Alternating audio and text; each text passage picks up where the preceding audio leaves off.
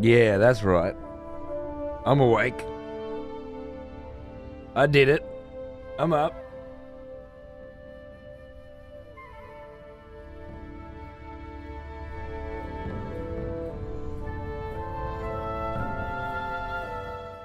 This record sounds a bit noisy to me. Like there's a layer of hiss in the background. I'm gonna have to listen to it with headphones. The other two weren't exactly in great nick, but they were fine. Like they sounded good. This one, I think it might need a replacement. I just took the shrink wrap off the fucking thing though, so.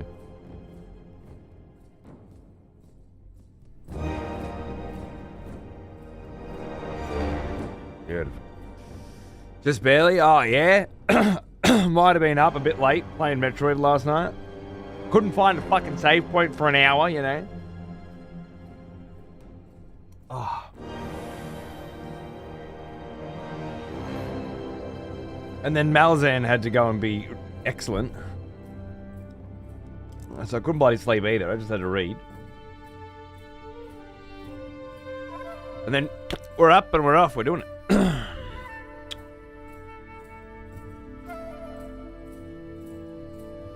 Yeah, Shooky, I saw it on sale as well. I was actually going to get that big box set version of this as well. And then I was like, you know what?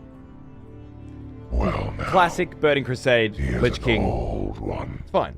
Almost as old as me. I don't need it. I'll just get the 3 set, you know. All the tunes I like, we're laughing. But I did like the slip mat, the same as the Bloodborne slip mat. They're both very good, but they up the price so fucking much that it's not worth it for me anymore. Toby, how are you, mate? 104 months of memories, amazing perspectives, and laughs. Thank you for making the world a little smarter every day. As always, this bowl is for you. Get it in you, mate. Thank you, brother. Don't think I've ever been accused of making the world any smarter before, but I'll bloody take it. Let's keep the conversations, you know, open and interesting. Expand our minds. Think differently than we did yesterday. Sounds good to me. Cheers, brother. For a second, I thought you named the second kid Malzahn. Oh, yeah, no, the book, yeah. Although, not a bad name. Mal. I wish I had called him Malzahn now.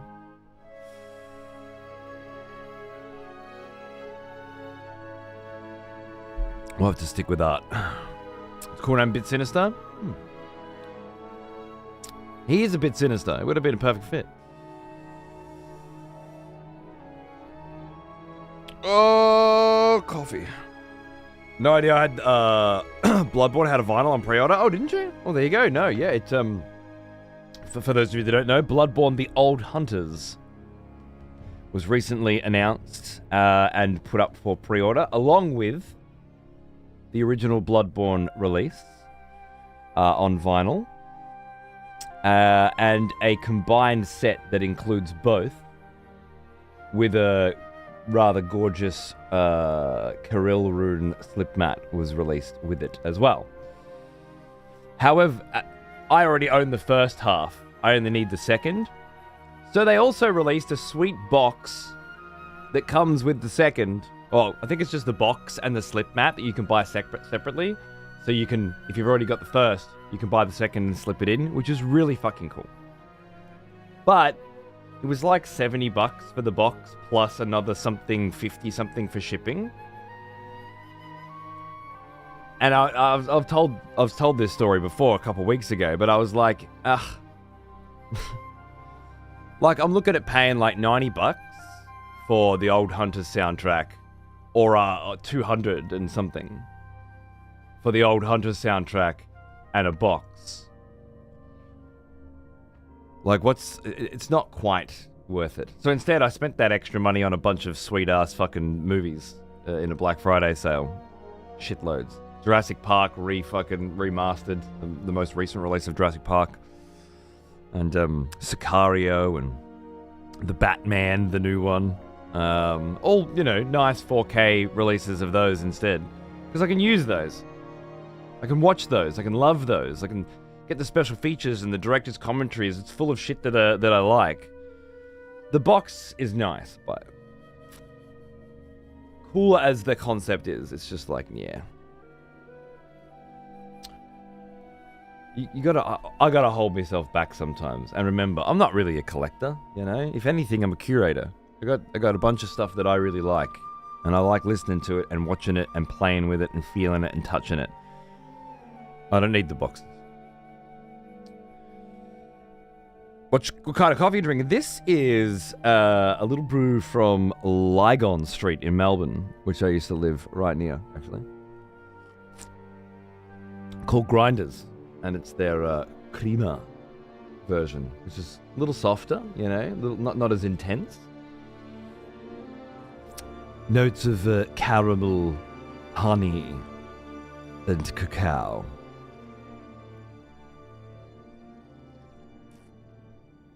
And it's lovely. Absolutely lovely. The Batman soundtrack is brilliant. It is. I bought the movies, not the soundtracks. I'm sorry if I got confused there. But He is an old one. Almost as old as me. Doric Cristania, 52. Hello. Welcome back. How are ya? What's going on? Good to see ya. Yeah, it's the second time I've watched The Batman now, and this time I wanted to watch it because I had just seen The Penguin, which was really good. And I felt like I needed to go back and see The Batman again. And to be honest, the second time, the same as the first, I had a very lukewarm take to it. I don't think Paul Dano played a particularly enjoyable Riddler for me. Pattinson's Batman was okay. Colin Farrell's Penguin was exquisite. What's-her-face's Catwoman was alright. And the general story of Batman bores the absolute shit out of me. And the fact that they skipped all the origin stuff this time and went straight to the meat of it was appreciated.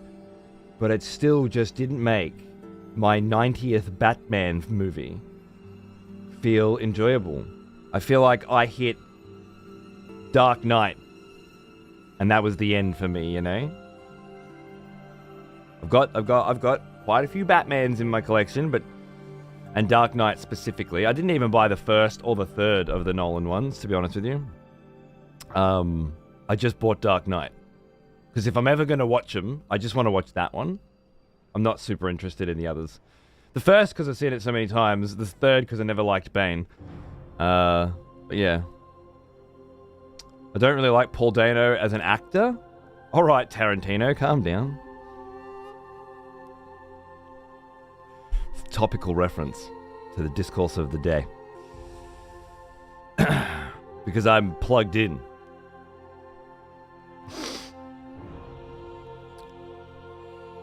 I happen to really like Paul Dano as an actor. I think his performance in There Will Be Blood was fucking extraordinary. Although, recently, Tarantino's been having a whinge about that, which I find hilarious. And I'm glad that he is, because he's entitled to feel that way, as are you. And listening to everybody's opinions on his opinion, well, that's just as good as internet gets for me, to be honest. But I happen to think Paul Dano in There Will Be Blood was fucking awesome. I just didn't like his take on the Riddler. I get what they were going for, don't get me wrong. But I'm just more of a Jim Carrey kind of Riddler kind of cunt. You know, Batman's a kid's comic book for me, and this real gritty, grounded Batman is awesome. Like, I love the take. I just, I don't know. There wasn't a lot of Riddler in there, really. It was more like the after effects, and that was the point. I don't know. It was okay. It was okay. I will agree with Action Dan. The fucking audio quality was exemplary, and really well grounded too. Which is something I notice more and more with the new speakers and the new setup. For example, Stranger Things Season 5, Part 1, or whatever the fuck just came out last week. I ended up watching a couple episodes in the bedroom with the small surround sound system because whoever did the audio design for it I don't know. They just don't understand how to use a subwoofer. Like, it's constant. Every single fucking transition, every single scene, every single thing that happens, the subwoofer just gets punched so hard that the whole fucking room's shaking. You're like, what's going on? Oh, Winona Ryder exhaled. Damn. You know? Whereas watching the Batman, just a few days later, you notice how delicate good sound design really is, where it's not about using the subwoofer constantly. It's not about using... Oh, there's another scene in Stranger Things which was really, really interesting, where the camera's inside the back of a truck, and the truck door opens to reveal the characters, right?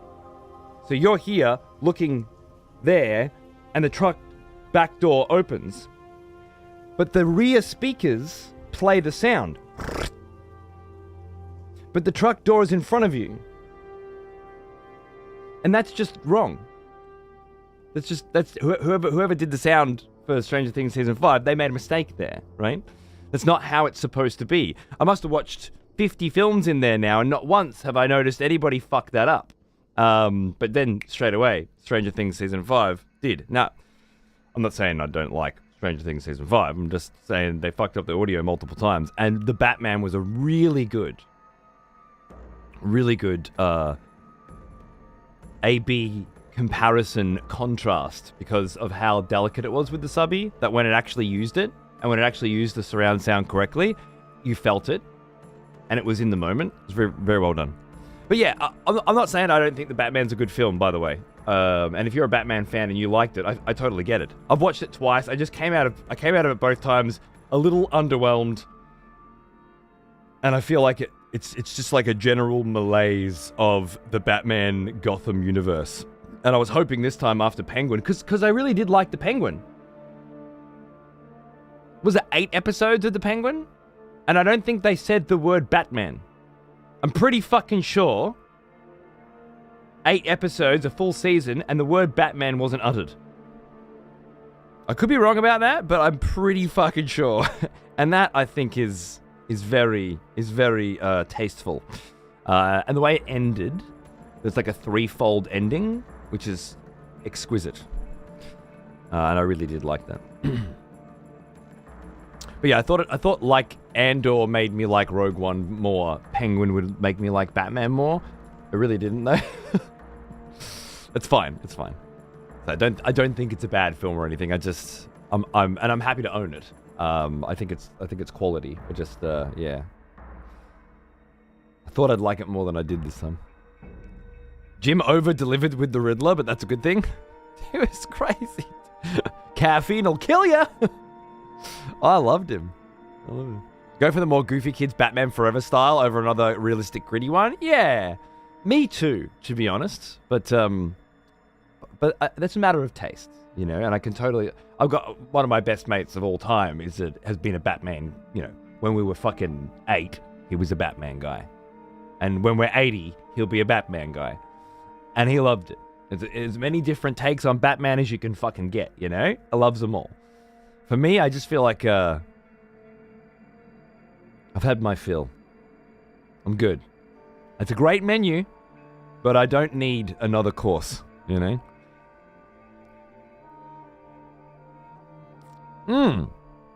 Prisoners with Jake Gyllenhaal, Hugh Jackman, Viola Davis, and Terrence Howard. Ooh. I don't want to spoil it, but that was probably Paul Dano's best. Really, Prisoners. All right, let me grab that. Because I haven't seen that.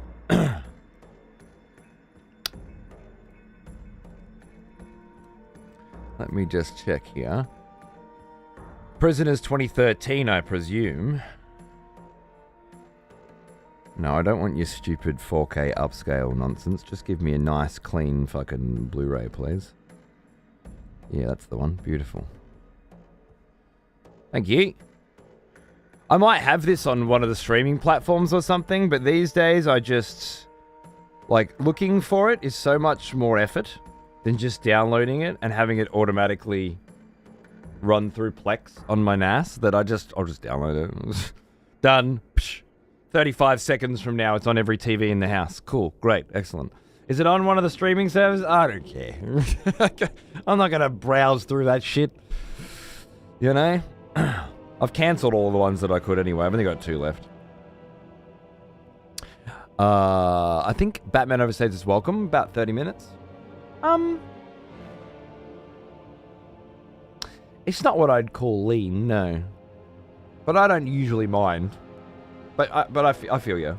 I do remember watching the first time I watched Batman was in here actually, and I had myself and my wife and my kid and her parents sitting on like computer chairs. And all was watching here because I only had the good speakers in this room at the time. And I just remember my mother-in-law at the 2 hour and 40 minute mark just letting out a very exacerbated sigh, you know? Just a very, when the fuck is this shit ending? How much longer are we sitting here? kind of vibe. That's why I thought watching it a second time I'd have a better take on it, but not quite. I assume Stranger Things will have the same submission as my shows, which is Netflix just want a Dolby Atmos file, and then they use an AI tool to put it into other formats. So that could be it. It could be that the Stranger Things is tooled specifically for Atmos, and then yeah, it's downscaled to 5.1, and that's why mine sounds like crap, because it's in 5.1. Interesting. I wonder if anybody's watched Stranger Things with a Dolby Atmos setup. Like a 9.2 or something. Is that the minimum for a proper Atmos?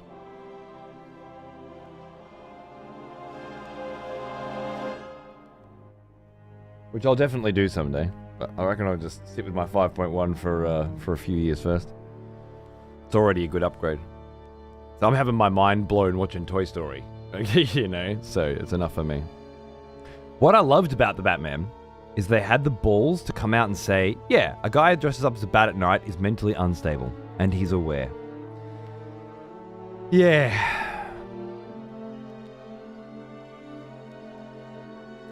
That didn't really come through for me, I guess. They said his mum was sort of the black stain on the family's legacy, a nut job that was in and out of the loony bins. My take was that he inherited her traits. Okay, yeah. I can see that layer there. I guess I just have a very big I don't give a fuck about it. And that's my own life, my own experiences, my own interests being projected on that, right? If you saw that in there, great. For me, the Joker, which I liked 1,000 times more than the Batman, was a much better version of look at my schizophrenia, you know? That I felt the pain of a person who lived that life. With the Batman, maybe there was too many things going on, whereas the Joker was much more targeted. But I really liked both Joker films, actually. The second one with Lady Gaga, I've only seen once. I should watch that again. But I remember quite enjoying the twists and the turns that one took. So yeah, I'm sure there are a lot of people out there that fucking hated Joker 2, love the Batman, right? Make of that what you will.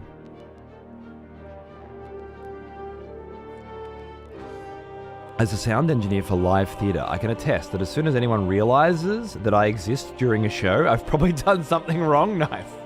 Also, good day. Good on you, mate. How are you, Casey? Good to see you. Fuck yeah, brother. You want to be not noticed, yeah? One of those good jobs. Beautiful.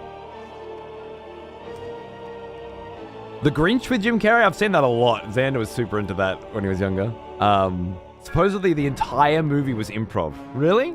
Just the script just let Jim do his thing? It feels that way. Good. Fair enough, Sass. I feel similarly. The opening scene in The Batman that was shot like a horror film was so cool. The way they showed Dano sort of symbolically masturbating to his kill. Yeah, again, it did nothing for me. As soon as you say opening scene, all I can think of is Dark Knight. That's a fucking opening scene. Wide camera, fucking Joker masks, fucking whole bunch, full bank heists, and just really grabbing the character of Joker. and saying, hey, this is what you're in for. That's my shit. And the beautiful camera. Oh God, I love it. That's my Batman. But you're right. The Batman had a very different style, and I'll definitely be buying a ticket to see the second one in 2030 or whenever the fuck they make it. Sounds like they wanted to have a good decade between Batman films this time, and you know what? I don't know why, but I'm glad that they went for that. I had the absolute pleasure of seeing Kill Bill: The Whole Bloody Affair the other night. Ah, it was so damn awesome to watch it as Tarantino intended. Plus, the new anime section was badass. Agreed. I'm loving that theaters are bringing back older films and putting them in IMAX, so I get to see them again. I keep fucking forgetting. Because it's about a 4-hour drive to the IMAX for me.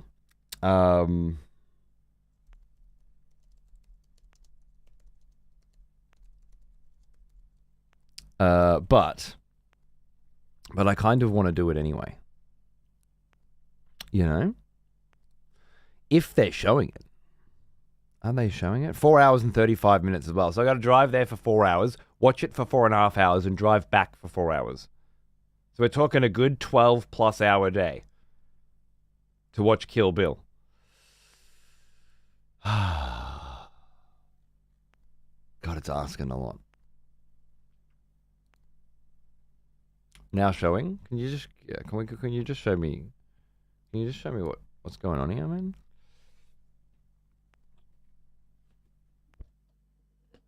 Also, thank you, Wrath of the Lich King. That was gorgeous. What a beautiful crescendo there. There's still a whole nother record to play. We must have Grizzly Hills on that one. Let's go. I don't remember where my camera's going to go in this game, so let's start down here. Dunkirk's back on. Nice. Cool. I'm not seeing a whole bloody affair in IMAX Melbourne. Interesting. Oh, I guess I'll just do a little bit of extra research on that at some point soon. Probably around 5. Yeah. I do really want to do it, but I have the brand new 4K restorations of Kill Bill 1 and 2, the special editions, with all the special features, and I haven't opened them yet. They're just sitting there staring at me, waiting for the right day, you know? So maybe I'll just do that instead. I love Whole Bloody Affair with its extra bits. I have seen it before in low quality with Nam right here. My showing isn't IMAX. It might just be normal showings. I guess it'll be Village then. Hold on.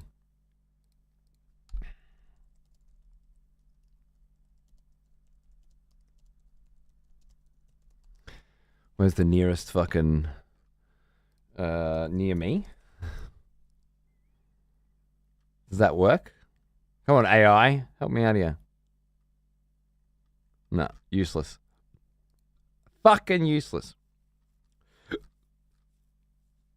Whatever, I'll have to do some research. If I remember. Bloody hell. There you are, darling. Back to Soul Reaver. I'm glad you enjoyed it. I'm loving the theaters of bringing back older films and putting them in IMAX, so I get to see them in the theater experience with the sound and the picture. I'm glad, dude, because it's fucking awesome. And I do love watching shit that way. It's just a bit harder these days than it used to be. The Joker was fucking good. Yeah, agreed. Never got around to watching 2. 2's crazy, yeah.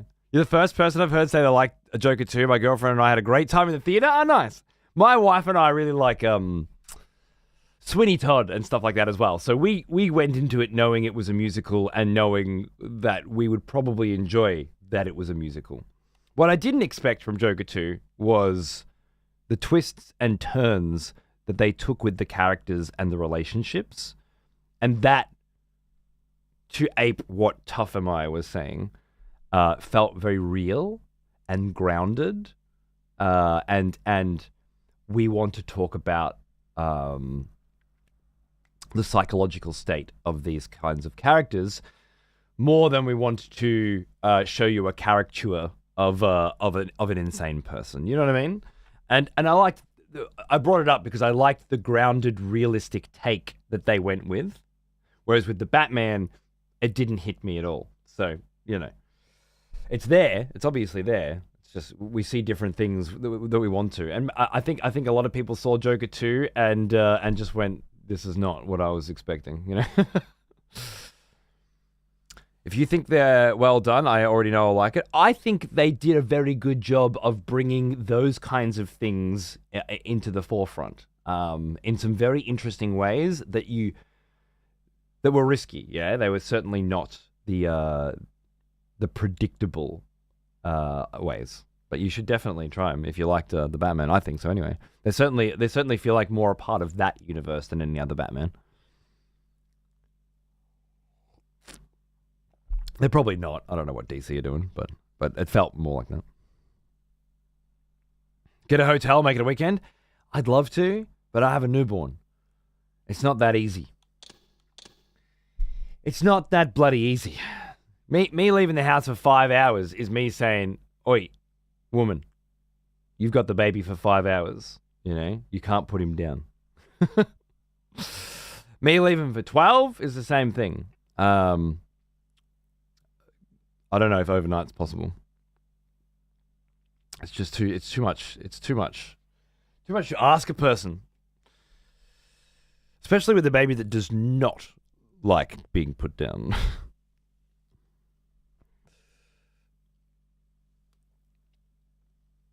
There is a theatre near me showing. I haven't had the time yet. Your Echo? Interesting. Sweeney Todd, the Demon Barber of Fleet Street. Yeah, it's one of me faves, man. It's the last Tim Burton thing that that I enjoyed, I think.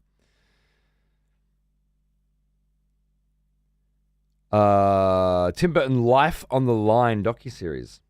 Never heard of it. And I haven't watched Repo, the genetic opera either. No, don't think I've ever heard of that one. Just give your child an iPad for 48 hours. That's what my parents do. First of all, he's a newborn, not a child. You can't give him an iPad. Second, even if I could, I probably wouldn't do that. My 9-year-old doesn't have an iPad. Well, there is an iPad in the house for car trips, but that's it. Repo, the genetic opera is so raw, it's a trip.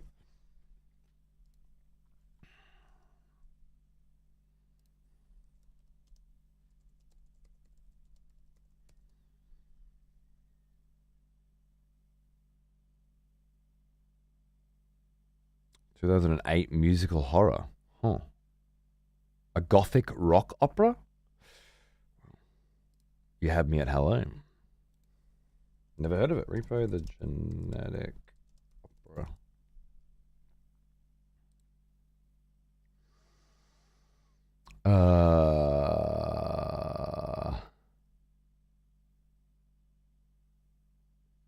That seems right. That seems good.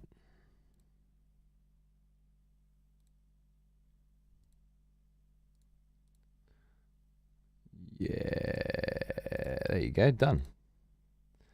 Added. That'll pop up on my tally one night, and I'll say, "Oh yeah, that one. Yeah, let's go." Sweeney Todd and Big Fish, both the 2000 Burton bangers. Good call, man. Big Fish was wonderful as well.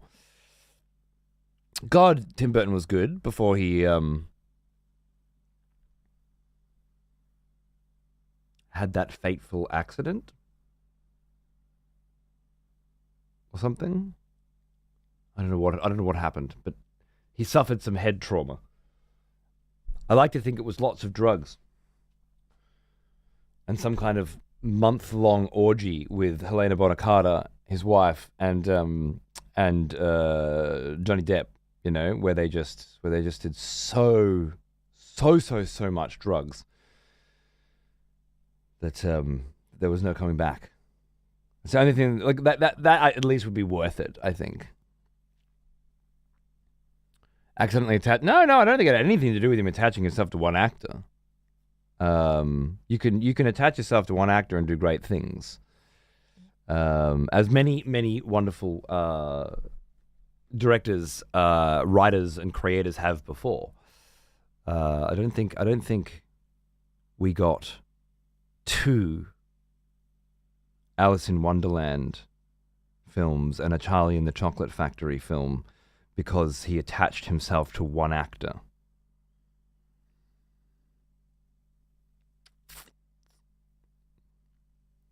Have you watched the Dune series? You're watching Penguin and Batman, and it got me thinking of other series on HBO. I assume you're talking about the new Dune Prophecy with Travis Fimmel? Because there's a few Dune series. That one, yeah, I have watched it. Yeah, I thought it was good. Good enough, you know. It's Frank Herbert's son wrote the books that those are being adapted from, and I haven't read them. It's very very much a part of the greater Dune universe beyond where I am, and I find the sort of the history of the Bene Gesserit and stuff interesting, and I like the actors that they chose to play it. I didn't think I was digging it at the beginning, but I come around to it. Like, by the end of the season, I was like, yeah, this is nice. I'd like to see more. Let's hope they don't cancel it, like the last 3 Travis Fimmel fucking shows that I watched. Yeah. All right. As much as I would like to continue talking about movies forever, I should play some video games, huh? We don't get enough time to play Soul Reaver. Because there's too many other things to do. I should have been playing Soul Reaver on Monday and Friday, but Friday was a sponsored segment that I needed to do. It was Total War Warhammer, and it had to be done. So we're back now 1 week later, in the real world time, to check out the second leg of our Soul Reaver journey. At the end of the previous show, I just remember fighting Kain. So, like, new protagonist Raziel fights original protagonist from Blood Omen, and he was teleporting around, and I fucked on him a bit, and then I bashed him and I took Soul Reaver, and it was great because I remember getting Soul Reaver with Kain a few weeks ago in Blood Omen, and now Raziel's taken it, and I got this idea from Kain that stuck with me, that he knew this would happen, that he was waiting for this. Parting with Soul Reaver was something that he was looking forward to, not something that hurt him, and that our destinies are entwined. I don't know what Raziel's thinking about all that. I'm pretty sure he's mostly just pissed because of the ridiculous levels of betrayal that he and his people have suffered in the hundreds of years since he was thrown into the pits of the underworld, or wherever the fuck we are. So yeah, that's where I'm up to. We've got Soul Reaver. We've embedded it into our arm. Soul Reaver is a part of us. We have quite a few new abilities and a new direction. So let's get in there and fang. Your brother Zephon's keep lies far to the east, beyond the ruins that greeted your first exit from the underworld. He and his brood have cocooned themselves in a derelict cathedral, having murdered its human guardians. Oh. He and his brood. Alright, so that's where we're headed. Was I sitting top right last time? I think so, because there's a compass in the top left. So that sounds right to me. 500 years. The specific time frame hasn't been mentioned yet, I don't believe. I know it's been 1,000 years, or a millennia, since Blood Omen, and then centuries have passed since we were thrown into the underworld, but nothing conclusive has been suggested yet outside centuries. So I've been saying at least a couple hundred years, could be 500, but nothing in the game thus far has indicated that. Yeah, Faye, good on you. Good luck. I believe in you. Yeah, Mage, it's already very good.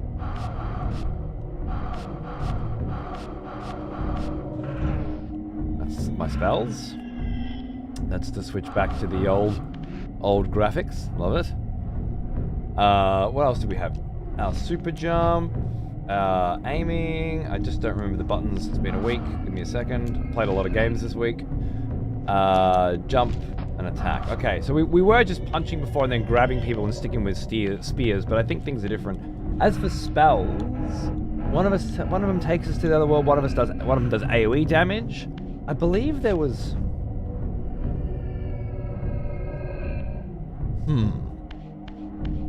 I've been taken back to the start of the game. I'm not in the room that I thought I was in, where I fought Kain. That's why I'm confused. I can say exactly how long. Well, either it has been said in this game up to this point, and you can say it, or it hasn't, and if you do, you get killed. It's a blind playthrough. The rules have always been very simple. Only one of those two things can be true. Either you're spoiling shit,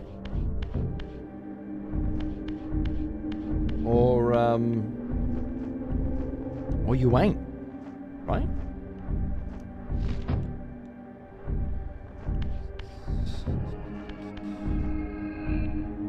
There we go. 1, 2, 3, 4. Okay, we never hit 4. All right, good. Let's back out of this. And then open up. There was a way to open up my map. I'm sure of it. There it is. Left bumper. Right. Okay, so. Raziel's stronghold. The Silenced Cathedral? Something about a cathedral before, didn't they? Is that where I'm headed?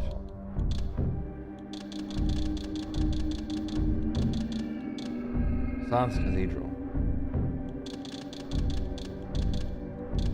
That's my first guess. What was the symbol for that? That one. Raziel did say something to the effect of 500 years. Felt like a millennia in the abyss. Did he?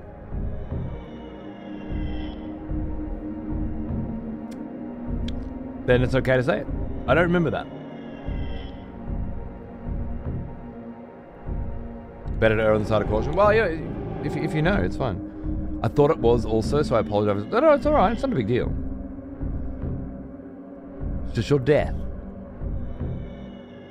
I remember never using fast travel and just walking everywhere. I was such a dumb kid. You probably couldn't figure out how to get the fast travel to fucking work, bro. I don't blame you. It's not as easy as it looks.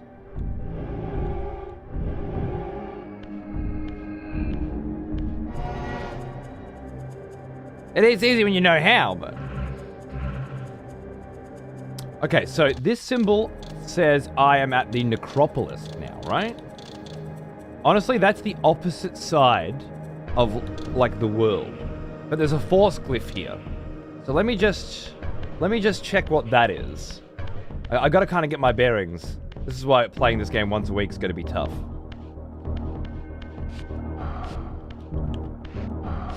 Oh, can I?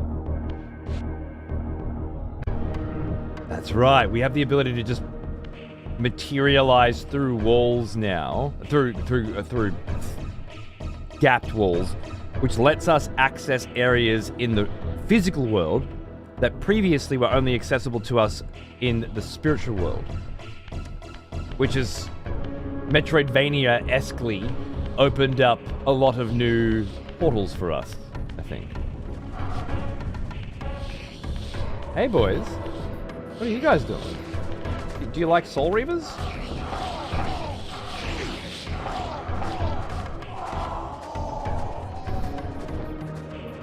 Triangle?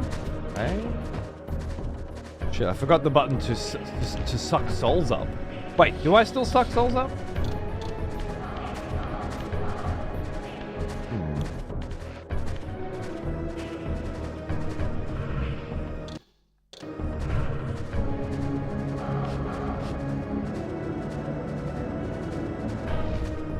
I could have sworn it was hold B.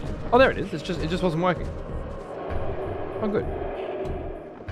It just straight up wasn't responding. The multiple times that I checked.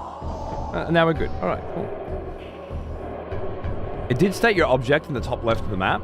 Search the Silence Cathedral. Right, yeah. I remember the mofo at the start saying that as well, so all good. Let me just see about this force glyph.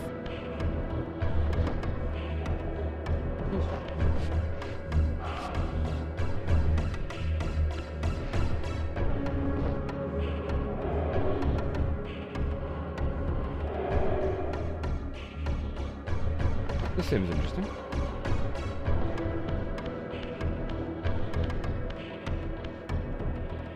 Well now, he is an old one. Tax on Sax! As old as me. Dude, 72, 6 years! What the fuck, bro? Happy anniversary! Shit. I didn't realize that this had moved again. Sorry. My bad. Much more better. More better. I'm gonna roll with it. Cheers, brother. Hope you're good. I almost forgot about you streaming today. May I ask, if you start doing those Patreon VOD access, can you please upload Total Warhammer VODs watching play this week as me gagging for more? Yeah! Yeah, of course I can. I can put some on EXP TV for you if you like as well, Terravanger. In the meantime, if you're craving some Warhammer, that's no problem.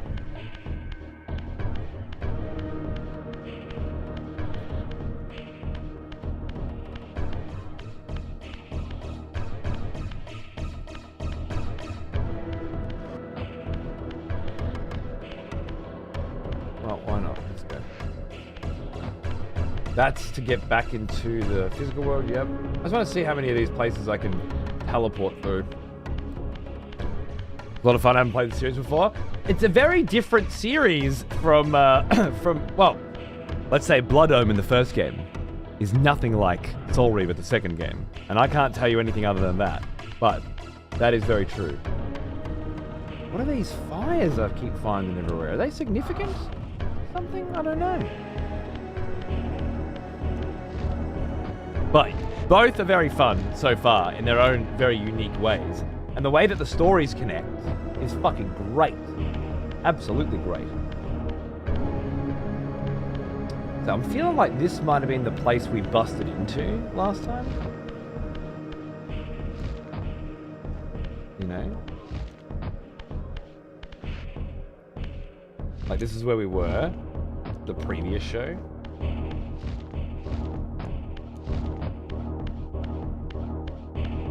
June. That'd be awesome, but only if you're open to it. I don't want to dictate what you put on. No, I'm always asking. It's just if you're around at the time. But yeah, that's fine. I'll put some more Warhammer on. No worries at all. I feel like Armored Core 4's been on for like a fucking week anyway. So that's fine. I'll put some on for you soon. On the break. Cheers, brother. You what?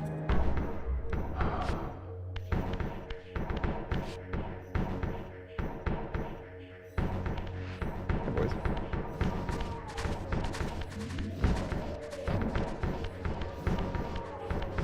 Excited for the Patreon archive as well. Be ace to go back through the Resident Evil 1 remake if you still have that. Bloody love those couple of streams. Great, yeah, okay. I'll add that to the list of ones to put on first then.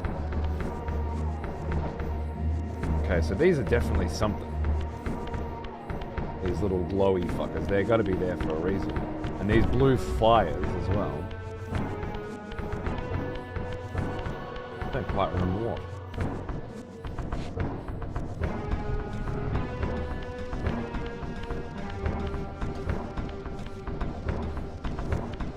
I feel like this is where I was going when I was fighting. Like I fought that big fat ass boss at the end, who felt like he wanted to die, really.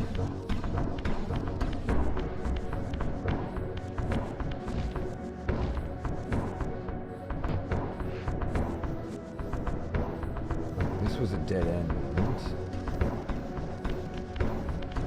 That felt like it shouldn't be a dead end.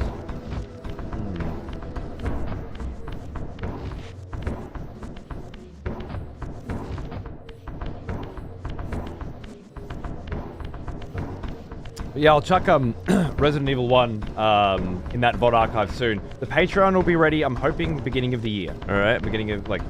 I'm setting some things up at the moment. Almost there, I'd say.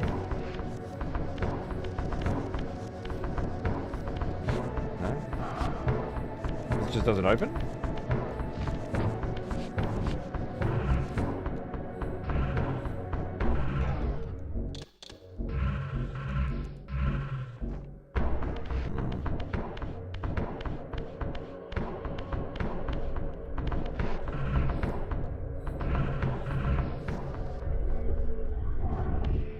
Oh, hello.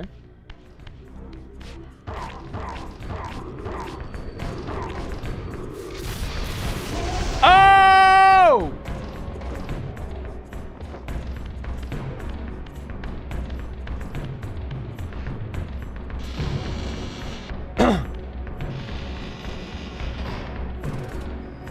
So we're not just spearing people anymore. Soul Reaver just rips them to fucking shreds, mate. Okay. Now that's fucking fun. That's fucking nice. What is this? Another one of these, huh?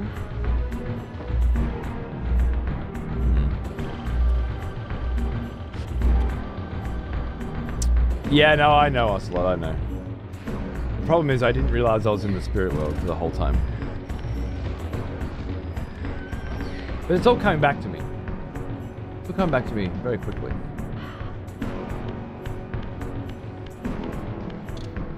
We've made it all from there all the way back to there now.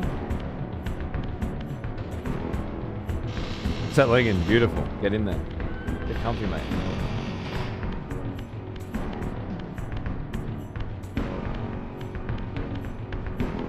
And that's this one. Cool, so that one. Interesting. So then...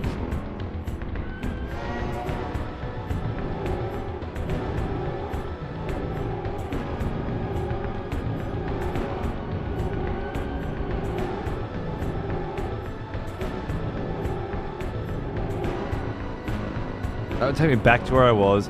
This would take me back to the start. Okay.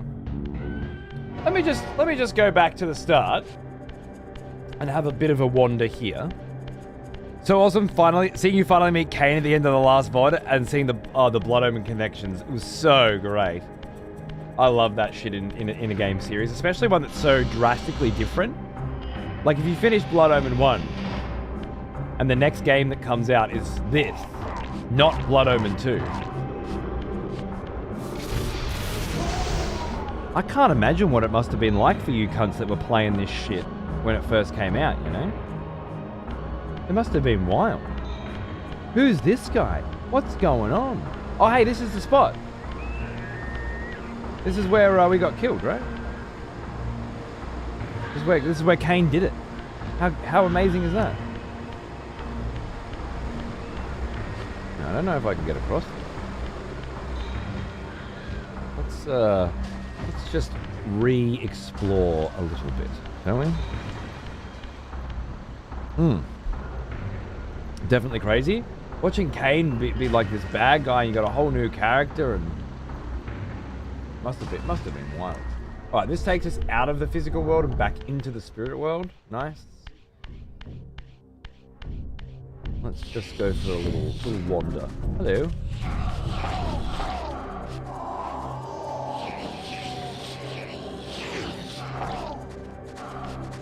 The bad thing about having a week between shows is you do forget a lot of what you were doing, where you were going, and how to get there, especially if you played 5 other games this week. The good news is you don't feel bored wandering these areas again and letting it wash over you again, you know? It might be for you guys that know this game a little less interesting. Watching me stumble around blindly. And for that I apologize. But just know that I really quite thoroughly enjoy getting that lovely mental map of these areas again. So there's that. Alright, go down this way then. This is back out into the Well of Souls zone? Yeah, it is. Nice.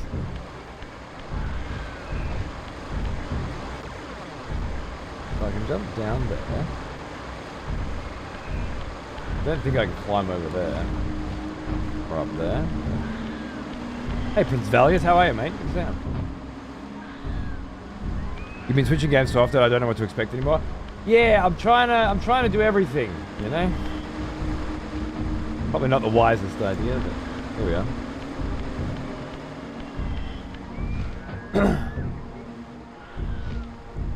There's also different time slots.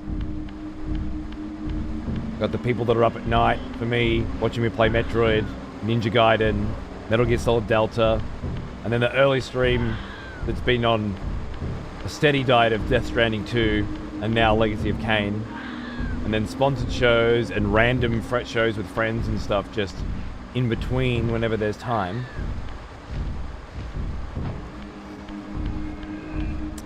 Glad to catch a stream. Nice, man. I hope you had a nice weekend.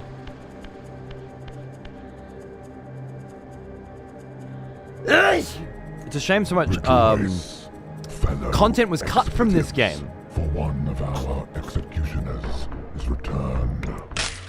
Take up arms, warrior. The battle rages. Cunt. 122, mate. What's going on? Good to see you, brother. How are you? That's a big motherfucking...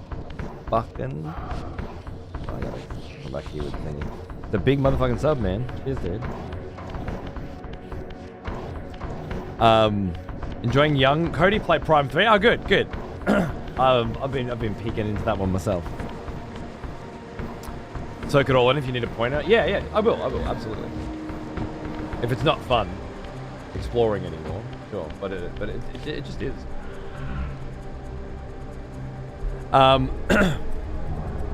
It's a shame so much content was cut from this game. Imagine how much better it'd be with extra content. I feel like for you to just leave it there, Ocelot, what you're suggesting is more is better.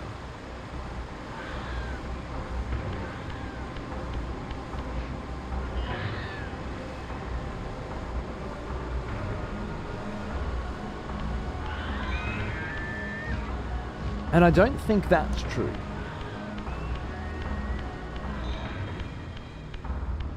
It perhaps shows a rudimentary understanding of how things are made. But just so you know, everything has cut content. Every book you've ever read, every movie you've ever watched, and every game you've ever played has more shit on the cutting floor than in the final release. This is no exception. And most of it is there for a good fucking reason.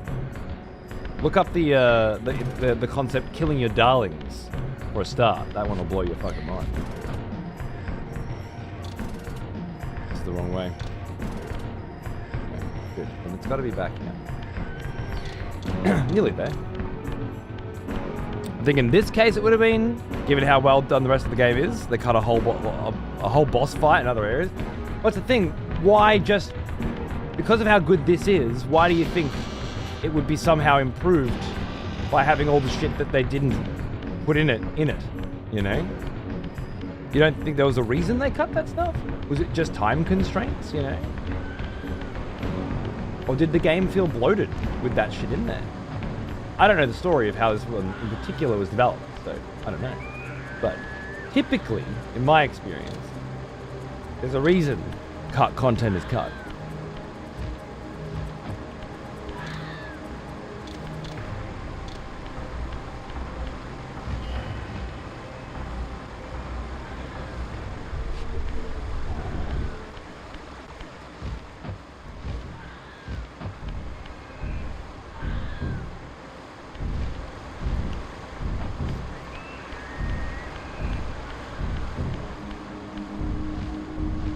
More game is more game. Yeah. I don't doubt that that's true. But I also don't doubt that it's very, very juvenile. It harkens to a belief that a game is better if it has more content. A game is better if it has a longer playtime, which, as we all know very well, the vast majority of people who buy and play video games in today's world judge the quality of a game just by how long it is. Like it's the only metric. You hear it all the time. And yeah, I'm not a big fan of that idea. So yeah.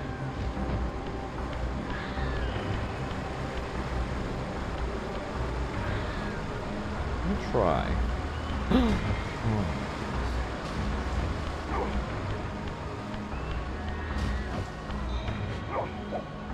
What happened to my Soul Reaver? I fell into the water and I feel like it should have gone green, and instead it just disappeared.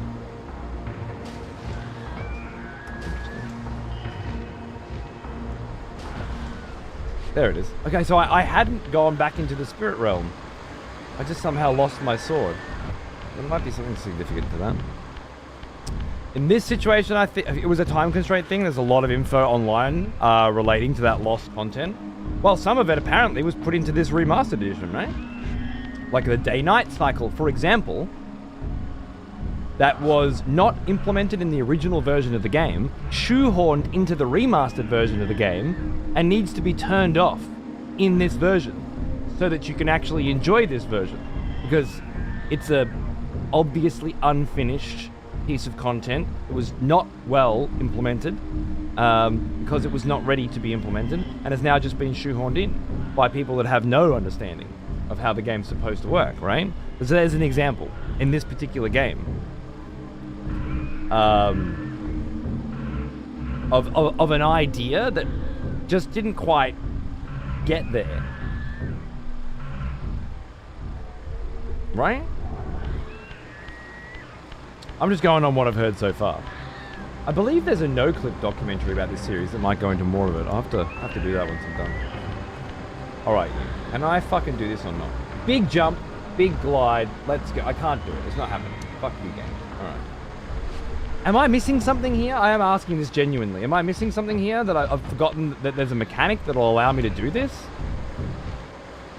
Or am I'm just barking up the wrong tree?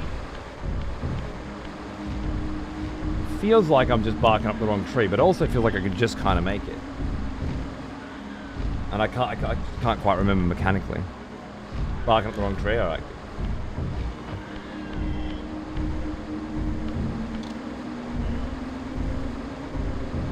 Search through the Silent Cathedral. Silent Cathedral all the way over there. This feels like the only room that I can genuinely fucking access other areas of the game from. That can't be true. But it feels that way. Let me go down here again. Game looks pretty cool. It's very cool. It's very, very old school. This is what it looked like originally.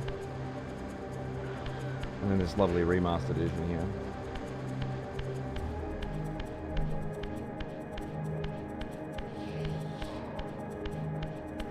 Make me think there's some climbing upgrade you need, but yeah, I don't know. I'm not sure either. Oh, fuck. Did I must have come here, opened this door, and then come back. I just can't remember what was in there now. I'm just walking around in circles. Bloated content barely feels like a game at all to me, like going through a shopping list. Me too. That's exactly right. But then some people genuinely think that opening up a screen and seeing that there's 0 out of 1 things to collect here, like this has added here at the bottom, I doubt that was in the original version of the game, I'm not sure, is fun, you know? Some people genuinely enjoy that. In fact, I might argue that most people in the modern world do. They want to know what's there so they can go and get it. Which just, again, harkens to a very different time, doesn't it? Right, I'm just going to run this way for a bit and see what happens.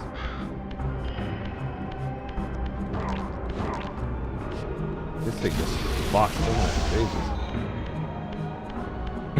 OG didn't even have a map. There you go. There you go.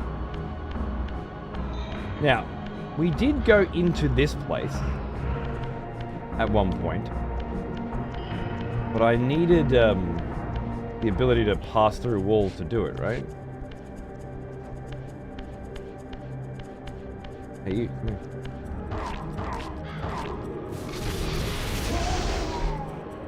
There's that symbol.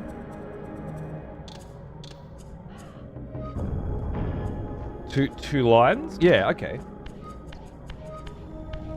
So that's where we're supposed to be headed. That's the symbol of the Silent Cathedral, I think. Yeah. So then it must be through here. Now, I'm currently in the physical realm. I should be able to pass through this door, right? Strange. Let me just double check my math on this. I can't do that in the physical realm? I can only do that in the spiritual realm? I thought the whole point was I could do it in the physical realm.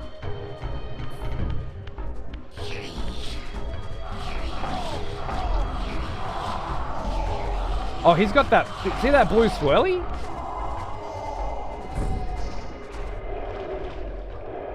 You gave me blue swirly power. And blue swirly power is this shit, right? 0 out of 2, yeah. Something going on with that mechanic. I gotta learn more. There wasn't even a map screen in the OG or a compass. That's right. Well now, he is an old one.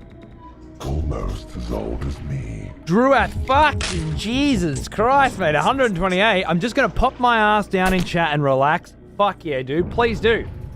We're playing old games again, bro. We're doing the old stuff. At least part of the week. I need to be designated to old school gaming again. In this the makings, the beginnings of this new schedule. We're gravitating towards, and I'll tell you what, man, I couldn't be fucking happier about it. I get up and look forward to the day, you know? I love it.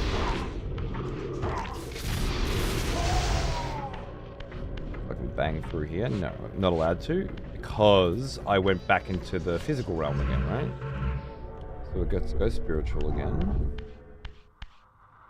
It's good vibes, dude, right? Loving it. Don't even blame a lot of people these days for doing that kind of Go X to collect. A lot of them aren't designed in a way where the world and level design... they're not. It's exactly right, yeah. Every game I've tried to do without a map, for example, specifically so that I could, like without a map, or I mean, Witcher 3, for example. More recently, Stalker 2.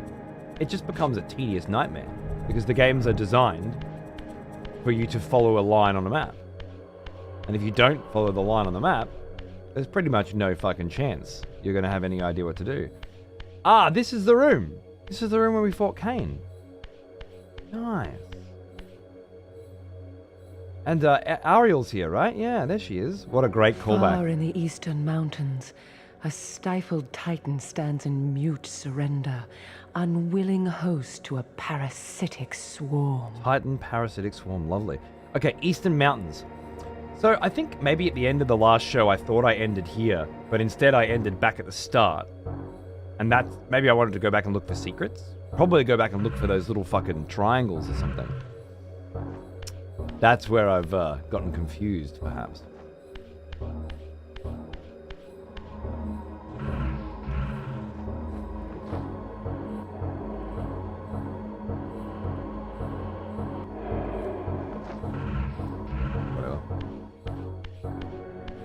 This is the symbol we're looking for.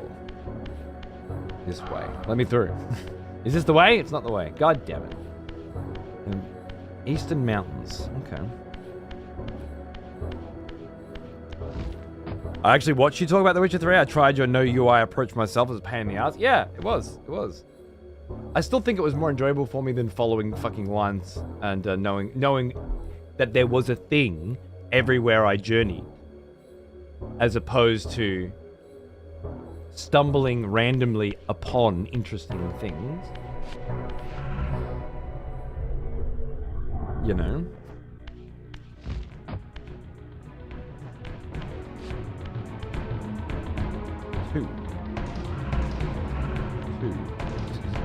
Two? 0 out of 2. 0 out of 2. Was this nut wrapped? Nut. I remember Nupraptor giving us something. That was a beautiful little callback to the original game. I just don't remember what he gave me. I think he gave me that. Nupraptor, not really him, but a shrine to him anyway. Yeah, Red Dead was really good for that, but so many of the missions relied on you following a fucking list. Or a GPS.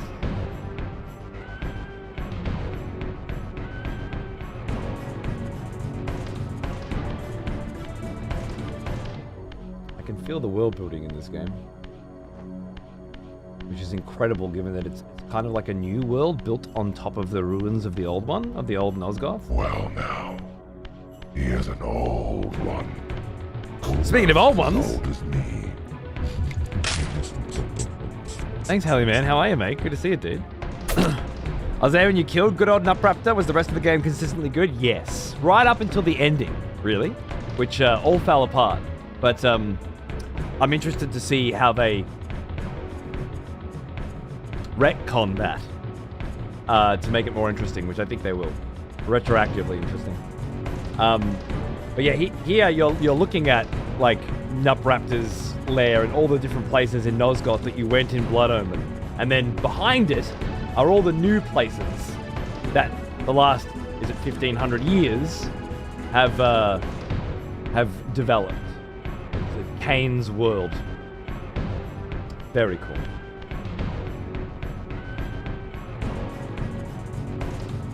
Far in the eastern mountains, a stifled titan stands in mute surrender, unwilling host to a parasitic swarm. Found the force spell with the brain symbol as a callback to Nupraptor, and it gave you an achievement. Yeah, I don't know what to do with that force spell. I don't know if it's useful to me or not. Sanctuary?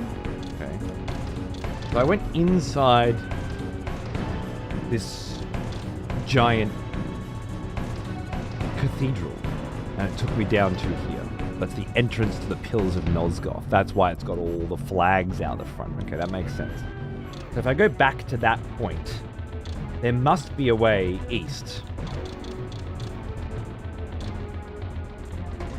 I just gotta map this out, man. I gotta map this out in the brain, you know? We're getting there, though. We're getting there. Now, I'm still gonna be locked in here because I'm back in the physical world. I gotta fucking go back into the spiritual world. I think you died in the spirit world at the end of the last VOD. Oh, and that's why I ended up back at the start. It's kind of thrown me for a loop, hasn't it? Because my brain remembers just being in this room.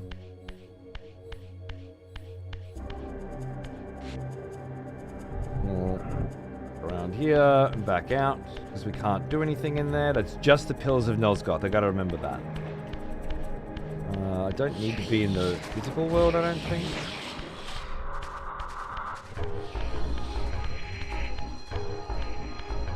Okay, so it's got to be somewhere around here that there's a door I couldn't get through before that I can now, right? Like, that's got to be it. I just don't know where that door is. And I won't be able to open this because I'm not in the physical world. So let's go back to the physical world. God, I'm going to spend this whole fucking day just figuring out what I was doing and then go play until Friday. I got back into Classic WoW recently. I've been enjoying it much more than I thought. Nice. Nice. Classic WoW's super fun. Are you playing hardcore or just standard? This is where we first learned all our tricks of the trade. Ah, yes.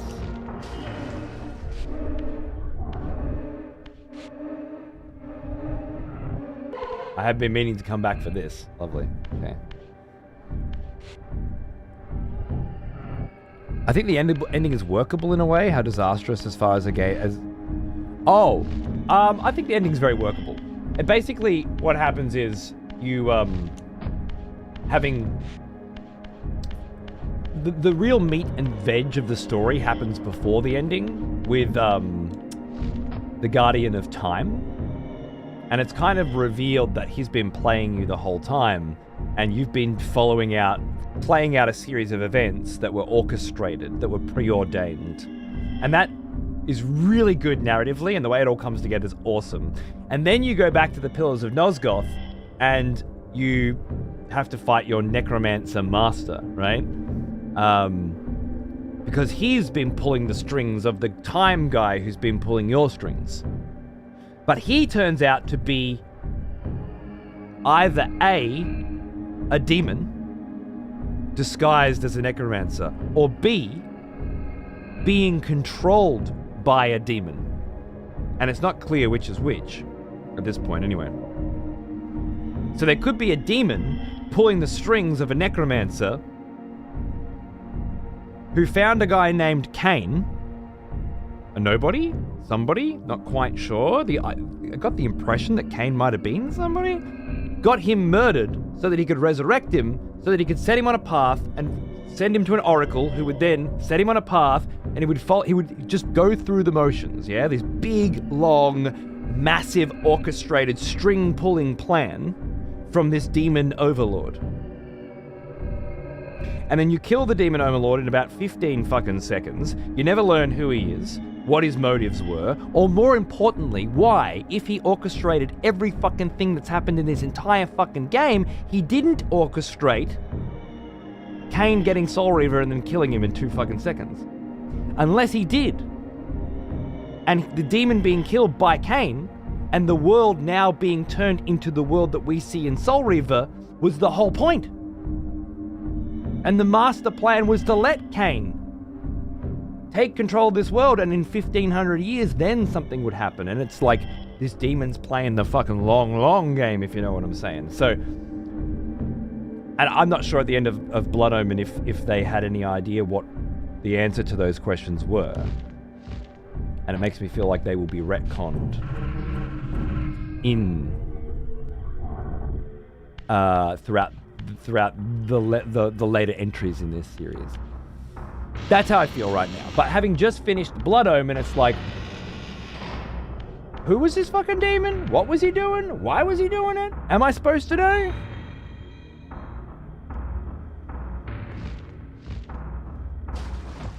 You know?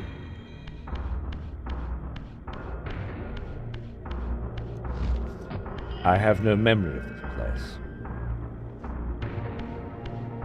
So I'm fairly certain it's almost right back at the very start again now. Right, I can only go to so many places. Maybe this is right. Oh, there's one up there. That's interesting. Oh, there's one up there too. Oh, you got secrets? Are you tempting me with secrets right now?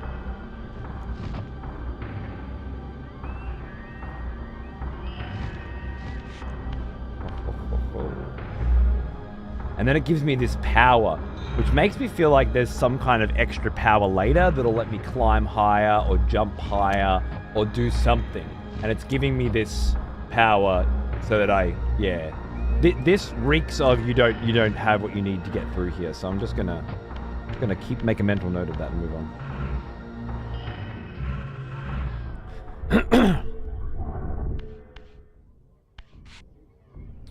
Kain in Blood Omen stated that he despised the decadence of kings and royalty, now believes himself a god, building a fortress on top of and surrounding the pillars and burning down the surrounding forest. Sure, yeah.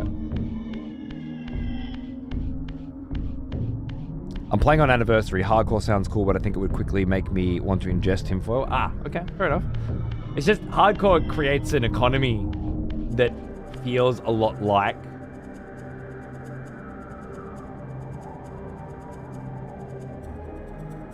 maybe I just found the way to go? I'm not sure. But that's the symbol I'm looking for, though. It creates an economy that's actually like Classic WoW was, whereas Classic WoW does not have an economy that's anything like a vanilla WoW, you know what I mean? People don't need early game items. People don't need things.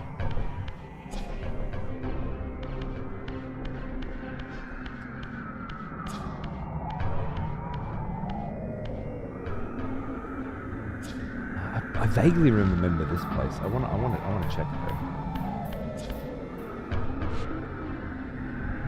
Because I doubt that I was able to get through here, for example.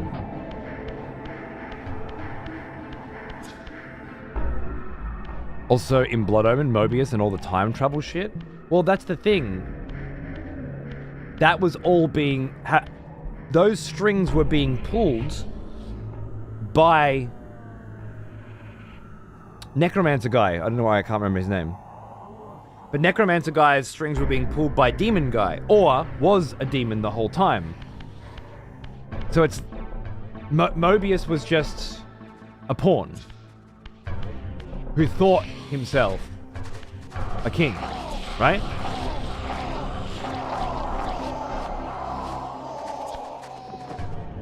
Mortanius, that's it. Mortanius is the real big question mark in all of this. Because Mortanius was either a demon or was being played by a demon. And we don't yet know, so far as I understand, what the motives of that demon are. In which case, why the demon did all of the things that it did, which is the entirety of the events of Blood Omen, and basically was to destroy the pillars of Nosgoth, destroy balance in Nosgoth, and instill Kain on the throne, and bring in Vorador's reign of vampire terror once more. Having killed Vorador, who, having led to Vorador's death, because Vorador had gone complacent, had decided fucking with the humans wasn't worth it, right? I remember you. Back from war. Death Hound, how are you, mate? Good. Good to see you, baby. You won't get questions answered. You don't have to tell me that. You don't have to tell me anything that the game hasn't told me. Just remember that, okay? Not anything at all. If they want me to know when the questions will be answered, it will tell me when the questions will be answered. Right now, it's very likely that the people who made this didn't know when the questions would be answered. Again, having to retcon it in later, which, much like Metal Gear Solid, is the way I like it. So you don't have to tell me anything. We're just speculating with what we know because it's fun. And for anybody who hasn't played the series, there's a lot to enjoy there.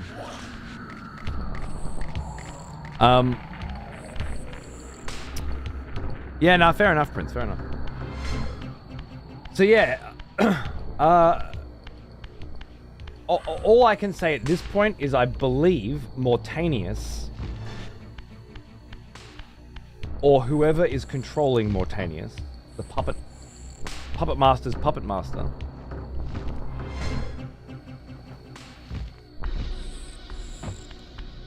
wanted Kain to destroy Nosgoth. And Kain now seems to know something about destiny and fate and Raziel's place in it that we don't know. And I feel like that must be part of the greater plan too. Maybe Kain learned why. Maybe he had the same questions after Blood Omen. What was all this about? Why was there a demon hunting me? Maybe he too wanted answers.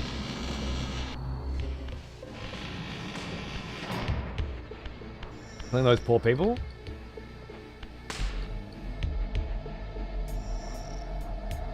You may not want to watch my Legacy of Kain Blood Omen playthrough. It looks like we found our path, by the way. Not quite sure how yet, but I'm happy I have. We're still a ways off, but I grabbed Defiance on PS5 and it runs buttery smooth. Might be easier than an iffy PC port. Thank you. I'll look into that.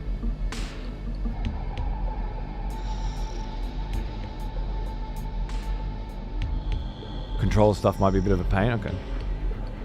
Series is definitely one of those where they kind of didn't know what the overall story was until they decided to continue. Exactly. Again, much like Metal Gear Solid.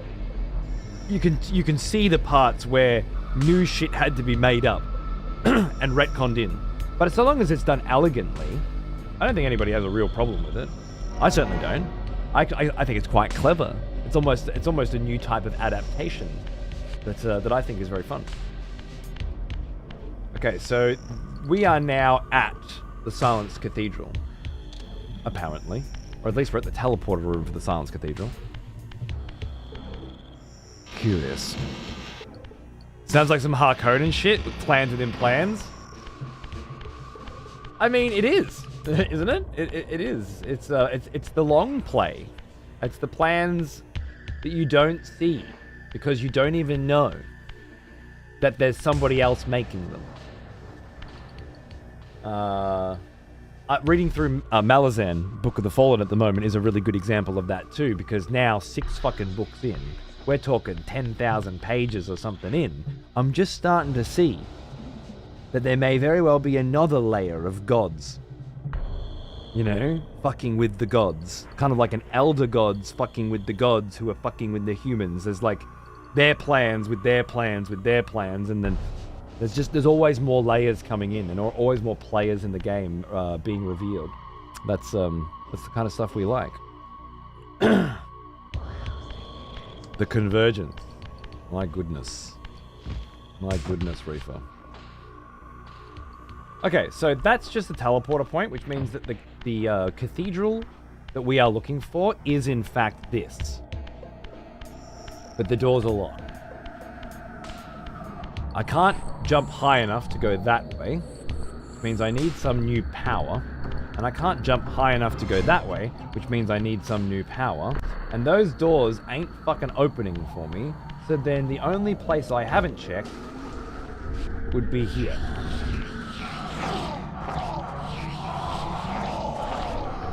Something tells me I've already been here.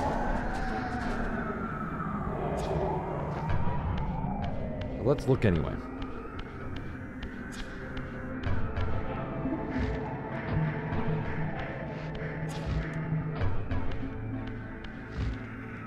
God damn it. Yep. No, you're not gonna let me out. Oh, fuck. Another dead end. I'm definitely here.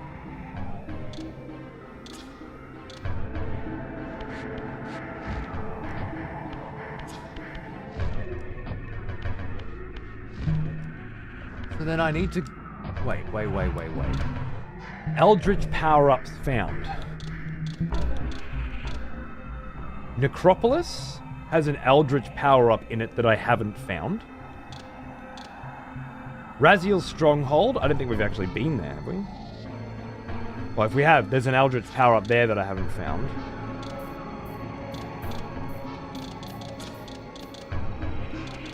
So perhaps I'm supposed to go back exploring and looking for this super jump power that I clearly need. And clearly don't have. That's what I feel like the game's now telling me to do. So maybe I haven't found my way to go yet. Emerald Embers was taken. Don't mind me, I'm going to be lurking. I hate to have fun watching someone new learn the story of these games. Good. I hope I do it justice. Unpacking and speculating and hypothesizing and pontificating in real time. Because that's the way I like to do it.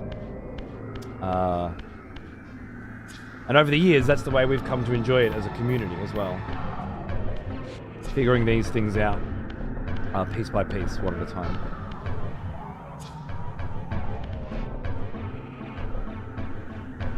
All right.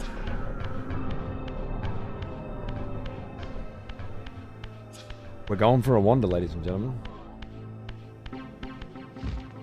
I have a new theory, and the best I can do is try to test it, right?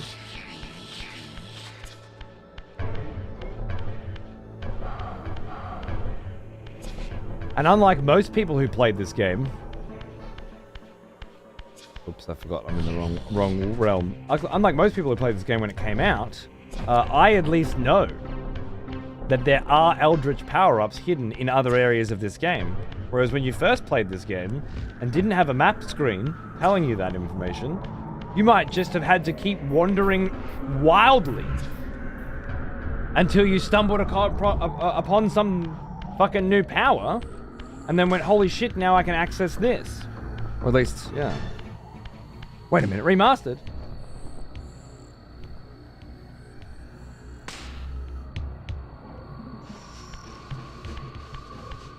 Does this look like a PlayStation 1 game to you? Brother. Brother. Have you forgotten what PlayStation 1 games look like?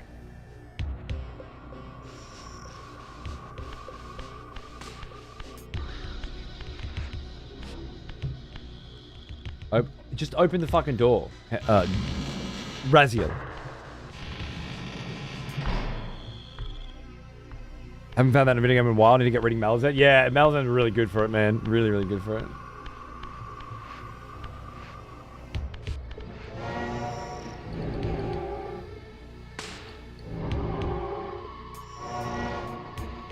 Fuck off. This is Raziel's stronghold symbol. There's definitely an eldritch power here, apparently. So I'm gonna check it again. I've already checked it, but I'm gonna check it again. For any potential grate that I can walk through that I couldn't walk through before, I presume. Always been really enjoyable to watch Discover lore-heavy stuff because don't only try to take it in, tries to dissect it, give us the opportunity to look at it in ways we might not have on our own. I hope so, especially with things like Souls. There's so many interpretations, but yeah, certain games certainly allow that. That's good. It's nice. You're also getting, with an old one like this, you're getting like a new take, maybe, you know, like a fresh take, and the opportunity for anybody here who hasn't played it to give their fresh take too, you know. Maybe that's something. Maybe there's something there that wasn't there before.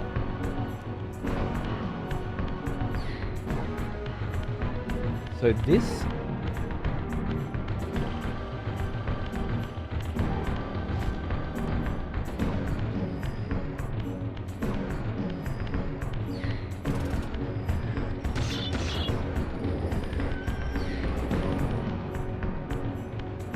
One of the last game I made written notes for. Fucking nice. Well, I'll see if I find any reason to write some notes of my own. I didn't know what I was doing. This is my bad. Oh, it's alright, Moment. I'm just fucking with you, bro. Just making some lols. Yeah, this came out a little while ago. I've got the PS5, Switch, and PC version, so you can get it on everything. But if you find your own way to one of these, it comes with the soundtrack, which is really nice, on CD, and an art book, and obviously just having a nice physical copy of the game is always nice, but my favorite part is this.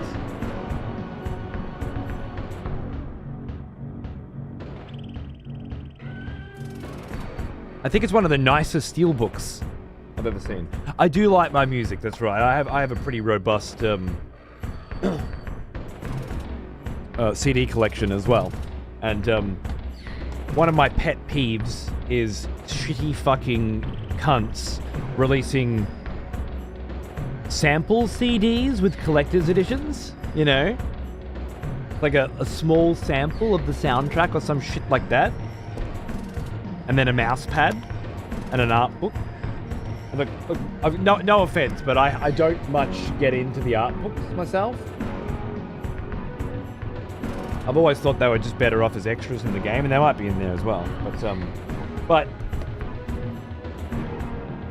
I haven't opened the Switch one they sent me. This one I bought my own. But yeah, gorgeous steelbook if you're into that. Oh, speaking of, guess what Michael Lopriore sent me?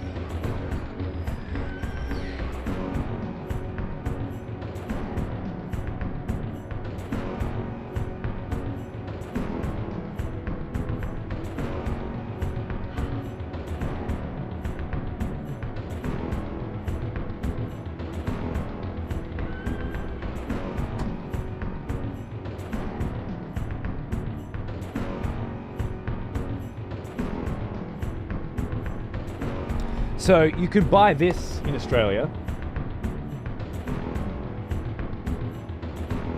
which is nice. But then I saw you can get this in America. Now I played it on PC, and I probably wouldn't want to play it on PlayStation, but maybe I would. playing through this game again on a big fucking TV in the lounge room. Nice. But yeah, I don't like it when there's steel... Like, I don't care for steelbooks per se, but if there is a nice steelbook...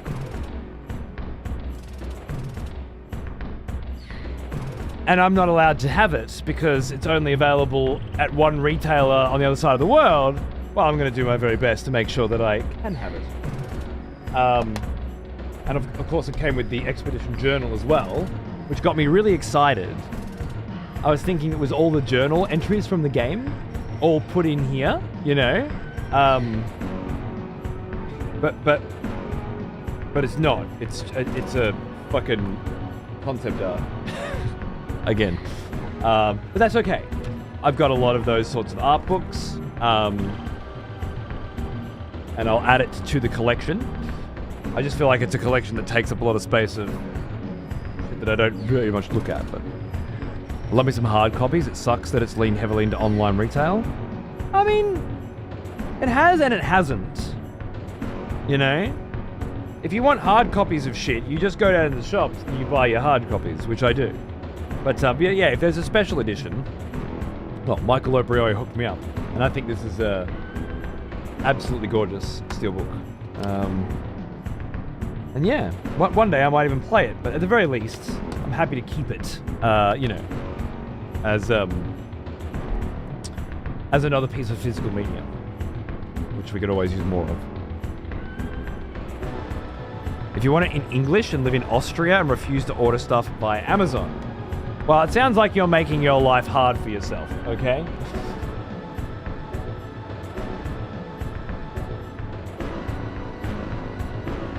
Why do you have to use Amazon? Is there no other retailer in Austria that does physical imports?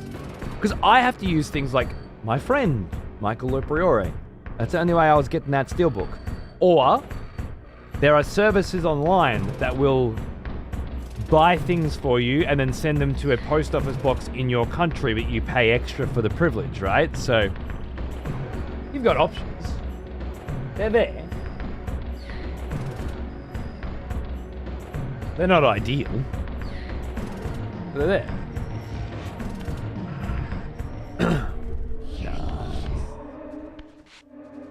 Come here, you. I love that this part of the game feels as though it's given me an opportunity to actually start looking for all these pieces, even though I wanted to do it and then kind of decided I'm not gonna do it. And now the game was like, actually, I think you are going to do it. Because we want you to look around for powers. I found that one Neprupta's gift, which is great. But it seems like they want me to find more. So let's have a wander. This is Raziel's fortress. Is it? This is the Raziel section? Raziel's stronghold? Yeah. Okay, cool. Now, if I want to leave this place, I have to go physical realm. So let's leave that as the mark. Let's go spiritual realm through, looking for grates we can walk through. Looking for secrets. But yeah, you're right, Francis. You do have to work harder for it now. I agree. But it's still possible. I don't know if it always will be. I don't know for how long they'll want to keep making physical editions, but... Do we have any speculation as to what the mystery game Jeff tweeted about? Do we give a fuck? What Jeff is tweeting about would be my first question. I've never given a fuck what Jeff's tweeting about, but maybe there are people who do. I certainly do. Now, I came through here before. I went down.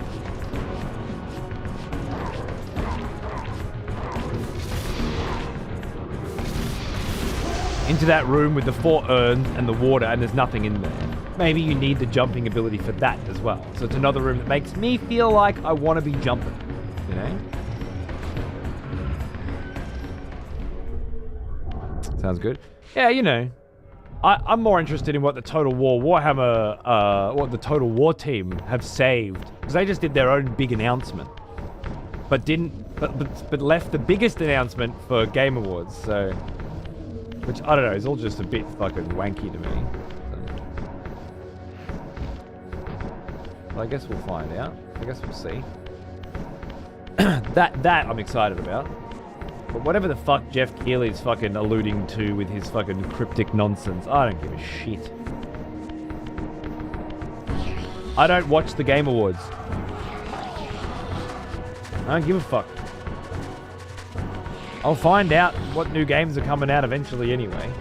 I'm not going to waste good quality time that I have limited of and could be spent playing fucking video games that exist today on fucking watching that wanker pull his own fucking dick, giving out fake awards as voted by morons in the industry that I don't give a fuck about anyway, whose opinions have no fucking impact on my own and never even come close to lining up.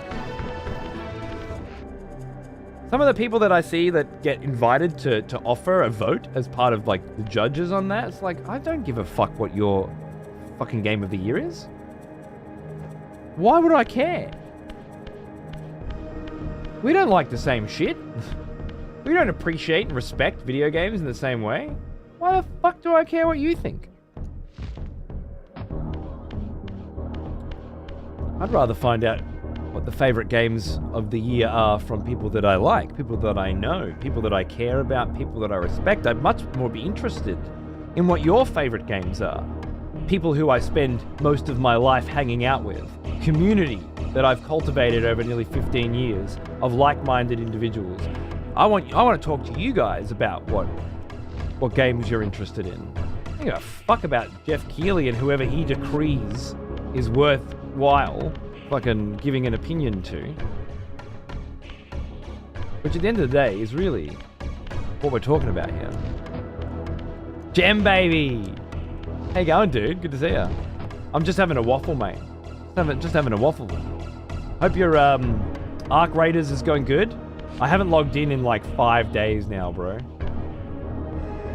I feel bad.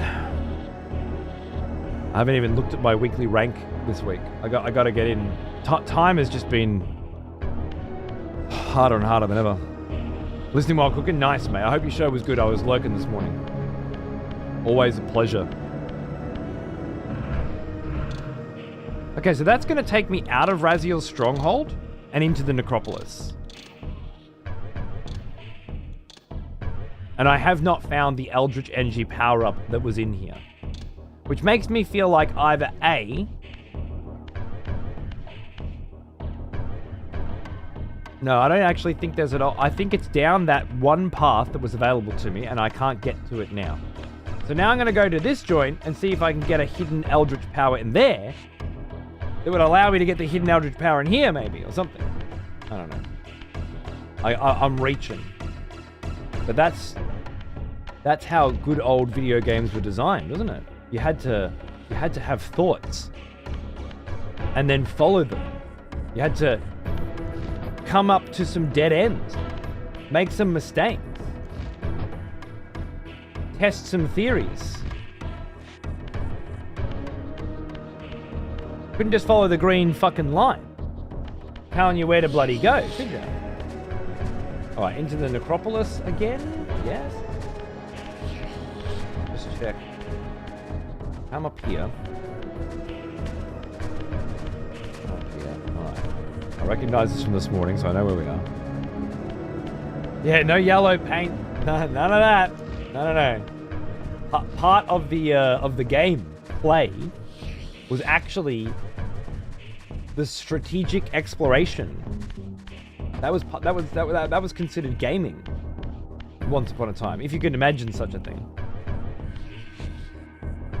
Dude, it's not even the yellow paint that fucks with me these days, it's the fucking GPS. Shadow of Mordor, I always go back to that. Like, everybody was sucking that game's dick when it came out, the first one.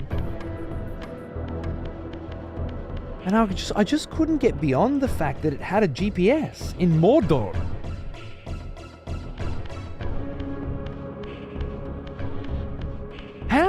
I? What? Doesn't make any sense, you know?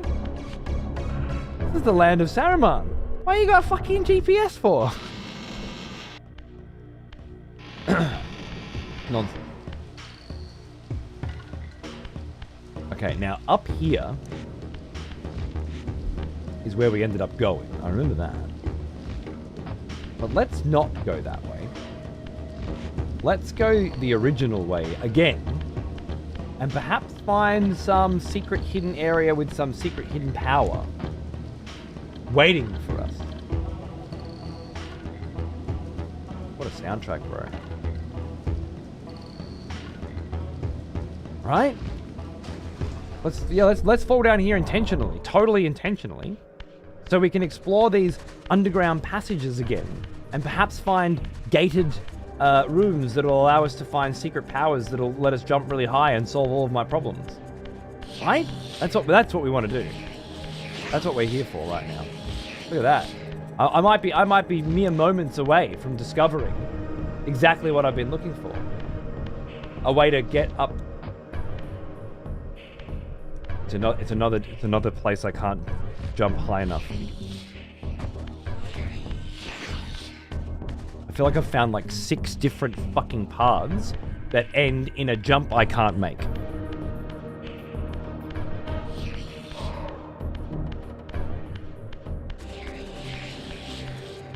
That's what they pay me the big bucks for, Warblazer. And by they I mean you.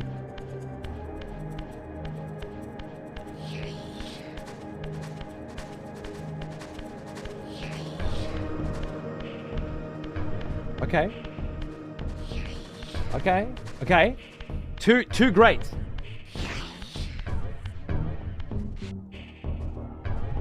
Two greats. Have I been to them before? Very likely. Do I have any oh, it's the fucking back here.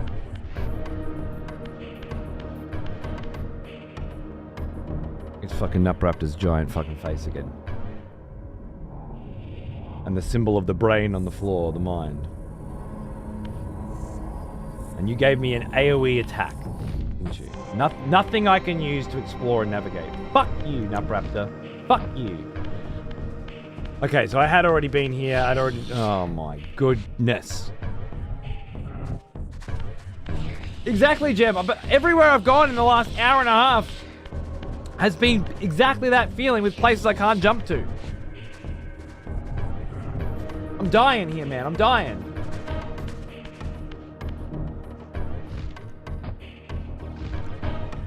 What's this? What's in here? Probably a shard or something was in here. Alright. Still fucked then. God damn it. I'd already had this thought before. Yeah, dude.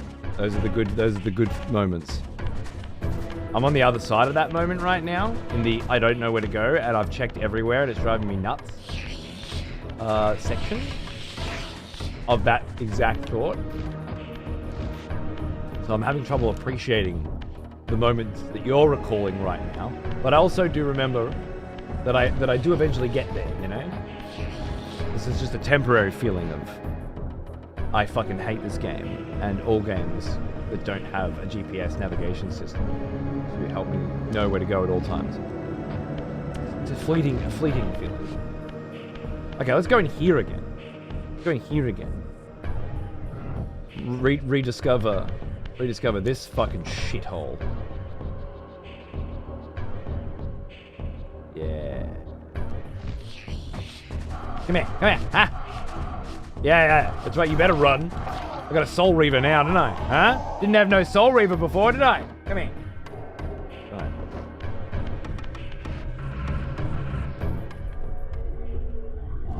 Motherfucker. Jem, have you done Bayonetta?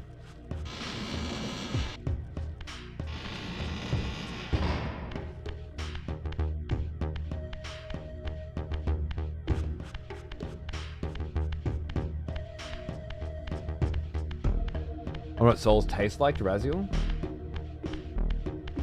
Sure, yeah. Me too. I haven't stopped wondering that. Oh, I definitely remember this room. I have not. I briefly played the first one on a friend's over the weekend, but was it a drunken haze? No. Well, one day, during some crazy subathon bullshit that you do, I'm going to spend some money to make sure that you need to play Bayonetta, alright? The fact that you would need a Nintendo console to play the second and the third is neither here nor there. Because while I love the second and the third, they're totally not necessary. And the first is now available on PC and runs beautifully. And that's all that matters.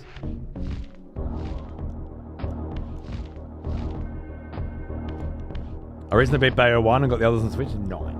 Very nice. Did you play through Bayo 1 a second time? On a harder difficulty? Or did you stop after one playthrough?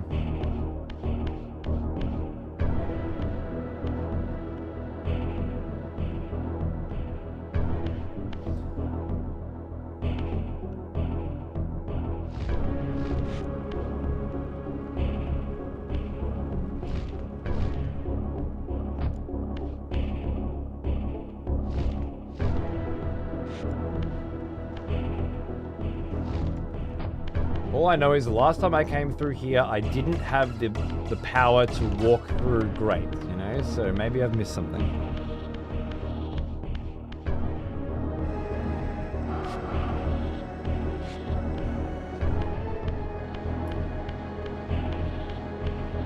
I stopped after one. I want to go to the others first, then go back to them each on the harder difficulty. Rejoice, fellow expletives, for one of our executioners is returned.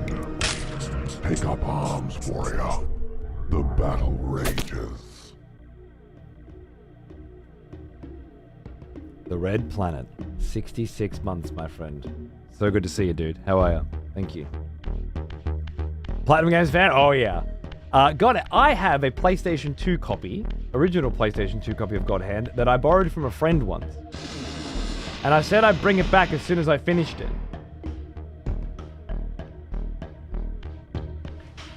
And I haven't played it yet.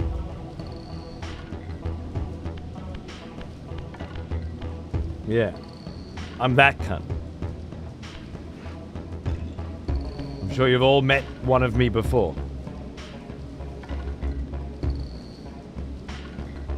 Well now, here's an old one. Almost as old as me. Technically you didn't lie? Exactly. The rare thing nowadays? Yeah. Well, I hope you'll join me for my first ever blind God Hand playthrough. I also have Asura's Wrath on PlayStation 3 that I haven't opened as well. Much like this, saving these kinds of blind playthroughs has become part of my life. And they're sitting there in the lounge room waiting for the right time, waiting for a rainy day. Gizzo, g'day mate, thanks for 73, dude. What's going on?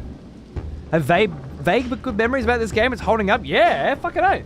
Dude, I've been lost for like 2 hours. I don't think I've been lost since I started the show today.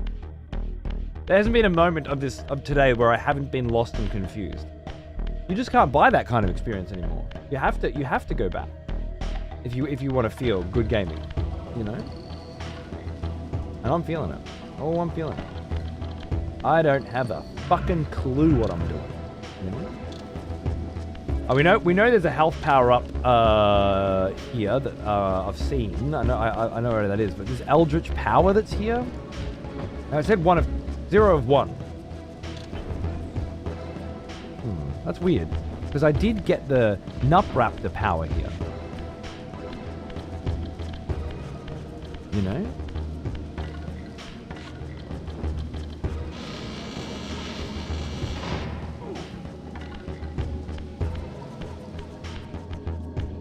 I'm sure I got the Nupraptor power here. What's this place above here? Was that there before? What's this? Stone glyph. I don't think that was there before.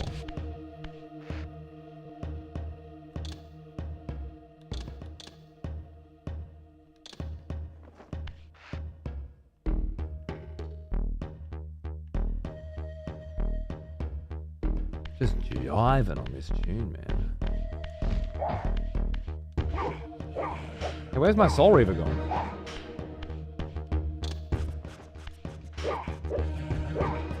Maybe...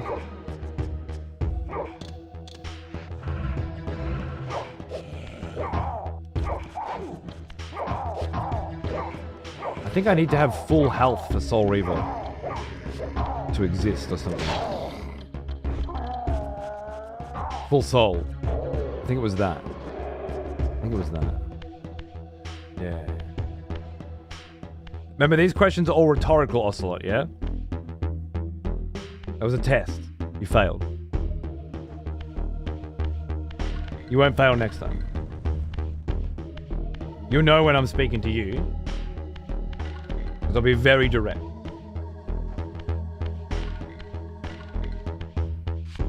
This is Stone Glyph. I remember this. No, we're back at Necropolis now. Stone Glyph's just up there. And Force Glyph. Stone Glyph, Force Glyph.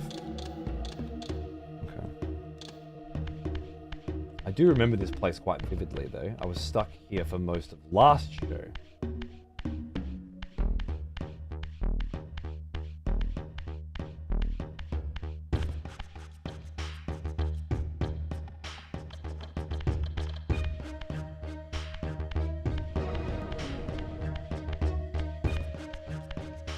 Okay.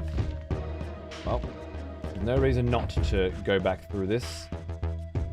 This was feeling like the right way, you know, and then all of a sudden it's not feeling like the right way anymore. It's feeling like the very wrong way. But just in case. Just in case. I remember opening that grate up. I'm down here. This was the boss fight that gave us the power to go through walls.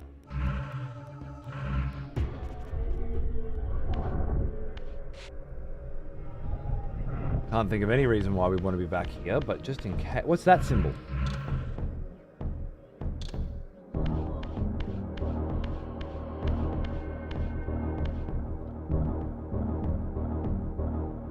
Must be the symbol of the cunt we killed here? The bull? Yeah, that's where, this is where he was sitting. We grinded him down in there.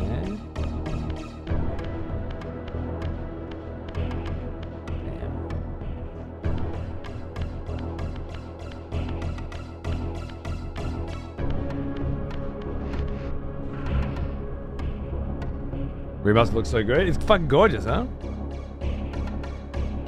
You wanna know how special you are? Always. I just popped on and say that the two original streamers that made me start watching Twitch in the first place were on. You and someone else. And I chose to watch you. Oh my goodness. Oh my goodness. I feel privileged. Thank you, Tank. Is it because I'm playing Soul Reaver? You can be honest.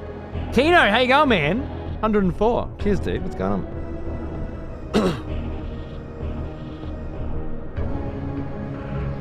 Again.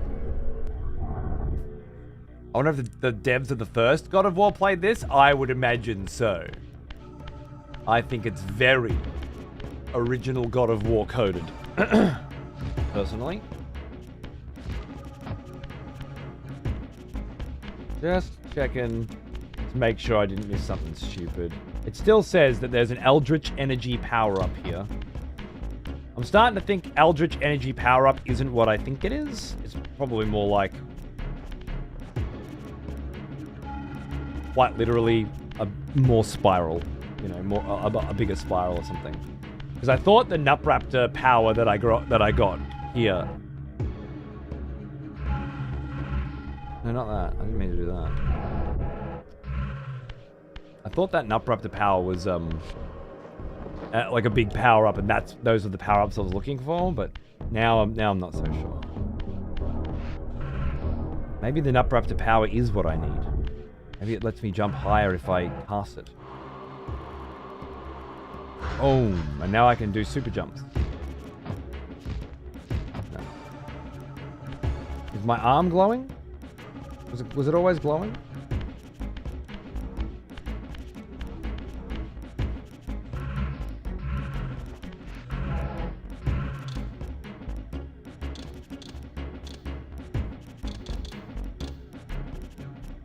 Human Citadel. Maybe we can get to the Human Citadel. Maybe that's where I need to.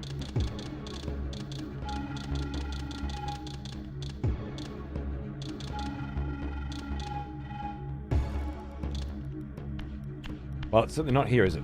Okay. It's because you actually interact with your audience? Hey! I do like chatting with people. I do like a good chinwag. One would say it gets in the way of my gaming. I would say, fuck whoever said that. What a dickhead.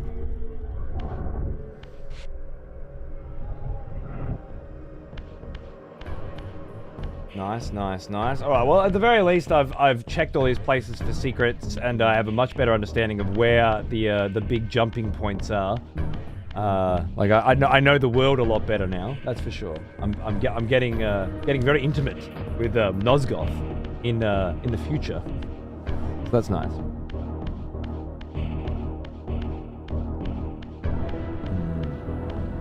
Where oh where?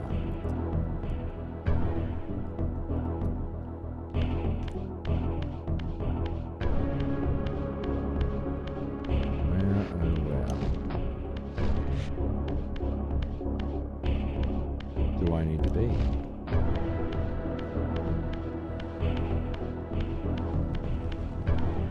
Got talking to the chat. I know it's old-fashioned. I know.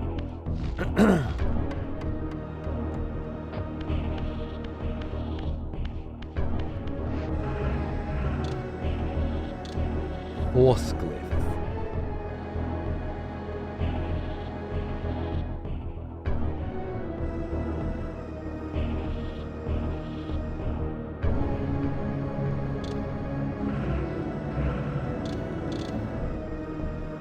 Stone glyph.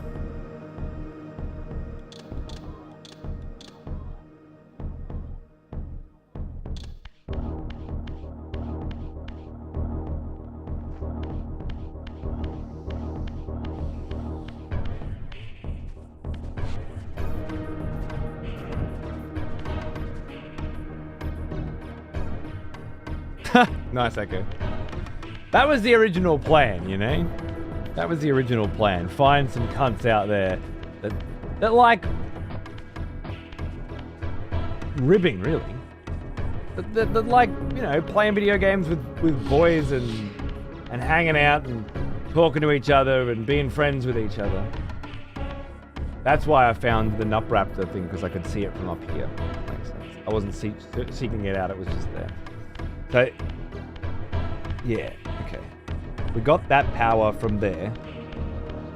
And then we went and saw Kain, and we got Soul Reaver. I don't believe I got any other powers, just Soul Reaver. And then Nupraptor power. So...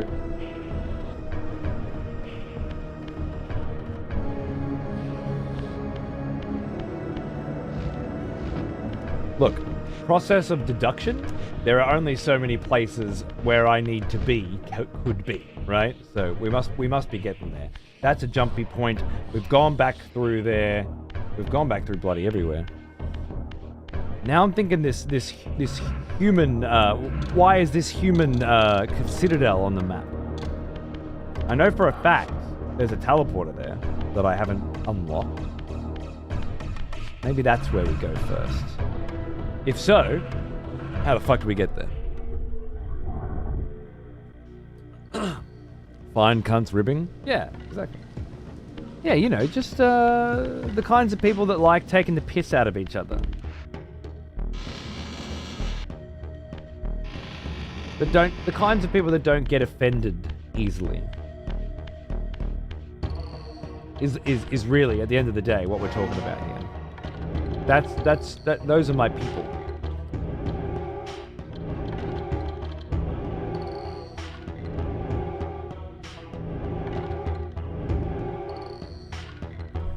That's nearby here, right?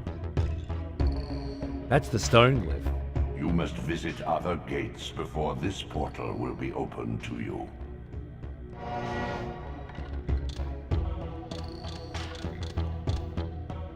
I see it up there. It's very near where we are now. And And it's called Stone Glyph.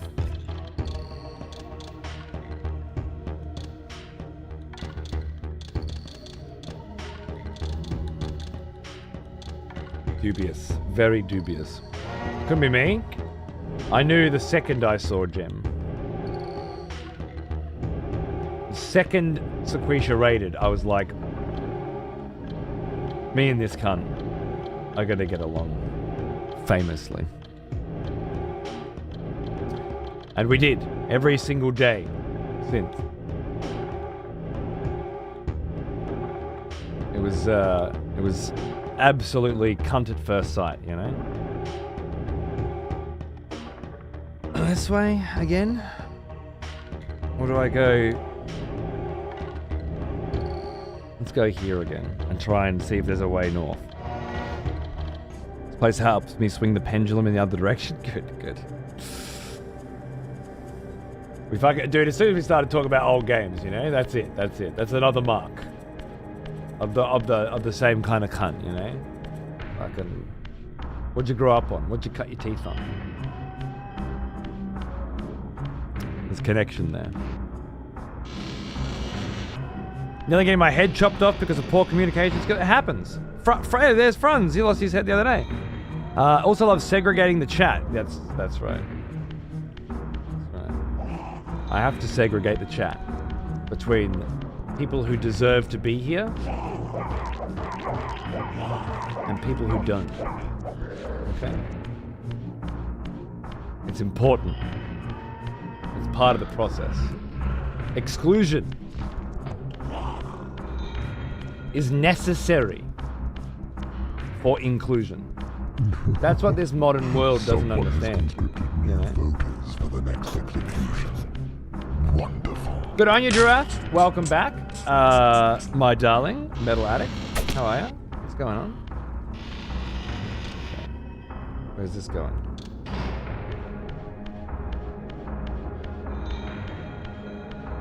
I want to continue that train of thought, but I really need to think here. Yeah, I did this before. I know I did this before, and I found a thing from it. This can't be it. It can't be it. It can't be the way. It's impossible. Like, it's not impossible, but it's unlikely. I gotta check some other ways. When Cody harasses me, I just covertly take it out in the bandwagoners in chat. Nice. Everyone's got their strategy. You're allowed to come up with your own. It's fun.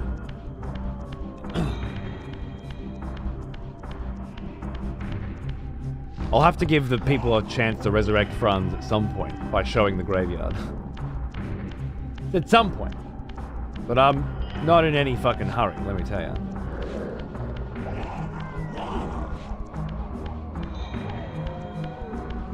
Oh, not here again. Right. Okay, so the human citadel is that's the human citadel. It's gotta be. And I can't get there yet.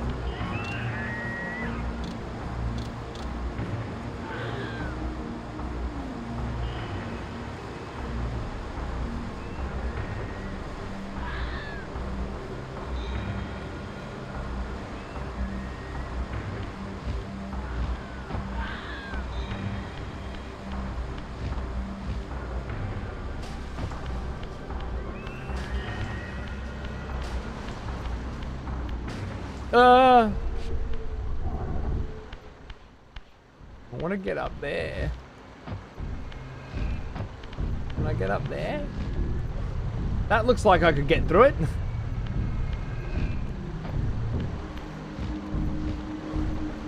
I'm grasping at fucking straws here, though. I can feel it. When you start literally climbing the walls. Yeah, this fucking weird little joint too, right? This little, like, dead end here. Is it a dead end? I came in here before. Did I just fuck up? Is that it? Maybe this was where I needed to be the whole time. And I just fucking didn't see it. I was definitely in here before and I don't remember climbing out like this. Maybe this is it. Maybe I found it. We're done, finally. Human Citadel.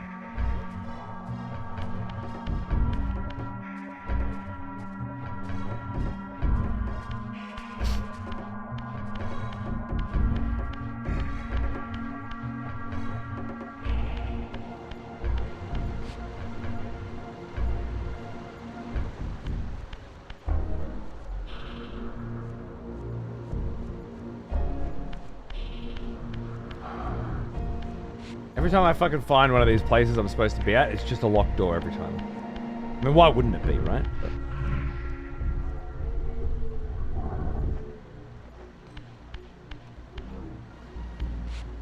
Oh, hey, humans! Hello there, sir! Greetings! My name is Raziel, and I'm here...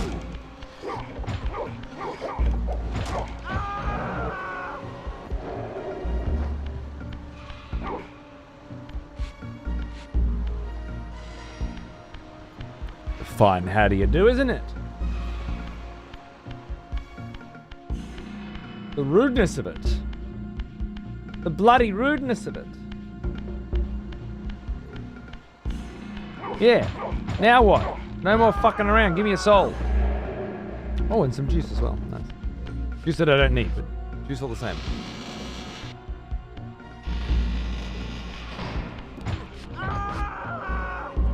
I hate it when I miss one little detail and end up backtracking for hours. I feel like I did. I feel like I was in that exact spot nearly 2 hours ago.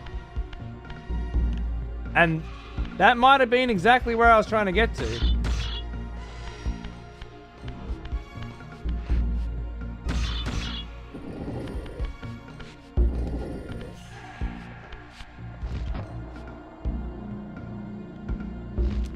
I'm thinking that's likely. But I don't want to get my hopes up that I've found the way to go as well, you know, because I've been hurt before. See? Now what? Another dead end.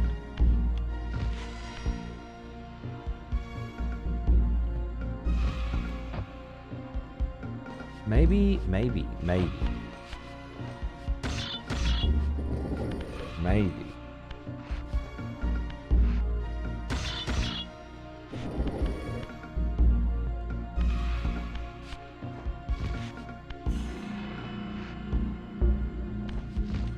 Yeah, it's a fire!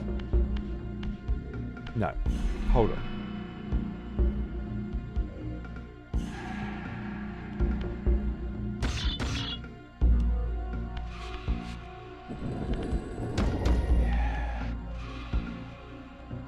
I just need to think. Yes. Progress. Juicy progress. Human Citadel. Back door.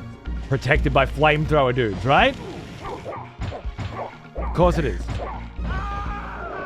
Ponce, good morning! Welcome. You've arrived just in time. The human citadel. We've just started playing. Its towering walls and deep moats engineered to keep Nosgoth's vampire plague at bay. Exactly what we deduced moments ago.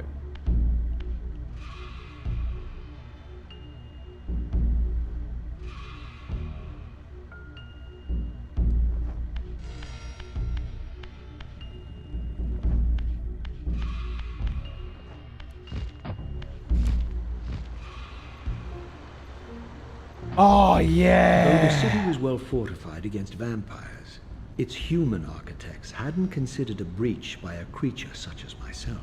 Ah, one that can fly, huh? Oh my god. Alright. And in here we must get the power that lets us get into the Silent Cathedral. Fuck this game. Go through the Silent Cathedral! Lol, just kidding. You actually need to go to the Human Citadel.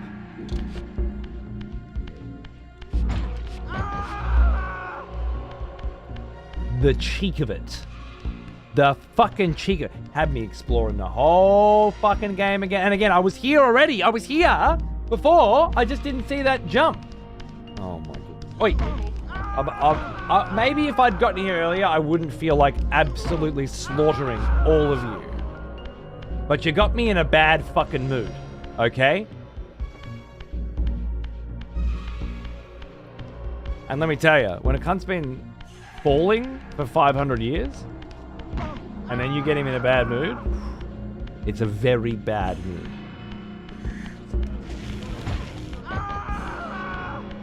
Incredibly bad. Incredible.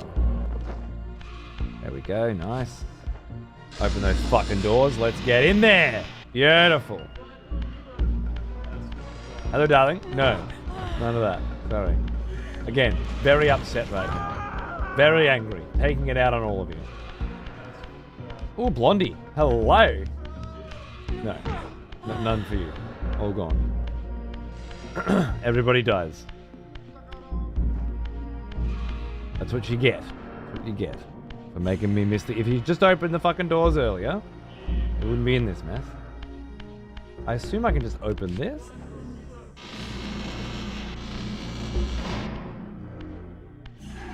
You have a few Hollow Knight baseball style shirts that I've seen you wearing on stream, and it inspired me to get a Silk Song one with Hornet on it. I was wearing it today, walking through the mall. It was funny to see people who knew what it was and stare at it, and then at me in the eyes and smirk. Even a few kids pointing it out to their clueless parents. Silk Song, like Hollow Knight Silk Song, really hit the cultural zeitgeist, didn't it? Like, it's crazy how many people know and love to that degree Hornet, you know?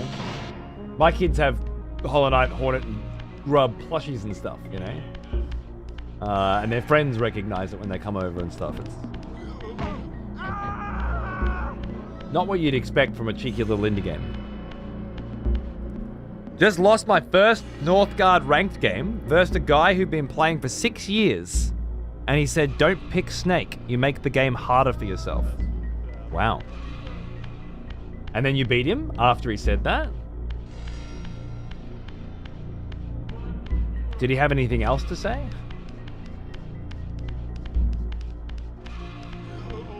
Nice to see you going all in on the ranked, by the way. I'm very curious to see how it plays. I nearly beat him. Oh, that's right. Sorry, you lost your first Northgard game. I nearly beat him, but lost to a harsh winter. I wasn't prepared. Okay.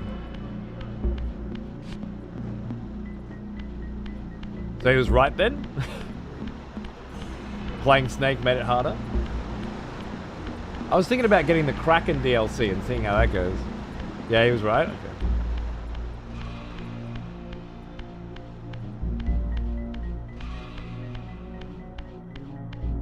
How many ranked games?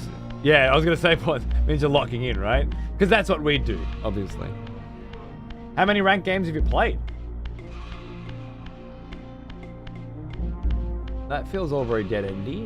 What about up here? Wow, finally.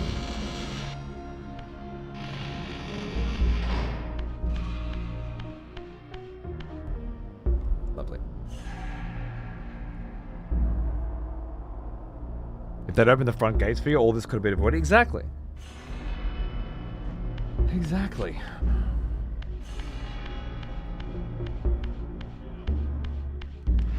I'm fucking real glad I checked that little side path where the bridge was broken again, just in case. Bloody hell.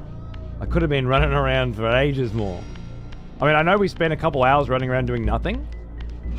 And by doing nothing, I mean exploring, finding upgrades, learning, understanding, appreciating the architecture, pontificating lore elements, and just generally having a great time with wonderful conversation from a bunch of very, very awesome people. But also, in terms of progression, doing nothing. Yeah, like, it could have been a lot longer than that. Ah, yes.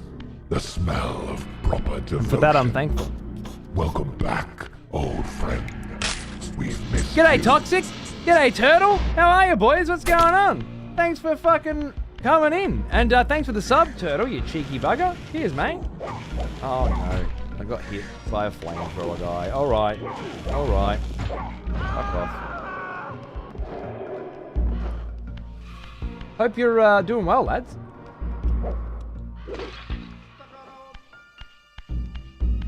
Took my Soul Reaver. You'll pay. Hello, darling.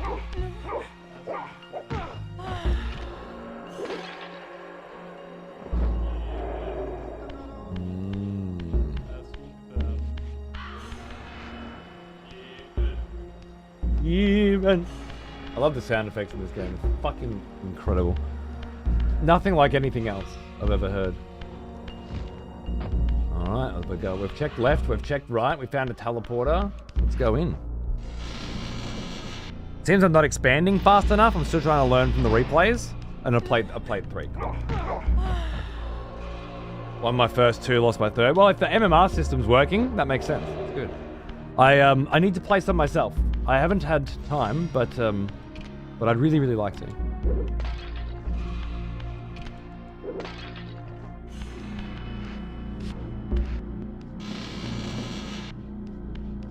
The Kraken Claw looks sick as fuck.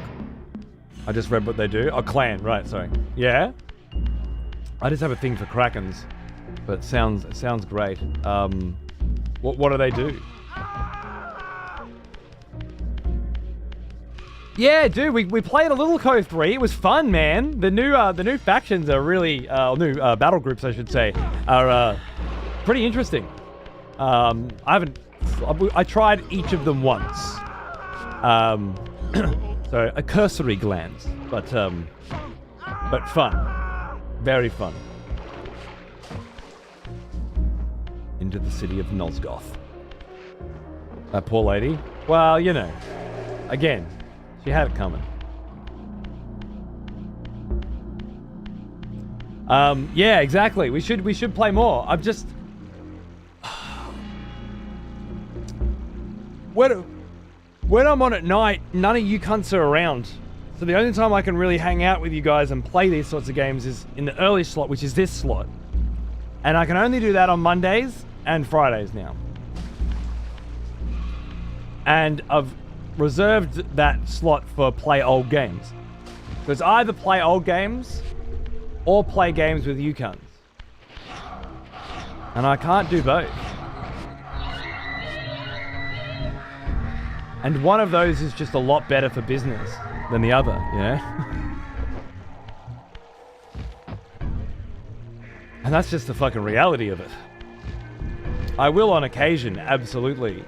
I mean, you know what? Path of Exile 2's expansion's coming in a few days as well, I think. Might end up just doing hardcore runs with you guys that end up turning into RTS nights as well. I don't know. We'll just have to see. But at the moment, this is the right call.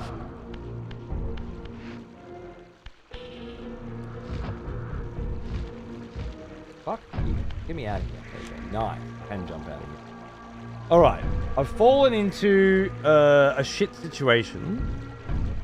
Why? What have I done? What have I done? Why am I an idiot? I fell into here. I need to stop the water from flowing. That's it. That's the only thing that I could possibly do here that would make any sense.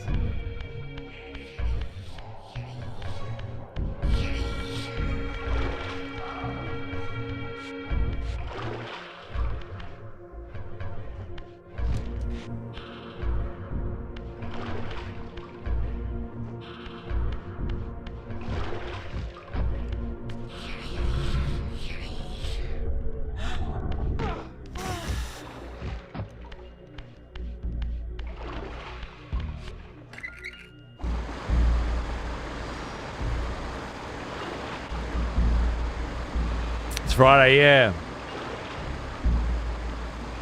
I might try and sneak some early morning Saturday time off.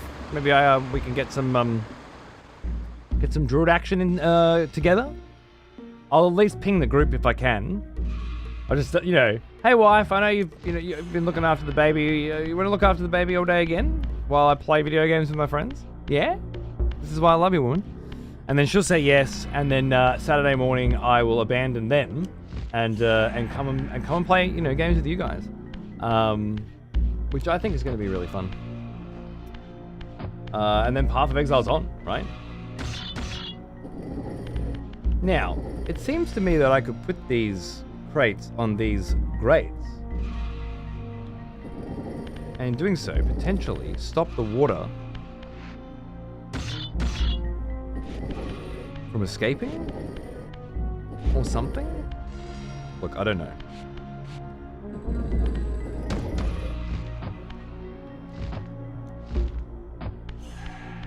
I don't know what I'm thinking.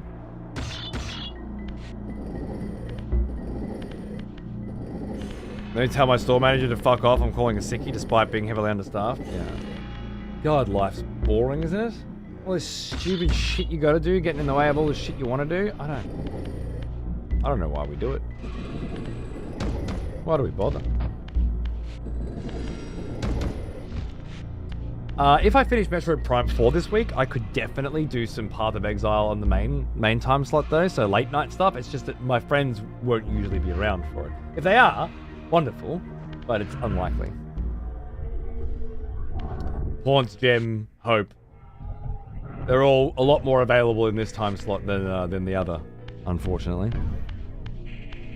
Not always though, so maybe. I do want to check out some Druid, some Path of Exile Druid, hardcore crew-based stuff. Cowboy maybe too. Cowboy's around late at night. Good.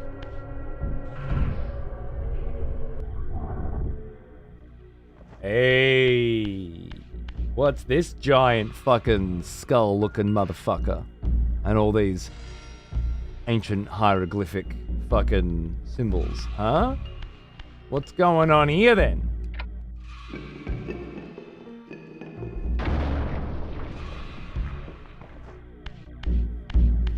Buried deep within the sewers of the human citadel, we find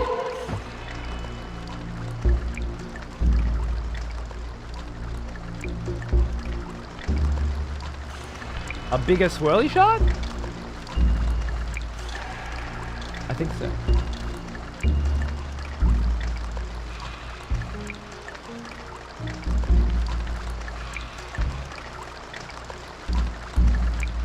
Honestly, I was expecting more. Both from what we found behind that door in particular, and also from the completion of the swirly. It does appear to have made my health bar bigger, so, you know, it's done what it said it would. But yeah, I really thought more was going to happen. I can't close it. I could go into the spirit world if I wanted to, but I don't see what the point would be. Interesting. Early PS1 water fountain. It's quite beautiful, isn't it? Yeah. I was expecting a hell of a lot more out of that room. Like the ability to jump really high, for example.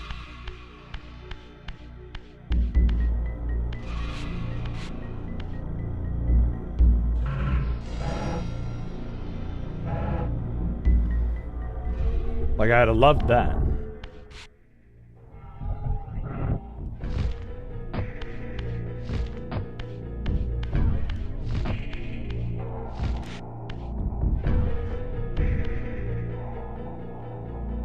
What if I flooded this room? Is that a thing? I think I'm gonna have to try.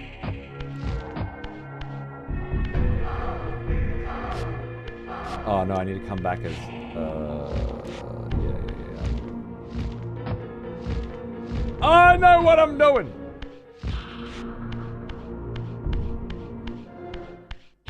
So you got for about, yeah, there was no, remember Ninja Gaiden 4 had like 3 different screens that would pop up in a row once you got a health upgrade?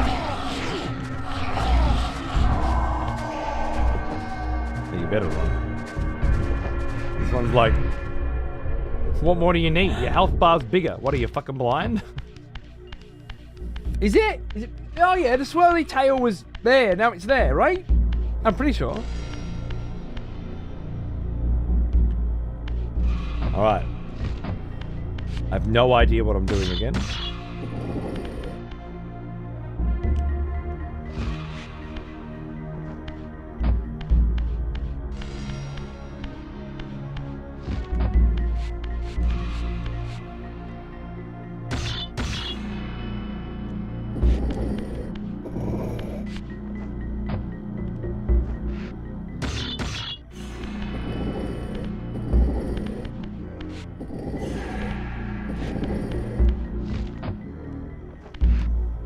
I'm just grasping at straws again.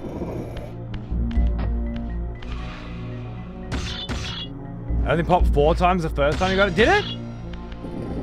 Are you sure? That's not my memory of it. Alright, I notice now that there are 4 grates.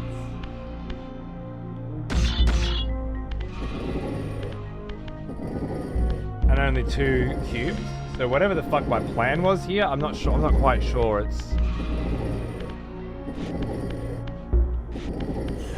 gonna help. Definitely nothing else after that fountain? That whole path is secret? Just health upgrade? A piece of heart?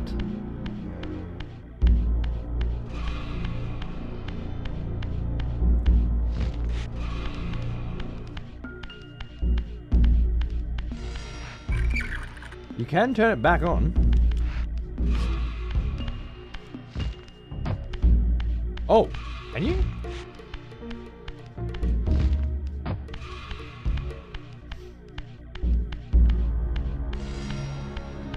I watched you for so long. When that happened to me, I knew you were going to comment on how fucked it was. It's just so great. I don't remember it stopping though. You seem to have a different memory than me. Every time I put two of those items together, it felt fucking like it was never going to end. All right, so the sewers are not the way to go. That's it.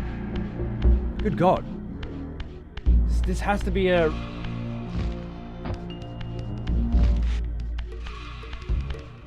Alright, my bloodlust has ended. I'm stuck again. I was only killing everyone because I was happy. That feels like one of those fucking walls you can jump up high. It is! Oh my God, I need the high jump again.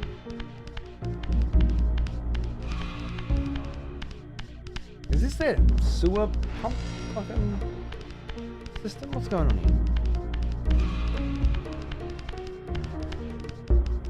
here? Dude. It was happy killing, yeah. Now I'm sad again. Now I'm sad and alone and lonely. And I don't feel like killing. I'm depressed. I'm a depressed vampire. All this way for one piece of heart. Obscene, absurd, impossible, right? Can't be. What have I missed? What's going on?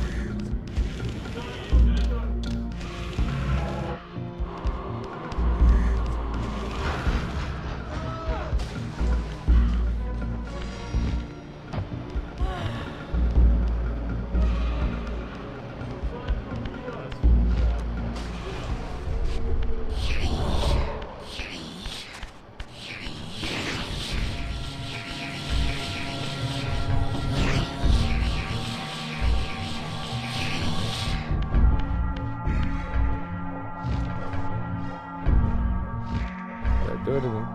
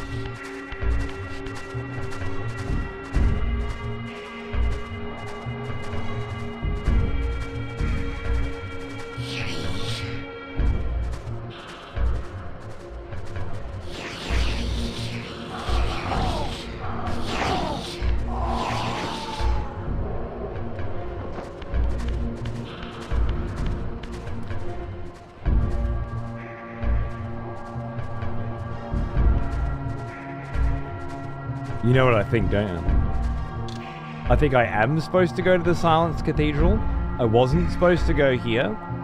I can't access most of this place without the ability to jump high, and I've come here too early, thinking that this is the place that I'm supposed to get it from, but in fact, there's just another way into the Silence Cathedral that I didn't see, and that's where I've made my mistake. That's what I'm thinking. That's what I'm thinking now. That's the new thought of the moment. I'm just not sure if I've explored this place conclusively enough to make that decision yet. They do want you fucking wander in this game, don't they? They do want you fucking thinking. I love that it lets you get, yeah. I got the teleporter here, I got the secret piece of heart here, you know? That's great. But then, is that right? Or was my original thought right and I just haven't noticed something?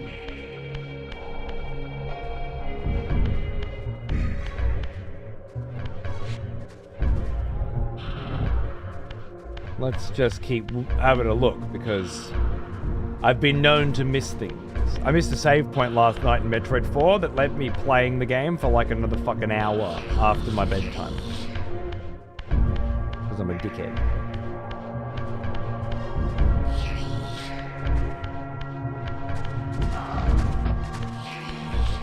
Are these like, is this a residential street? I feel like it is. I think it's the houses that these people live in.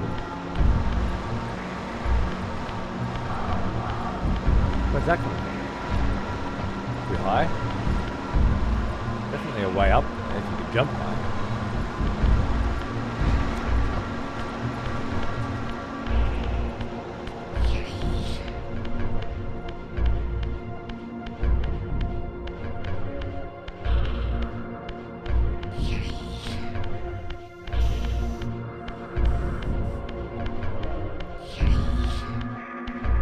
Exploring is always good, you get something for it. Well, that's why a lot of these old games expected you to backtrack so much. Because they understood that, you know? It was during those backtracking sections that you had time and were reminded of all the hidden stuff.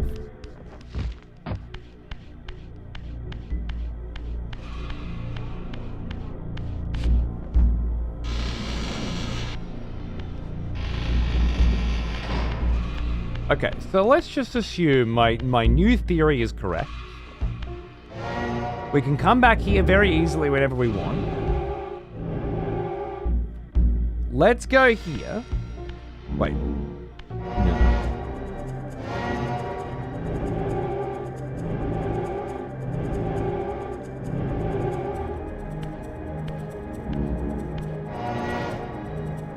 Let's go here, where we're supposed to be, and have another look.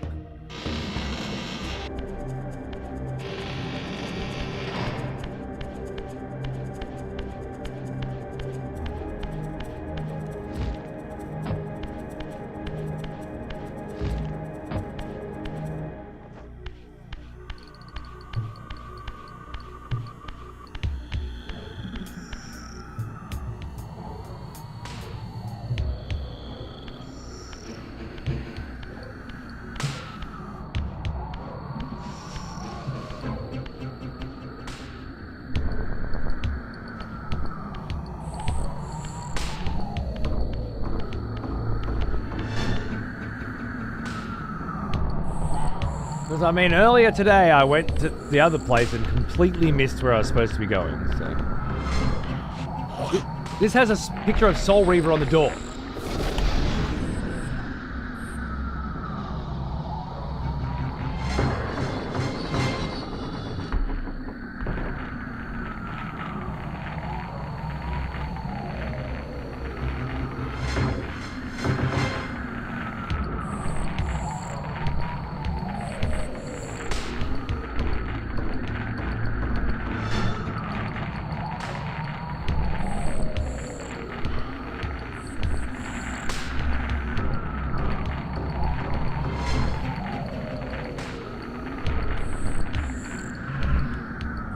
Gotta pay attention.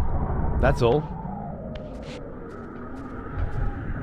You just gotta pay attention. What was I thinking? Let's see a little shadow run away from me then. That was cool. I missed the first hour of the stream. How long did I spend here? Just shut your mouth, alright? That's all you need to do. Warblazer, is just shut up. Just shut your gob, alright? I'm glad we had this chat. Thank you.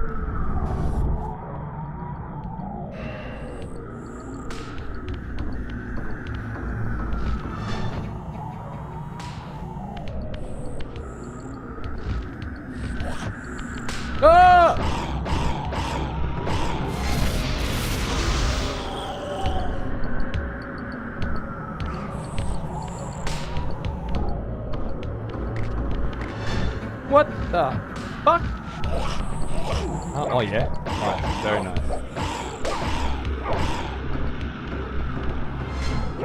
Yeah, eat a dick.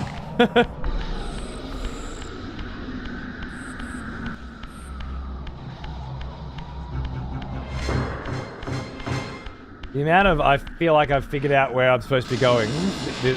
All I had to do was, yeah, go exactly what they said and notice the architecture. Ah, beautiful, delicious irony. But think about how well we know the layout of New Nosgoth now.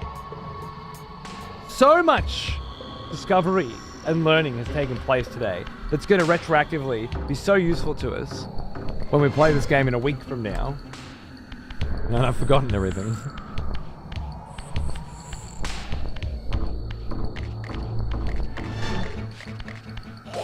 Ow! Oh my god. Oh my god.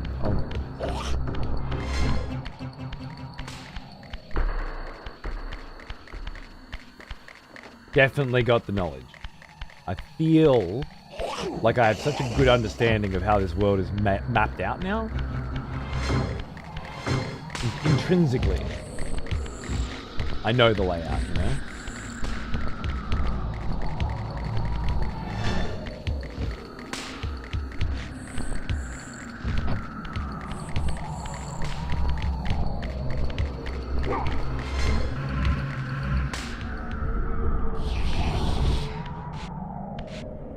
Don't be a cunt.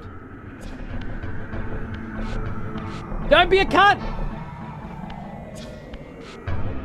Oh, you're a dirty maggot. You know I can go in there. Why are you being a cunt?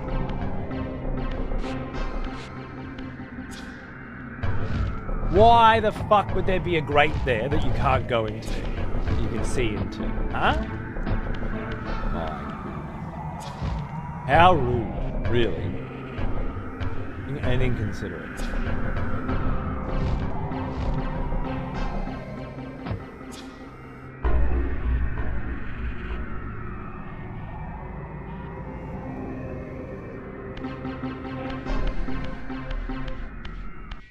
How dare indeed.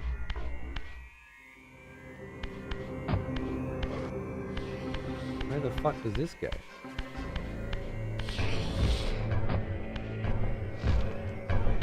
To a place that I can't reach because I need a fucking double jump so bad. Or it'll be like a super jump or something. But... And it's going to require magic to use it, I think. Given what I've seen so far.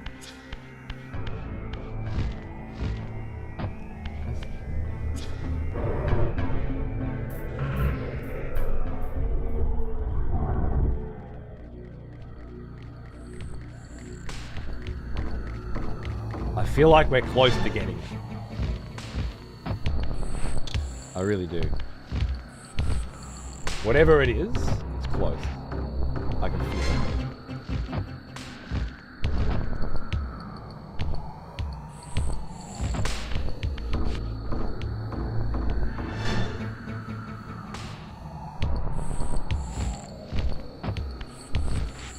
Beautiful, beautiful level design, isn't it? God, this is what I love. This is what I miss. This is gaming for me.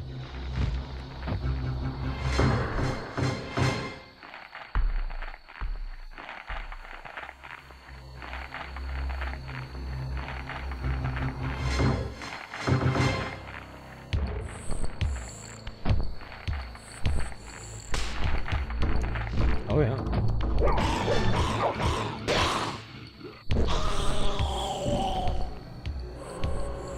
What you fucking get, mate? Is this them kidnapping humans from the human citadel, maybe, and fucking wrapping them up as little gifties for their Dark Lord? Or is it something to do with the plague? There was definitely mention of a plague, or that they were a plague, or that they are plaguing.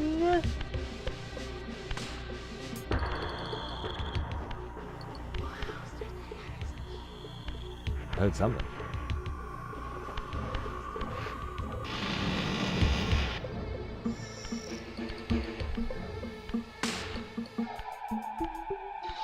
Once a testament to mankind's defiance of Kain's empire, this towering cathedral now stood derelict.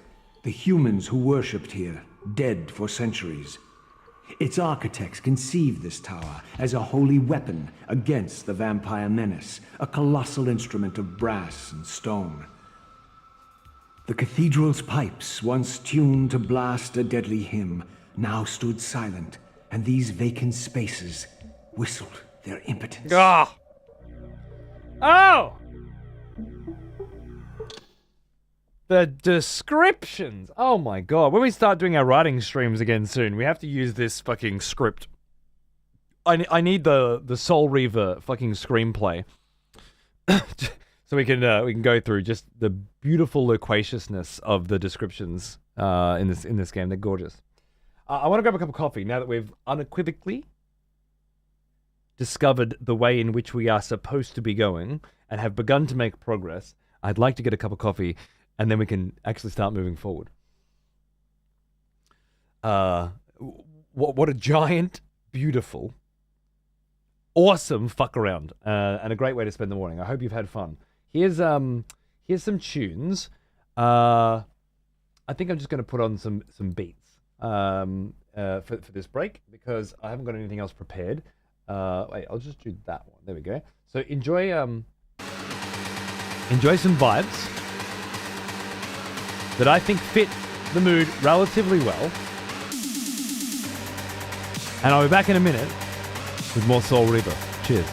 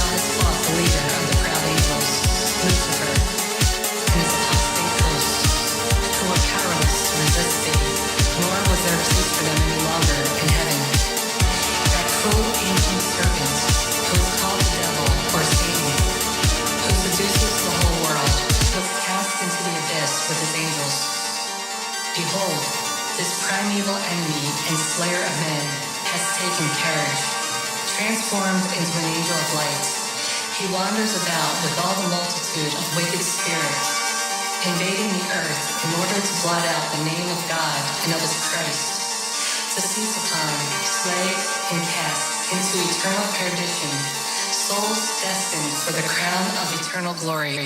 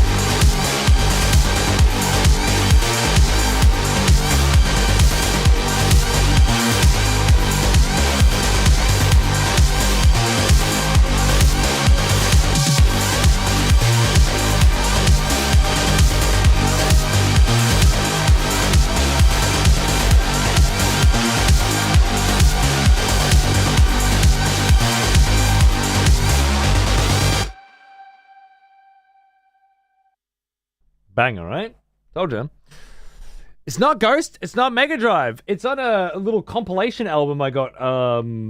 Dark Synth compilation. And that one is by Glory, as far as I understand. The track name is V2 de Noir. And, yeah. It's one of those things where you buy an entire compilation album because you listened to one song.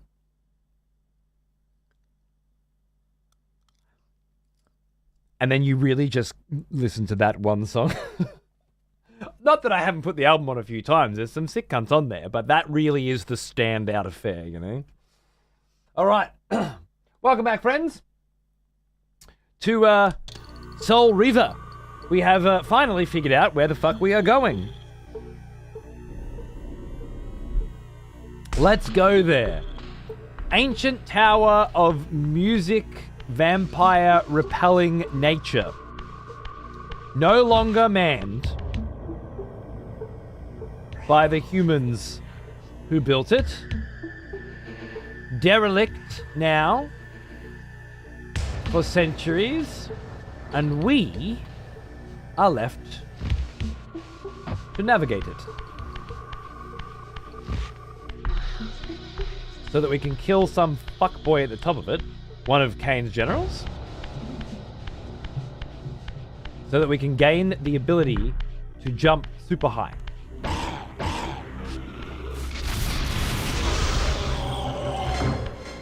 That's what I'm thinking. Having a look at those denizens here that obviously serve said vampire nasty, that could very well be true. They look like they can jump high.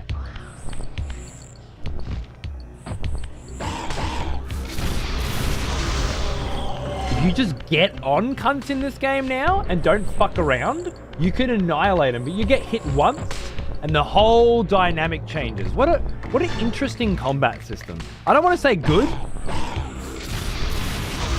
per se, because like God of War came out fairly close to the release of this game, and God of War's combat system shits all over this, but this one's very unique, especially once like they introduced the game with you can whack things but you can't kill them, you have to spike them on walls, and then wait, you can grab these big sticks and spike them, but only if there's a stick handy, and then they give you Soul Reaver, which fucks shit up without even thinking about it.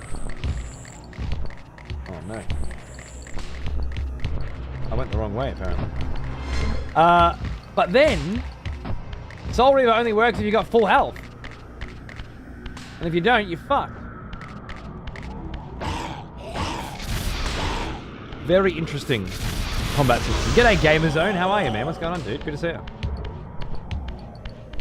Alright, I thought I knew where I was going. I was wrong.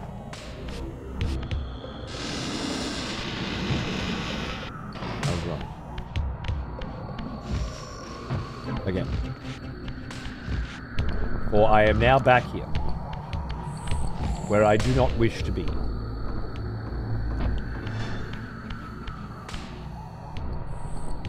Something of a theme for me in this playthrough. Gargantuan labyrinth of a game, huh? Alright, back in here, into this fucking giant fucking tower that had a cool ass fucking well-read and incredibly well-written description. Because clearly I'm supposed to be in here. I don't know, jumped down and found the way out? Found another way out of it?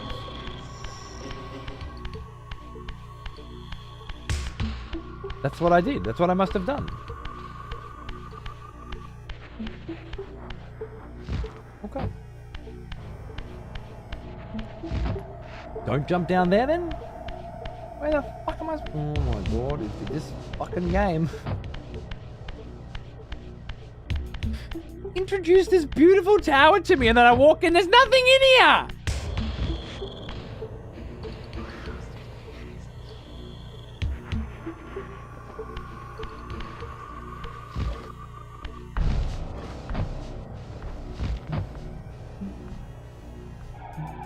What do you want from me? me!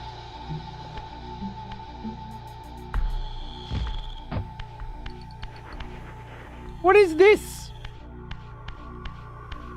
What function do you serve? Clearly a door that there's no door in.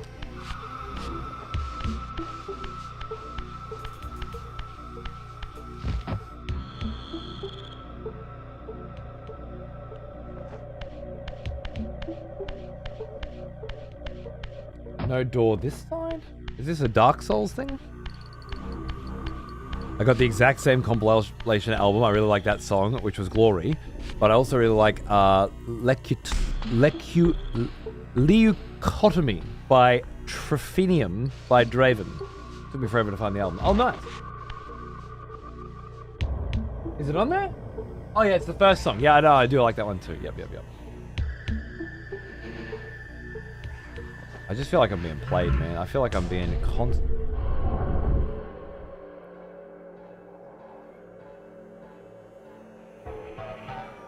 No shit.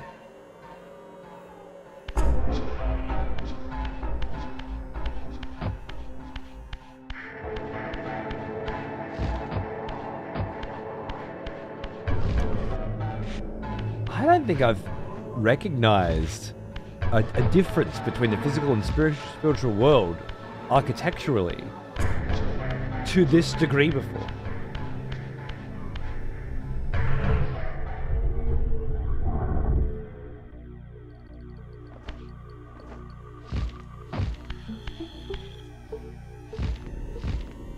Well, when you've tried every option available to you, the last one will always be the right one, right? No matter how daft it first appears. Oh, this is fun.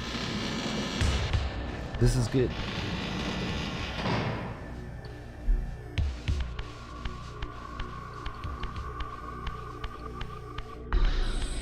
In the PS1 version, the transitions between the worlds were much slower, not instantaneous. You would gradually watch the surrounding shift. Now they made it instant. That's interesting. Does it change the vibe much? Oh god. Yeah, I got hit once. Now it's a different game.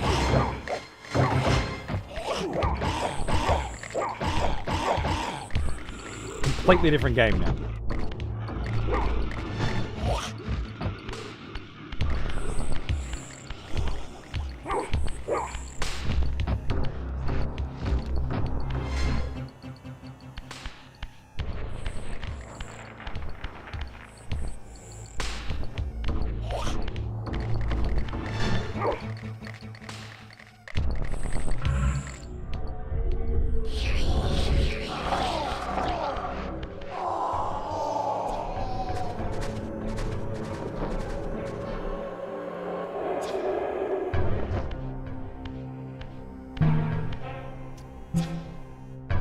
Hardware limitations made it feel so different, yeah. In the spiritual world, I wouldn't be able to hit that anyway.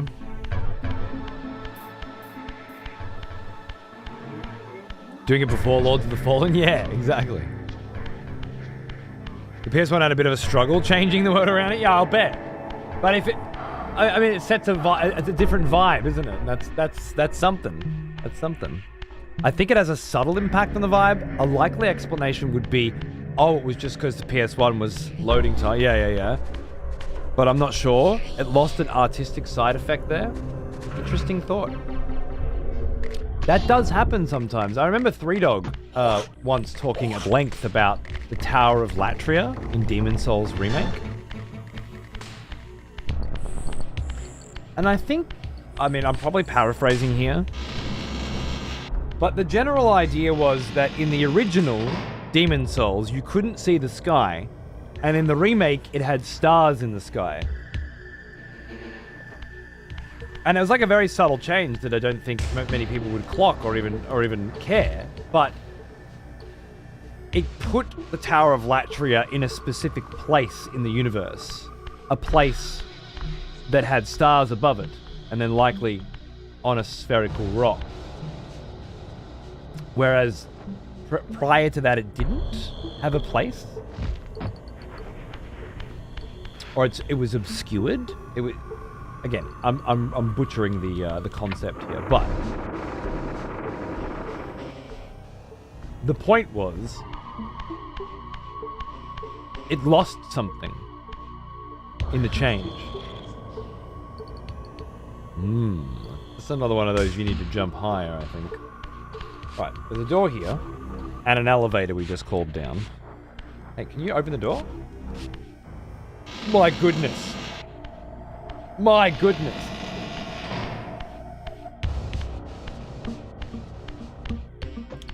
The sound effect of shifting worlds in this game on PS1 lasted as long as the animation did. Interesting.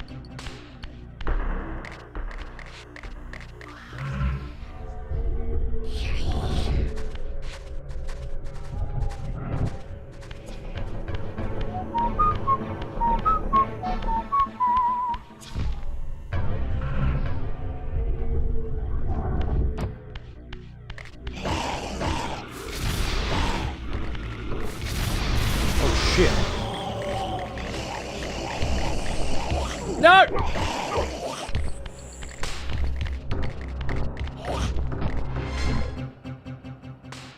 I think it's better to wait here until my health bar fills up a little bit.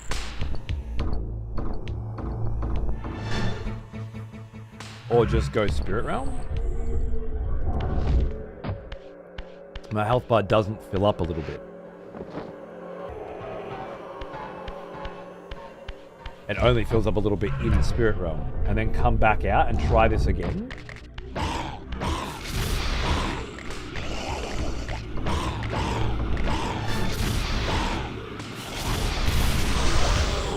No! Grab that soul.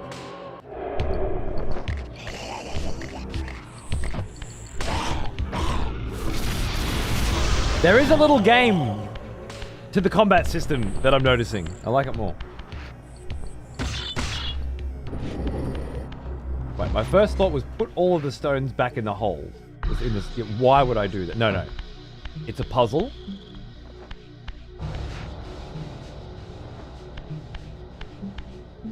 Don't just follow your first instinct all the time. Maybe spend more than a couple of seconds.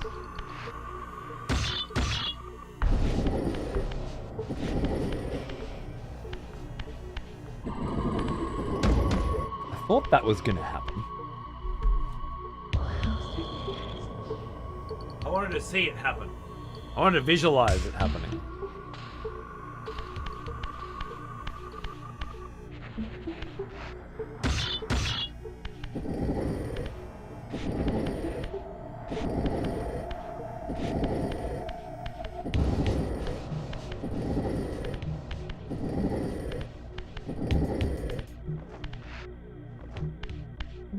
I like these sorts of puzzles. Again, God of War comes to mind, you know? Particularly cool one though with the painting. And the way the block system in this game works makes it rather unique.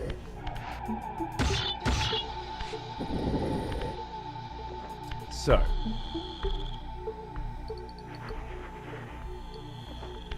First question.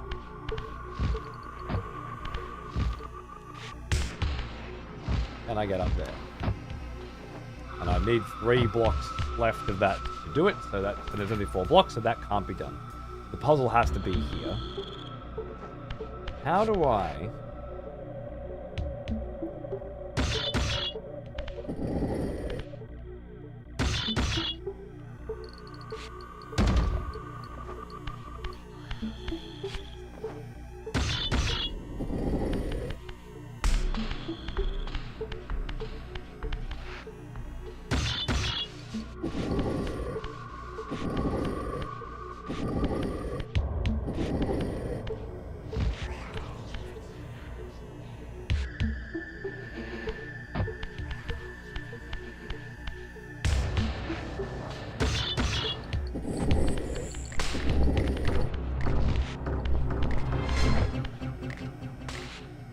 Whoa, where'd you come from?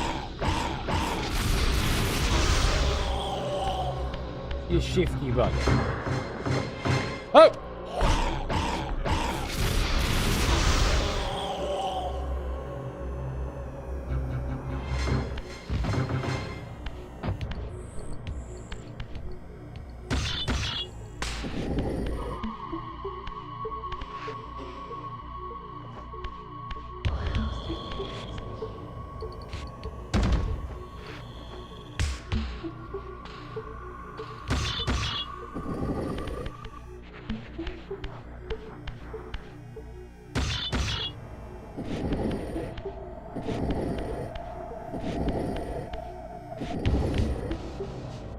Oh, is there Twitch shit going on?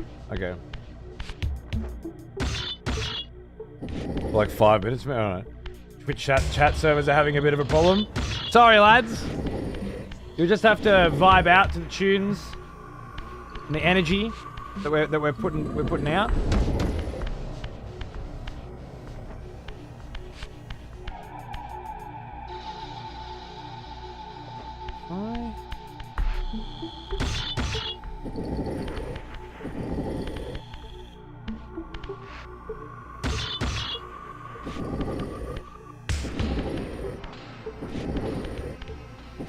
I don't know if this is going to work, but this is just my first gut feeling.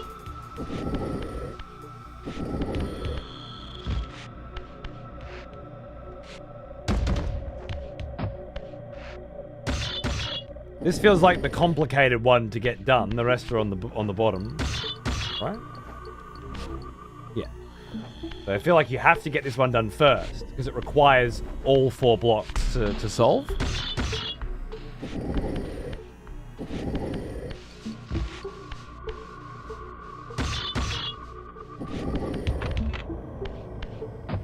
That feels good.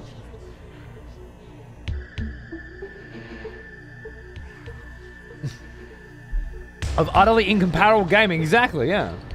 Reminds me of your God of War playthrough last year. I hope you enjoyed that one too, man. I'm trying to get more retro stuff in. So I'll keep mixing that in with other ideas, but generally speaking, I was having a good chat to my mate Peeve yesterday about the future of our channels and what we want to do. We've been sharing ideas for many years, but obviously the EXP TV channel is largely a Peeve concept. And yeah, I'm gonna try and blend that in with what we're doing here on Mondays and on Fridays. I got plans. Starting next year.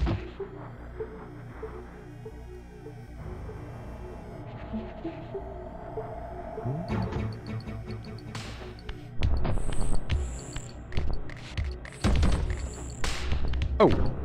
Whoa, you cheek. It's strutting along, huh?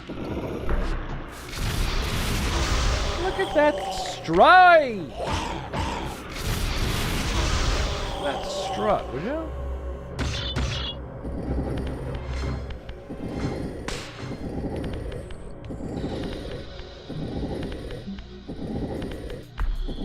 This fucking game fucked me up as a kid. I wanted more action, but it gave me a lot of puzzles. Fuck, it tested the shit out of my patience. Just figuring out where the fuck to go, him. At any given time. The puzzles like this, I don't think I mind too much at all. But, even as a kid. But, my god. Being lost and not knowing where the fuck to go next, this game is a absolute cunt for it.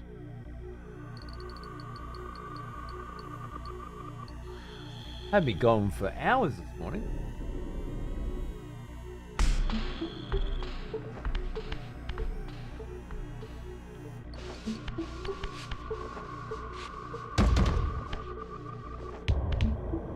I guess this one does fuck with your head a little bit, doesn't it? I thought I was out of the woods, but I'm not sure that I am.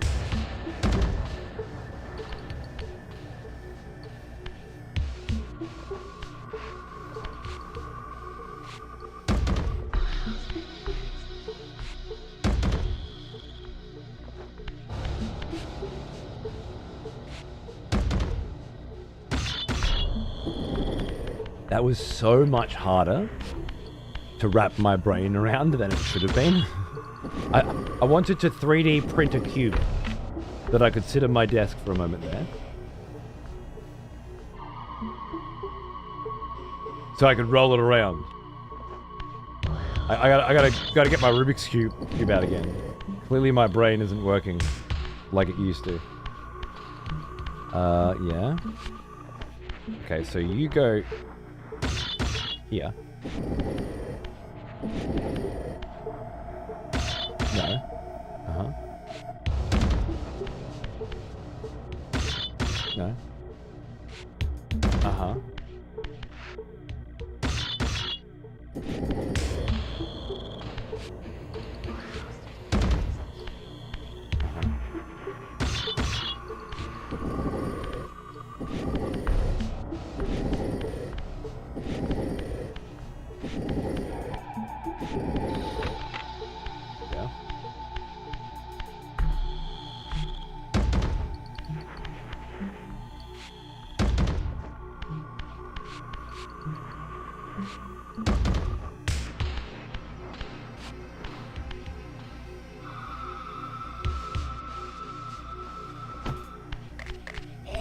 No!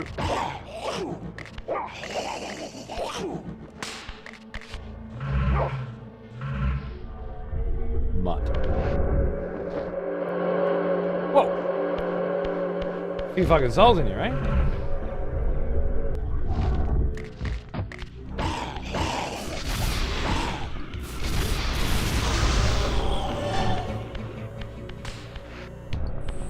This one's tricky because the hand's upside down, but it doesn't look it.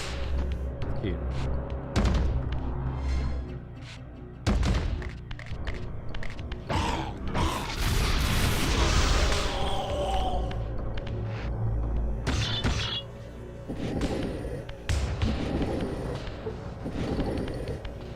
Oh, it feels good to be making progress.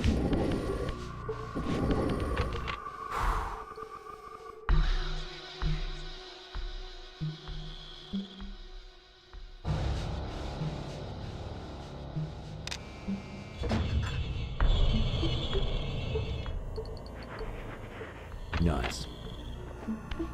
This ancient tower of anti-vampire propagandisms. Ain't got shit on me.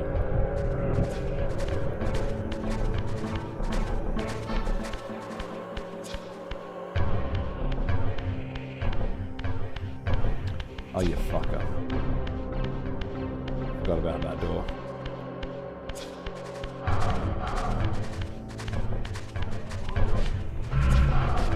I should have known when this portal was there that I needed it. I did make a mark of that when I came in, but I spent so long in there pushing blocks around that I forgot. That's okay. That's normal.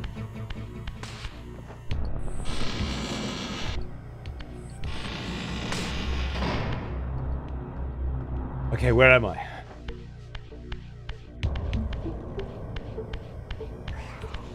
I know where I am. I know what I'm doing. I know what's happening.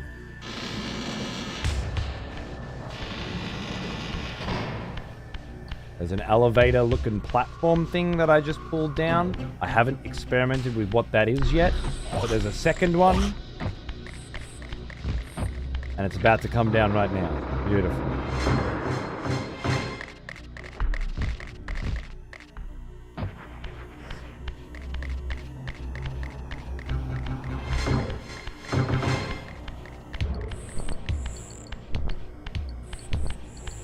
Been trying to type for half an hour, but I keep getting your message failed to send. That's okay, I've been doing just a little let's play here by myself. It's fine, you know? I'm getting used to that. After Death Stranding 2, I reckon I'm pretty fucking good at the old let's plays, to be honest with you. So, you know, don't worry about it. It's fine. Who needs interactivity in their chat room, right?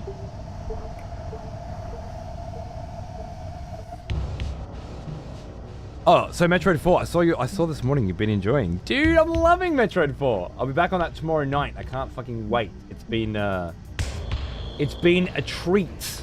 An absolute treat so far. And I mean, I do typically like it when there's some division amongst the people, you know, and I get to take a side. And this has been a particularly enjoyable side. Of really enjoying Metroid Prime 4 and how it feels like a good old game, you know, and is also quite modern, and also how it feels like an oh my god, it's so cool. It's so cool. An accurate representation of what a Metroid Prime sequel should be 18 years after the original. I'm very curious as to what they were going for when they scrapped it all those years ago. Seeing the DLC clans for Northgard, Rat Clan entices me. Yeah, okay. I'll try and get a look in tonight. Some more of that. Because if you're into it, I'm definitely down to play more. Some 4-player Bifrost runs as well. I think Goretto said he wanted to play some. I know Paunce would be down. Jem was hanging around. He might like some too. It could be some good fun evenings there.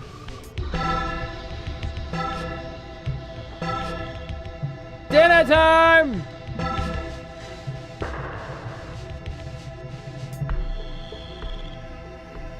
No one? You ring the dinner bell, no one comes. G's the type to say, I'll play some and never come on. True, yeah. He's fucking useless, actually. I'd forgotten how useless that cunt is at fucking making some time to play video games. Sorry. Forget I said anything. Well, not retro. I was watching you play through a Sekiro earlier. I loved that shit. Seeing you go against Getachiro and realize that our third stage. Dude, that was some fun times, man. One of my favorite fucking playthroughs on Twitch. The energy around Sekiro was just palpable, dude. I'm glad you can relive and enjoy some of that. It was a good time. Very good time on Twitch. Cheers, brother. The Bloodborne playthrough, the second playthrough of Bloodborne we ever did, was similarly fucking sweet. What? Snake? Beastmen above the snake. Interesting.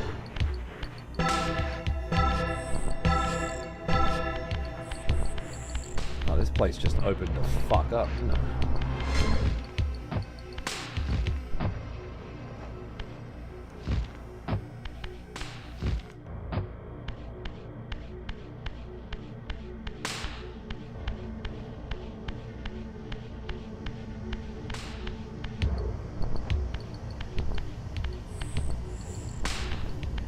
This soundtrack is an underappreciated masterpiece. I'm just going to put that out right now. I don't know how appreciated it is, but no matter how appreciated it is, it's underappreciated. Alright, I'm jumping down. Jumping down. Alright. I know where we are. Let's try that again.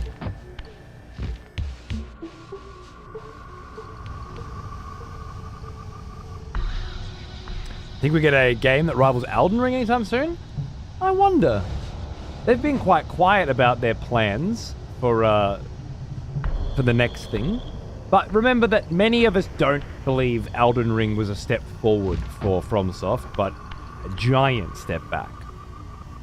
And in terms of environmental storytelling and architectural level design and so on and so forth, it just objectively was. There's a lot less heart and soul in Elden Ring. And that makes sense. It would be almost impossible for there to be as much heart and soul in something as gargantuan as Elden Ring. And really, it was an experiment, right?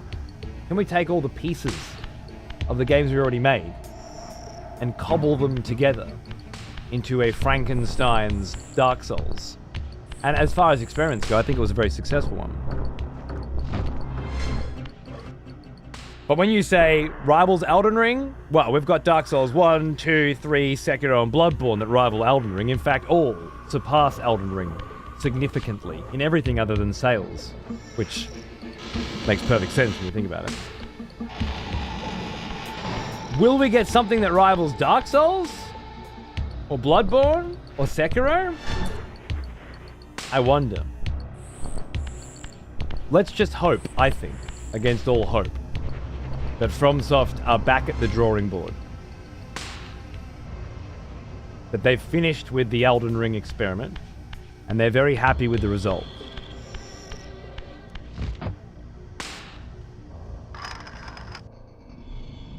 But they're ready as fuck.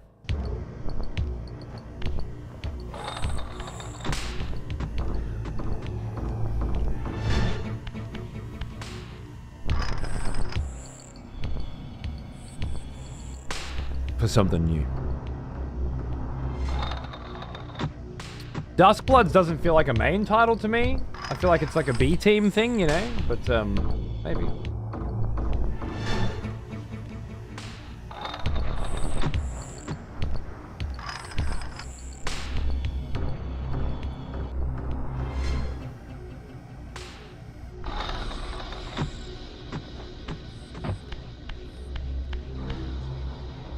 Two bells, 4 bells, 6 bells, 8 bells?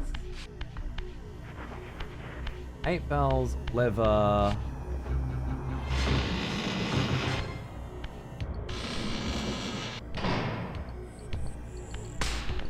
I thought all the humans were dead. Oh my god.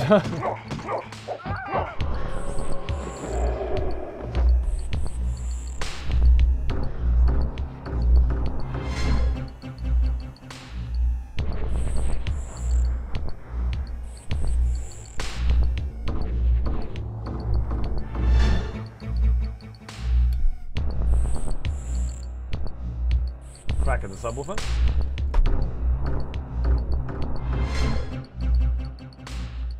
So it's time for a sit.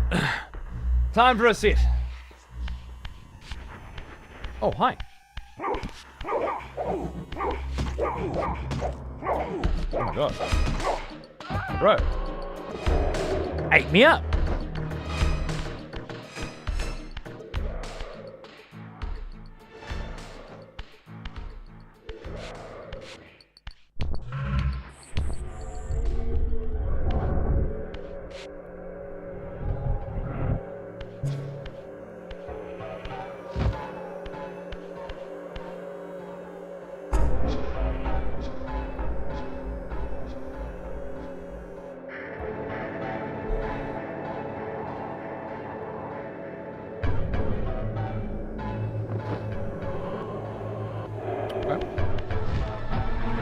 Very keen on Duskbloods? Yeah.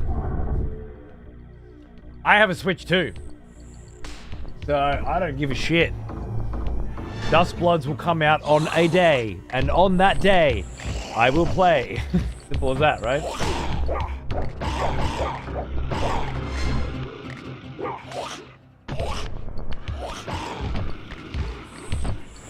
there a fucking stick on the wall? Wait, are these sticks on the wall? No?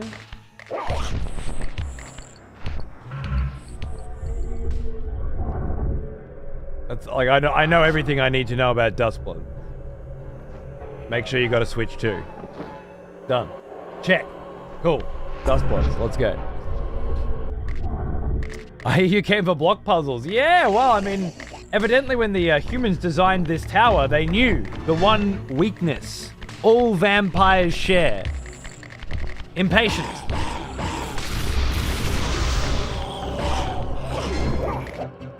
Oh no, you dirty little bitch. You dirty little bitch.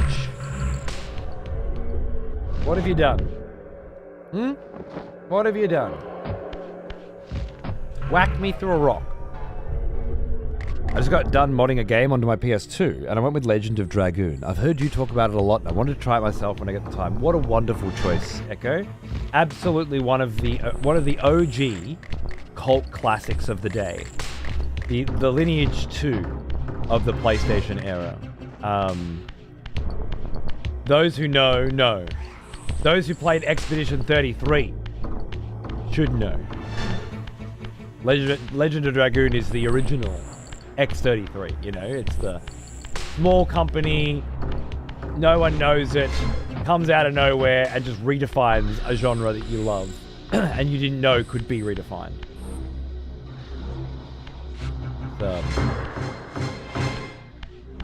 Exceptional.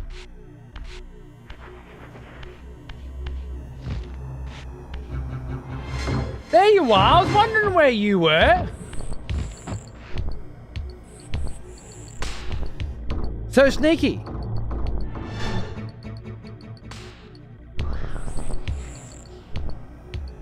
Sorry, then. I'll just assume that there's a bustling chat going on and none of you are actually able to be a part of it. I'm so sorry. You'll just have to watch me do block puzzles. Dragon, yeah, it's so good. Seems the main mode for Northgard ranked is 3v3. Okay, well, that's good to know. Good to know.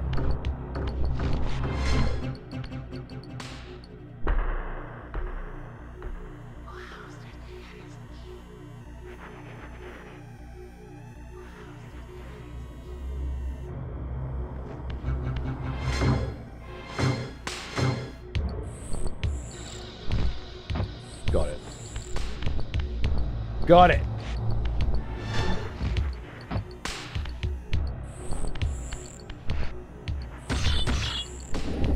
Whoa! Cheeky bugger.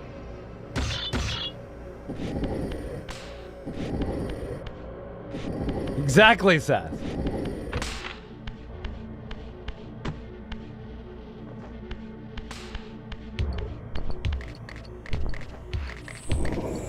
Did it again. I try to attack him and he pushes the block instead. Cheeky cunt of a room.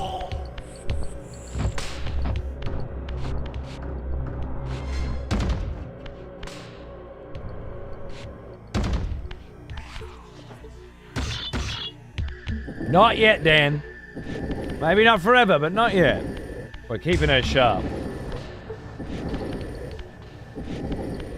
While the rest of my generation rot their fucking minds into an early fucking dementia-shaped grave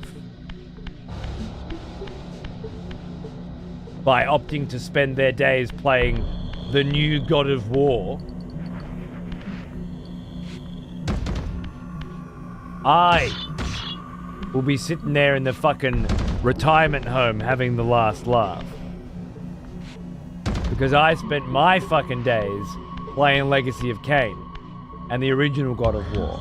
And my mind remains fucking sharp. Alright? I've still got stuff in there. Mid-30s, there you go. Yeah, we're almost middle-aged, bro. I was mid-30s a couple years ago. Now, next year, I'm middle-aged. Literally. Well, it's 81 in Australia is the average life expectancy of a man. And assuming that doesn't change, then yeah, I'm arriving at middle age next year. Halfway through, I guess.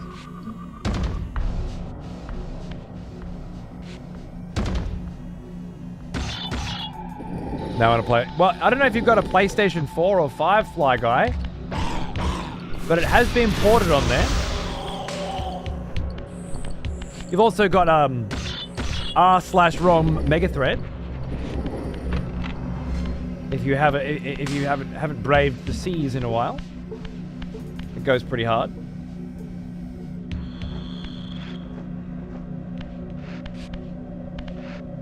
I was waiting for you.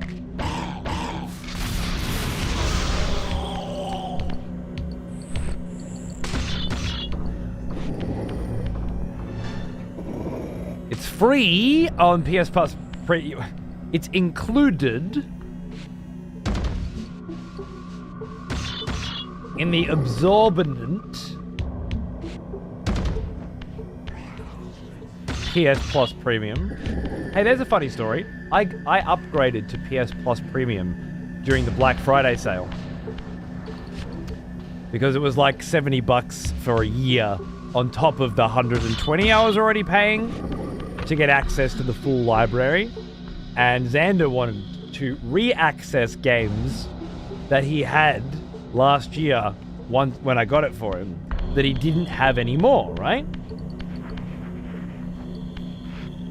So I caved. It's Black Friday.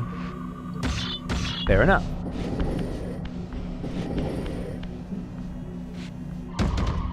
So I get it. And he tells me, Dad, I can't play this game anymore. I'm like, what? So I go in, and sure enough,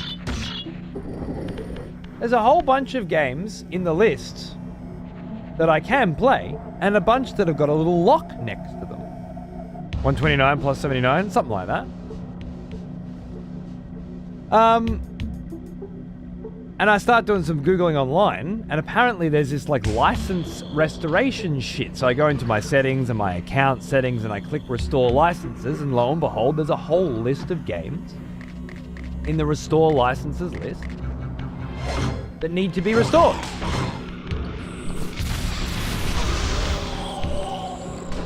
Which, first of all, this is a paid service. This is an unacceptable level of rigmarole for a paid service. Clearly you couldn't figure out how to design it properly. Should have quit.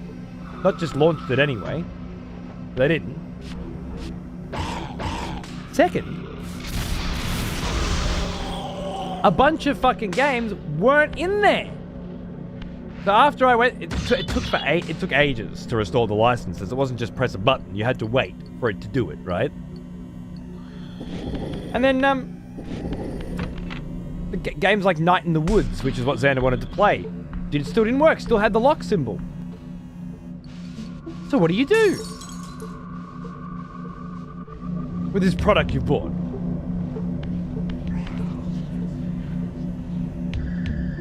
Oh, you restoring license on my PS4 for the first time was like Christmas with shit I apparently already had. So weird. I don't know what the fuck they're thinking. Anyway, I contacted support, which is AI. Because of course it fucking is. Which is really, really, really bad at helping with my problem. Which of course it is.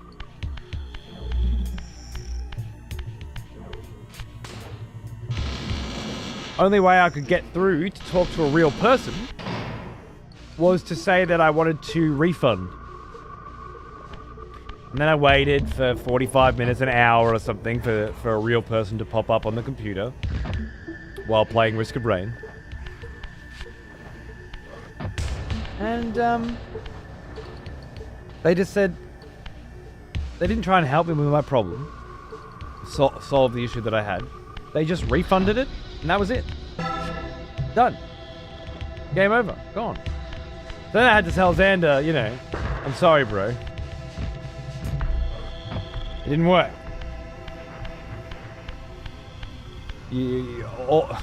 All I've done with this whole 2.5 hours of fucking around is take away your access to all the other games.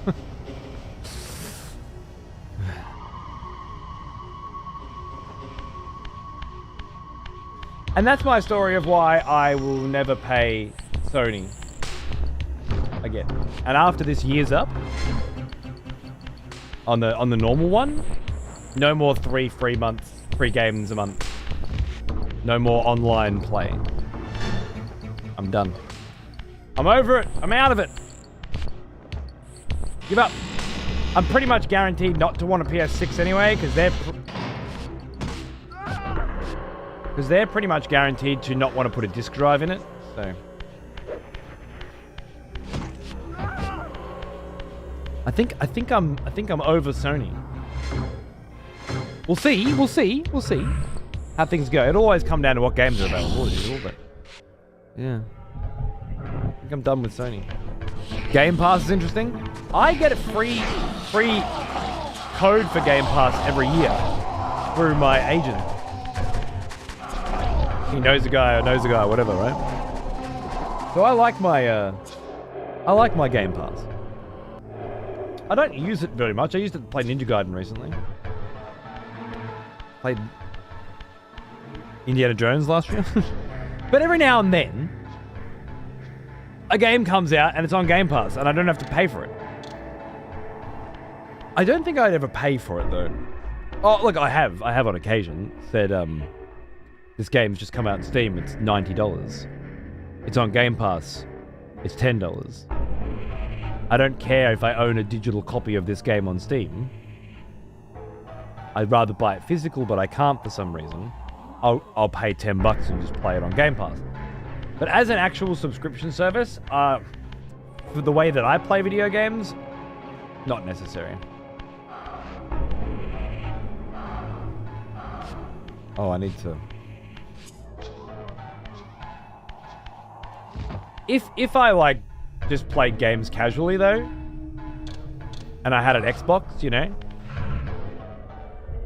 or even a reasonable PC, and I just wanted to come home and play video games to kill some time at the end of the day, not make a career out of it, I think Game Pass serves... It's got its place as the Netflix for games, for people that don't really give a fuck about games and game culture, you know? But for those of us that spend most of our lives playing video games, I don't see... Game Pass is just an obvious scam, right? You're going to spend $200 a year and own 0 games.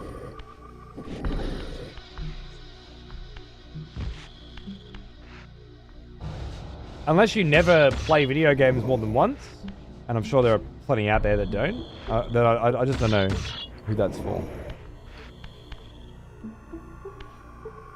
Nintendo hasn't been the best as of recent either.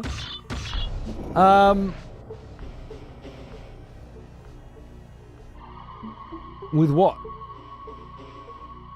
I can't think of anything right now off the top of my head. They haven't pissed me off personally, but... Have you got something? God, there was a guy in here during Metro Prime last night that was going crazy at Nintendo over the Switch 2 being a scam and Nintendo being greedy or something. On Game Pass, they can just revoke access to the games you play? Yeah! Like, this was available and then all of a sudden it's not, sort of thing?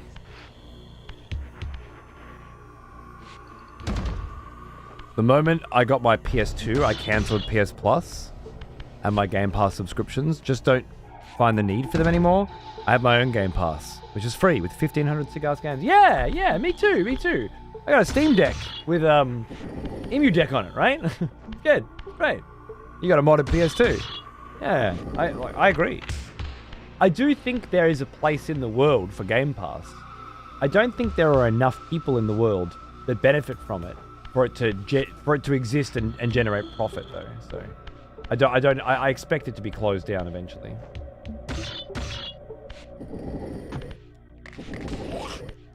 Like, the only way it survives is if a shitload of people keep it active and barely use it. But right now, it's a loss leader. You're a dog. Like, it's a guaranteed loss leader. There's no way it makes money.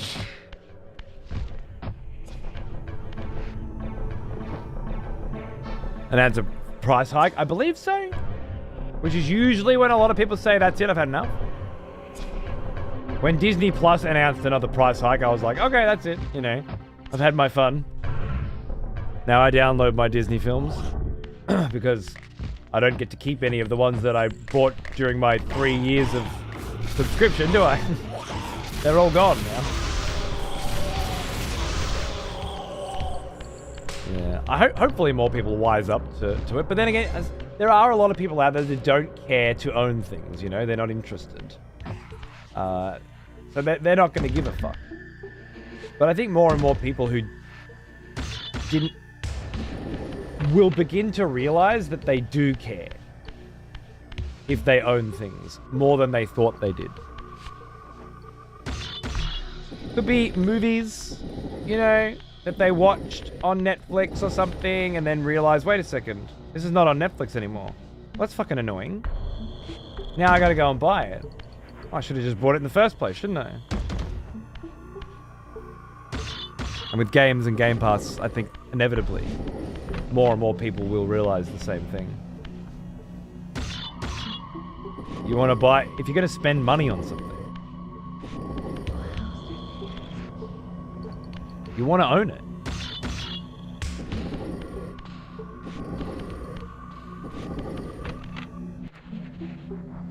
We'll see how we go with that prediction.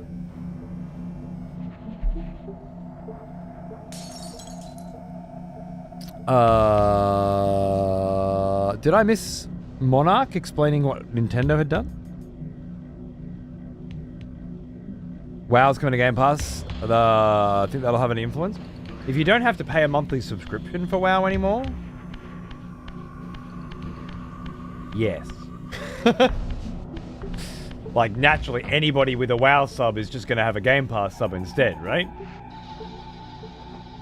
I got people in here that have a WoW sub for 20 years.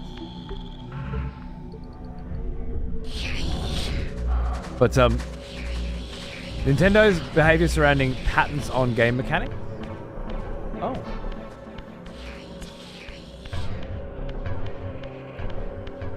Okay. That doesn't have anything to do with me. That's not... Sony locking games and then making me use an AI and then not... That affects me. I don't know what Nintendo's game patents on... That doesn't affect me. I don't give a shit about that. That's lawyer stuff. So the lawyer people. And do whatever they want. I haven't heard anything particularly egregious. Unless we talk about Pokemon Pal World crap. But again, I could give a fuck. Telling me I get free games with my WoW sub? Yeah, that would get... I mean, shit, that might get me on Game Pass. We shall see. Another bell. I've got a general idea what I'm doing in this place, but really I'm just going from room to room looking for more block puzzles. Blizzard is gonna love being able to count Game Pass subscriptions as WoW subs. Yeah. Yeah, I reckon you might be right. This is definitely where I just was, right?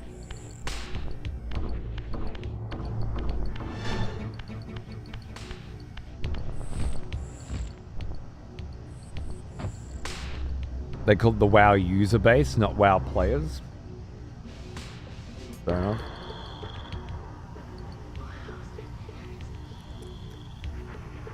WoW slot here. WoW won't come to Game Pass. Wait.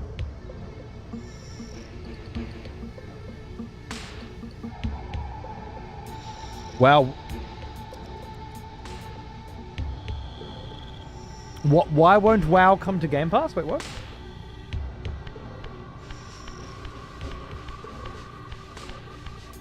I thought it was confirmed that it is. Did I miss something? Was that a rumor? I was under the impression that was already announced.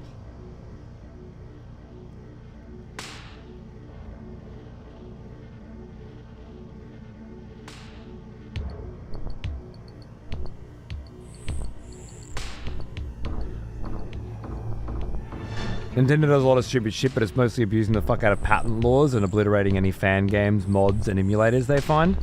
Sure. Why wouldn't they? We've been emulating their shit since fucking Pokemon Red. Millions and millions and millions and millions of people have been stealing their fucking shit for decades. I don't blame the cunt. I remember riding around to my friend's house with Pokemon Blue and Red on a floppy disk. A genuine, bona fide, 100% real motherfucking memory that I have, right? They got every reason to be pissed. I would be, as would you, if you invented Pokemon, you know? Now, I'm not saying they don't get a little crazy with their patents and stuff, but yeah. Is there a company that doesn't? That's capitalism and business and the blah. I don't know. There's so many things to worry about in this games industry, like psychologically manipulating children with battle passes and loot boxes, with fundamentally changing the way children play video games and why they play them to unlock skins with real money.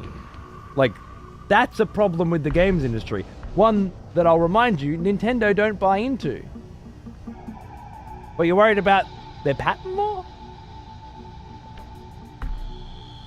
I mean, it's okay. You can be worried about more than one thing at once. Fair enough. But I don't know. It's a big old fucked up industry. Nintendo don't even rank in the top 10 for me. What's interesting is that Nintendo usually don't go after providers that aren't trying to profit in some fashion or boasting about illegally sharing their stuff. Well, true, I have seen the bigger projects get shut down, the bigger fan projects and stuff. But I mean, I'm not going to be upset at Nintendo because they shut down fan projects. We all knew that the fan projects were going to be shut down. And we have ways to distribute things that Nintendo can't stop, and we do it. So, like, you know, there's plenty of lovely cops and robbers going on. Oh, sorry. I think I missed Action Dan. I get it doesn't affect you. It's just Nintendo desires affect all of gaming if they suddenly decide that games can't use gliders or monster capture mechanics. Right. I don't know if there are any examples of what you're suggesting currently in effect today. Are there? That I don't know about?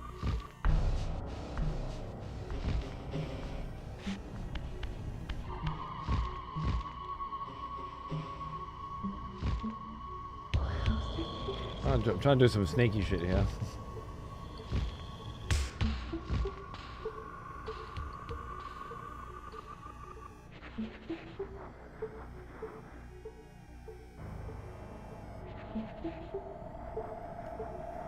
Suddenly deciding that they own the right to make a game with gliding and monster capture and other mechanics is it is, but has that happened yet? Have games stopped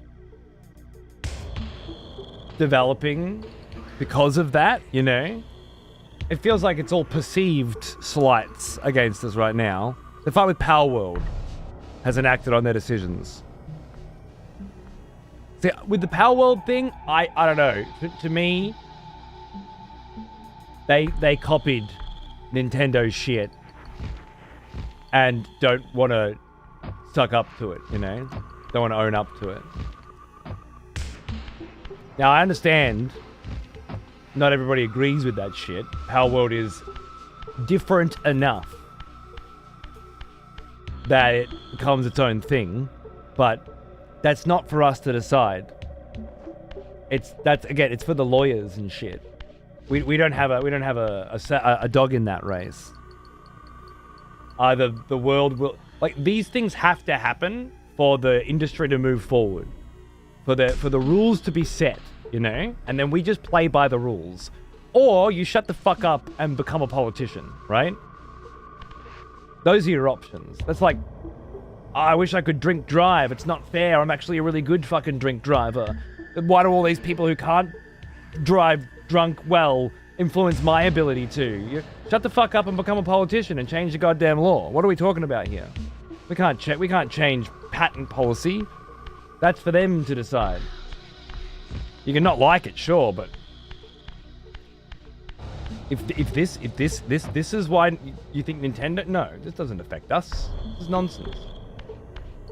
This is business, you know?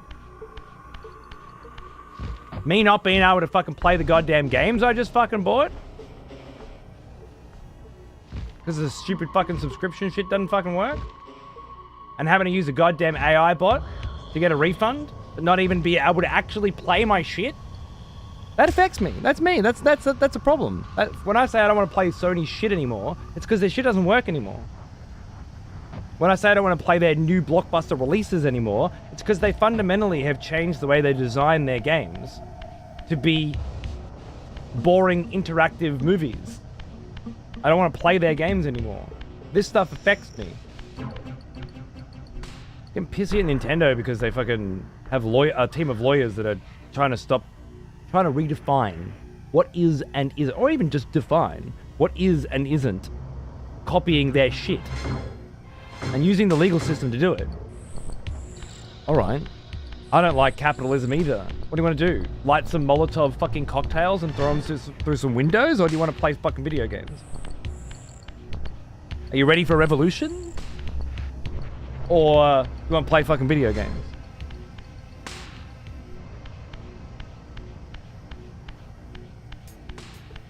The mere fact that the door's being opened is concerning. It has to be opened. They all have to be opened eventually, don't they?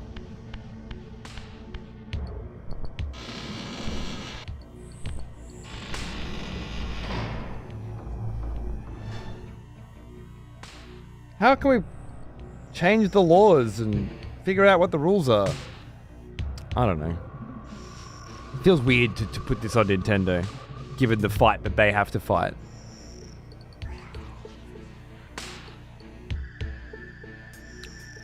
The next Xbox is apparently a small PC and can run Windows programs such as Battle.net. Yeah, they want WoW in the living room, right? On Game Pass. That makes sense. They only just put the patterns in with the Power World shit. They haven't actually gone through it. Yeah, so we're talking about perceived slights here as well. It's such a weak pattern it won't hold. It's already been redacted. Yeah, fair.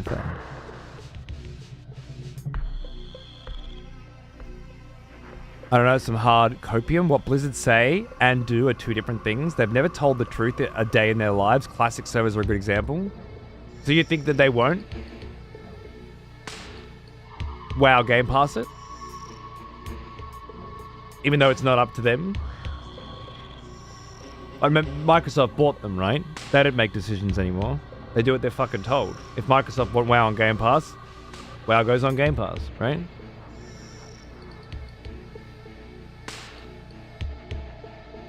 They actually wanted to leave Palworld alone for a while, since Palworld is a fellow Japanese company. There were petitions asking Nintendo to sue Palworld. Do you know how funny that sounds? Nintendo even said, yes, thank you, we're thinking about it, thanks.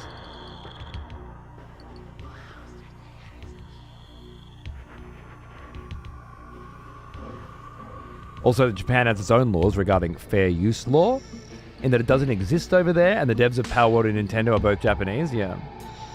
I'm pissed at multiple companies. You're pissed at all companies, you're pissed at capitalism. That's okay. But when we're talking about... I'm saying, like, the direction Sony have taken stops me wanting to be a part of Sony's club. I don't want to buy their consoles. I don't want to play their games. I'm not interested in their shit anymore.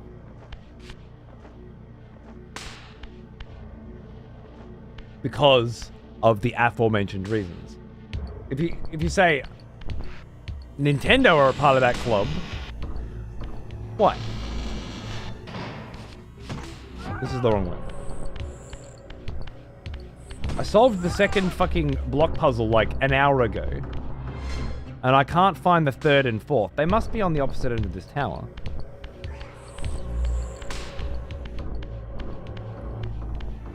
Is anyone saying, I won't buy a Nintendo console. I don't want to play Nintendo games. I don't want to help Nintendo continue to redefine and push the barriers of what is gaming and how do we game. Because I don't like their patent policy. Is that what we're saying?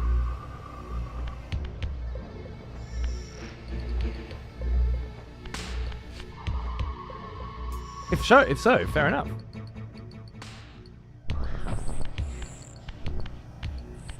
But it seems like a stretch.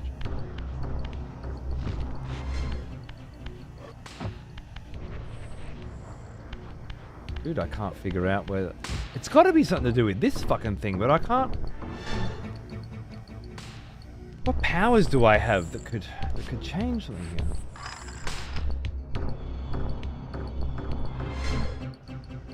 I missed a stream. Did I beat Metroid Prime 4? Bloody hell! Beat it?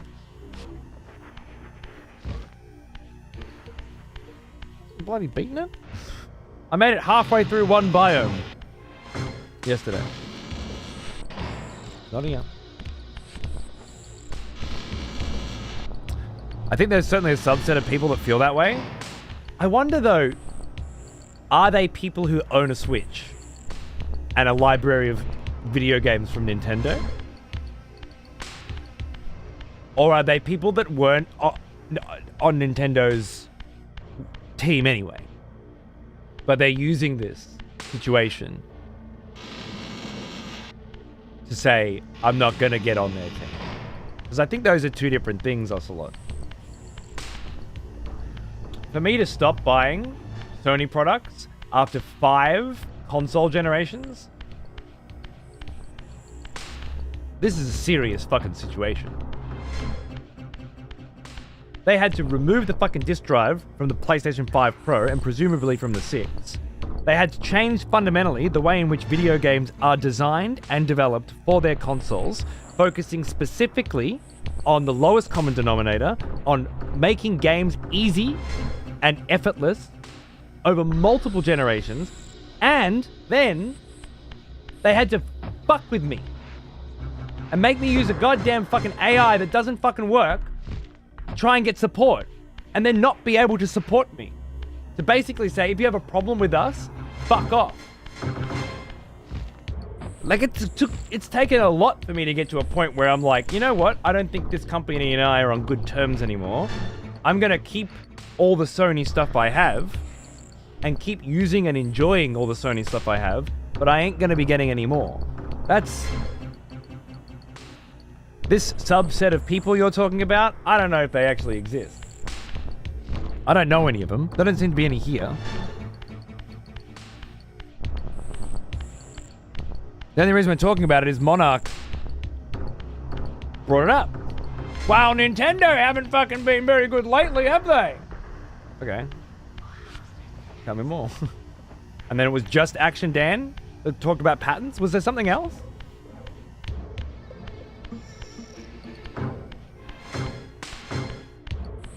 I guess if you don't like Metroid Prime 4,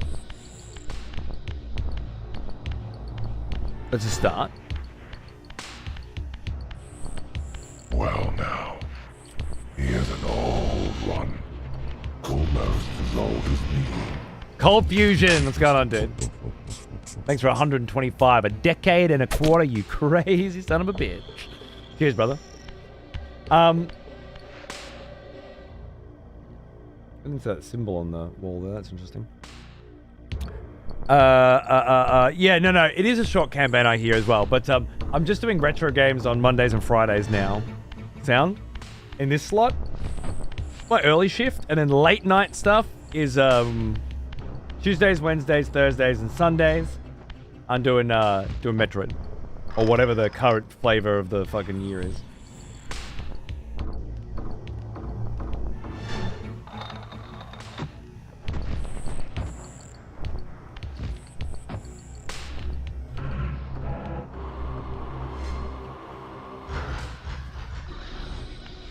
Grasping at fucking straws now, mate.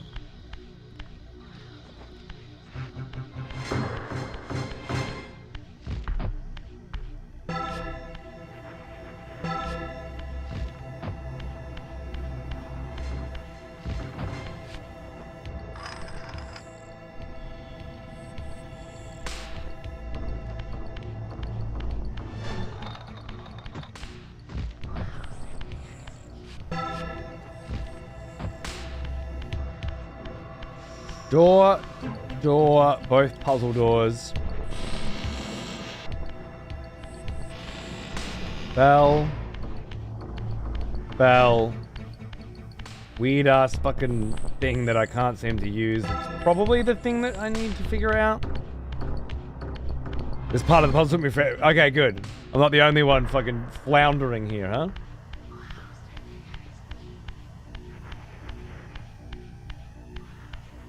I'm losing my mind. I'm gonna go back down again. Unless it's one of these again. Where the shape of the tower is different in the Soul World.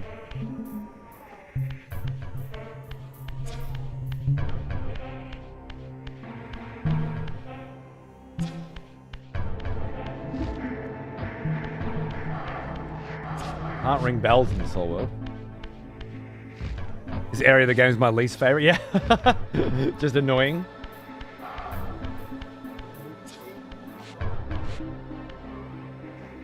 There's a water level pump there. That's going to be fucking horrible.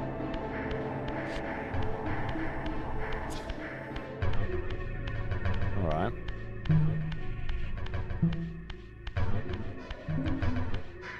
Can't get up through there now. That's interesting. That was open before. Why is that open?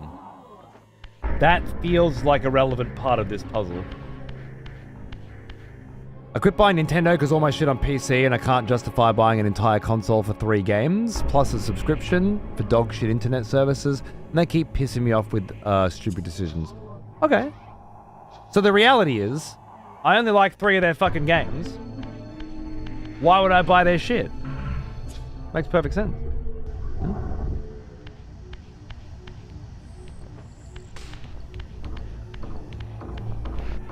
I don't think anyone would argue with you. But the rest of that shit sounds like nonsense. Oh, there's subscription services? Oh, damn! I have to pay $12 a year for subscription services. God, it's tragic. Oh no, I'd hate to be part of a family plan. Like fucking Sony are out here charging you like $150. Game Pass is like $200, you know? Nintendo's shit's just...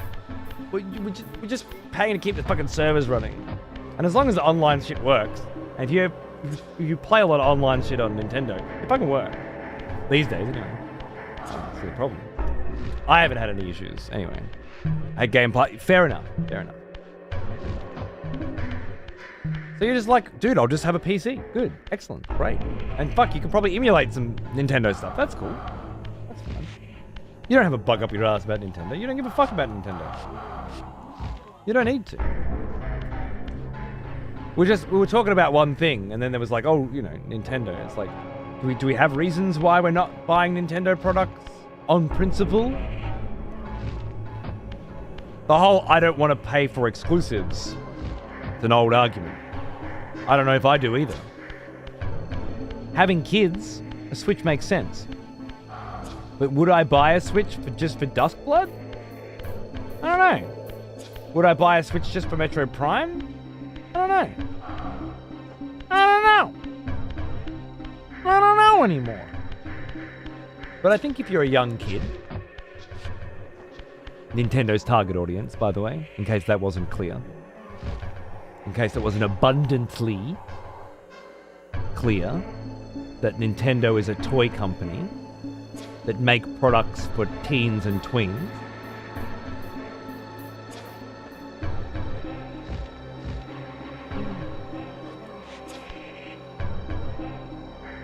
I don't know. Makes sense. What's this? Just look. A Specialist Legend Award for consistently applying his science knowledge and helping others succeed. Oh my goodness, you're a champion. Thank you. Mwah. Beautifully done. You can definitely watch a YouTube for that. Hell yeah, you can. Bringing home bloody science awards. Then you get YouTubes. Enjoy. Everybody. Does it say anything it shouldn't? Yes, it does. Don't show them.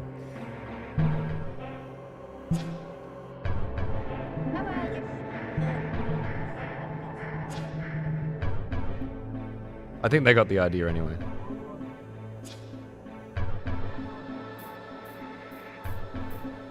Good on you, dude.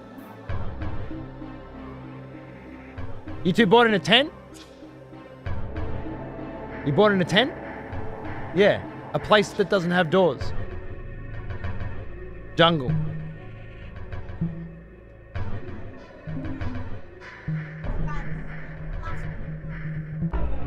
Oh, you got into the same class as Oscar? Oh, really? Nice. What about Nate? Okay. And, yeah, that's the main one. Ollie? I'll catch up with you soon. I'm just stuck in this never-ending dungeon. Mwah.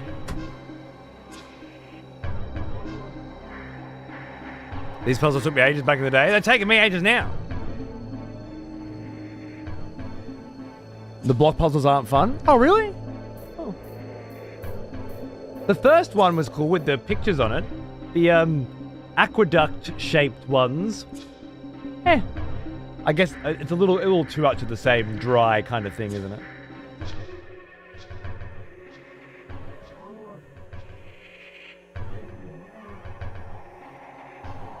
PS Plus streaming of older games is abysmal as well. Yeah, not into that either.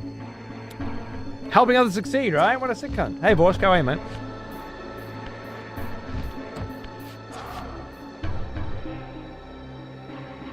Well, I don't think the secret that I was hoping would solve my problems was be in the spiritual world. At least not here. This has got to be you ring the bells and it breaks the glass. Like, that feels very obvious, but...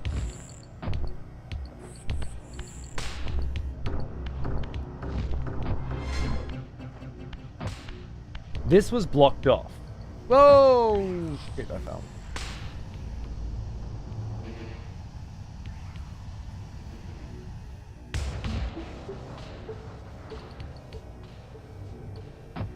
Hell yeah.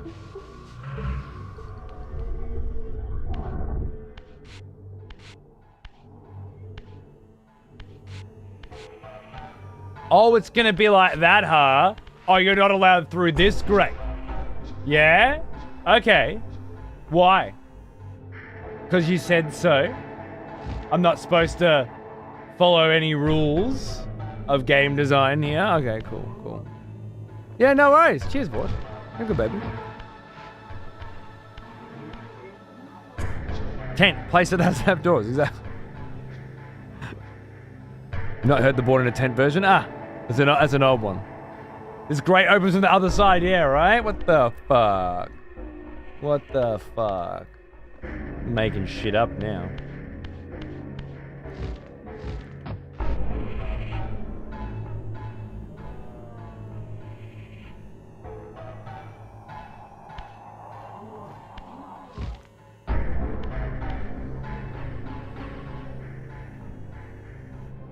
I presume if I go down here in the soul realm, yeah, it doesn't knock me up. Makes sense.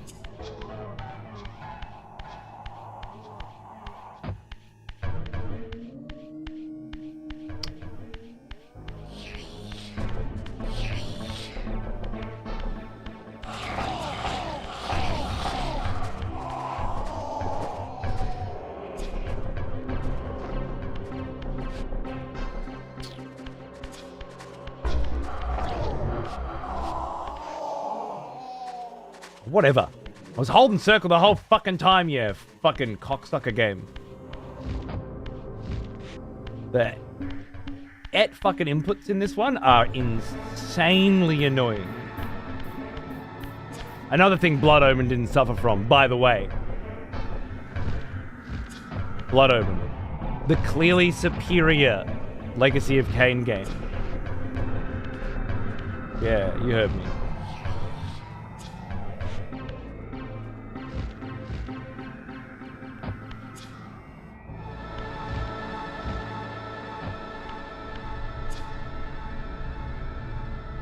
You fucking heard me. Oh, saw that change again.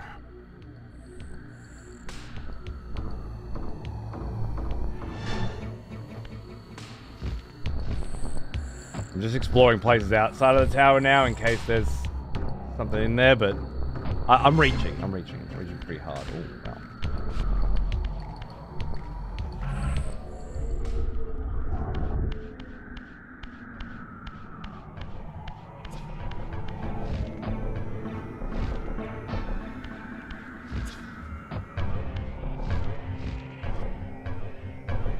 Margin, how you going, mate? This game brings back some good memories, just like the first game did. Blood Omen? Fuck yeah, mate. Oh, no. Why are you a cunt? Oh.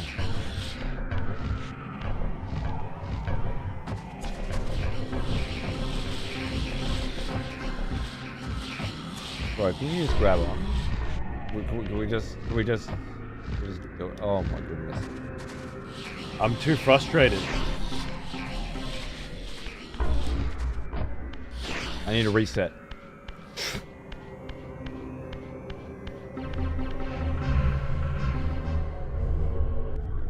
At least I'm feeling some of the frustration that you must have felt when you first played this game back in those days. Hopefully that's cathartic for you.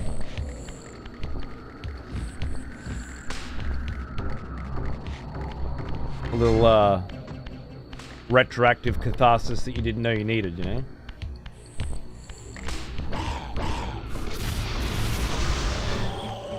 Just gonna check down here again in case. It's been a day of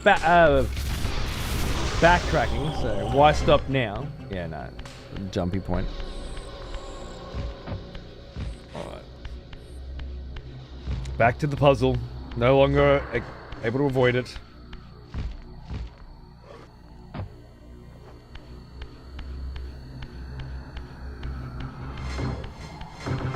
So why didn't you grab it then?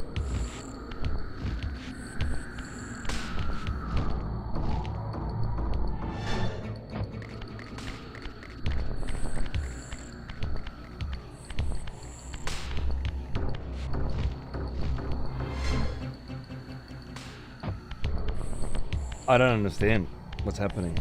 Why is it when I get frustrated this stuff happens? Why can't this stuff happen when I'm not frustrated? I don't remember having any trouble grabbing that before. It took me 10 years to figure out the Super Metroid Smart Bomb glass tube.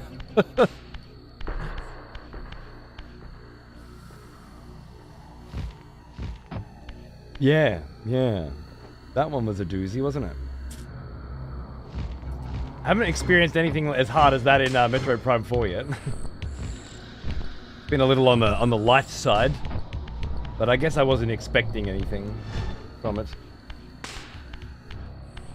All right, we went out just in case. Let's come back in. Back in we go to the fucking Tower of Power.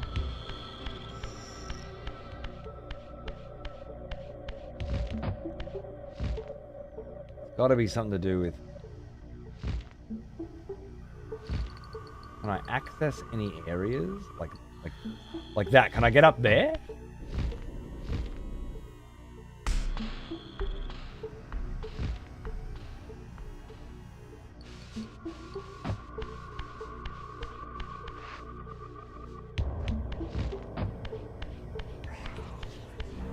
What the fuck is this?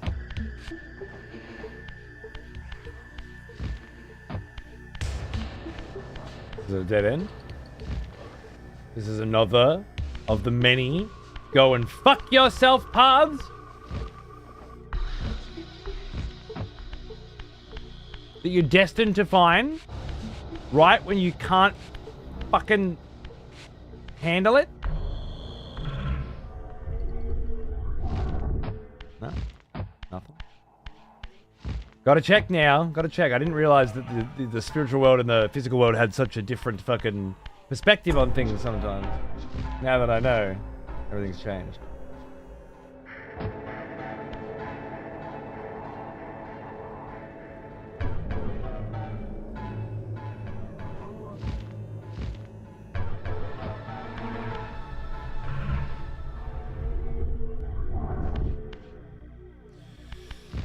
Okay.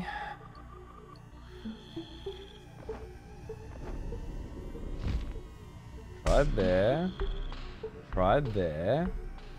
We've done that, and we've done that.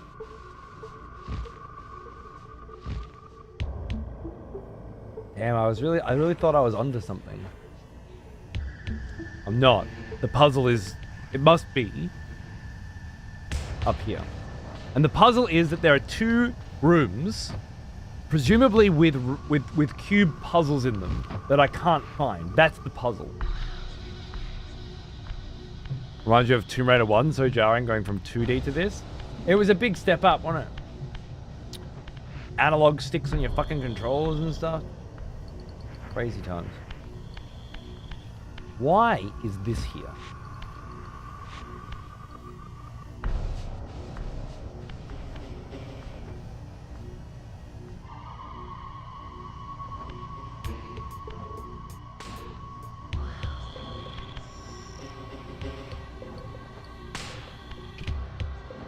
Ah!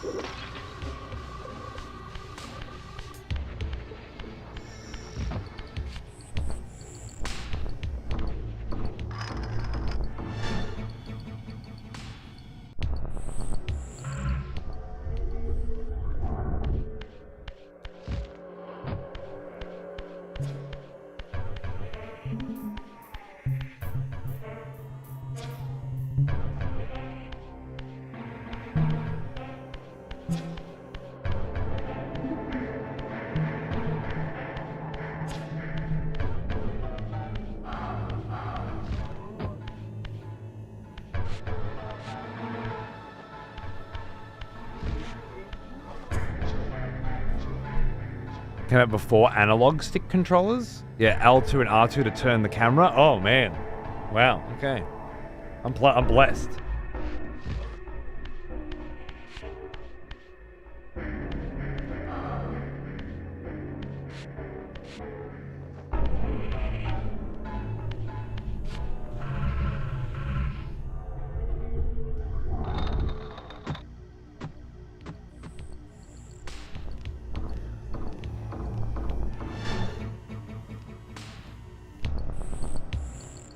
Well now, here's an old one.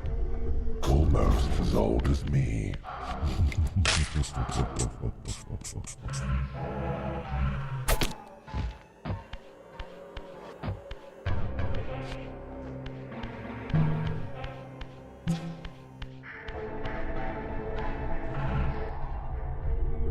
This game did support analog. I still have my copy. Really? Oh, there you go. Shorty Jones for 75 fucking months, mate. How you going? What's crack-a-lackin'? Thanks for everything, buddy. Good to see you. I think...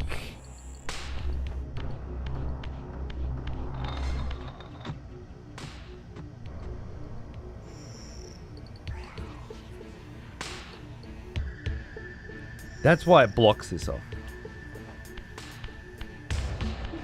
That's why.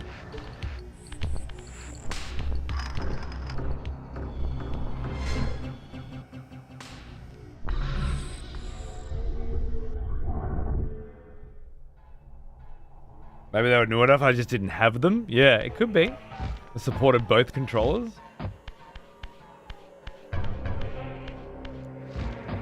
Alright, you dirty mutt.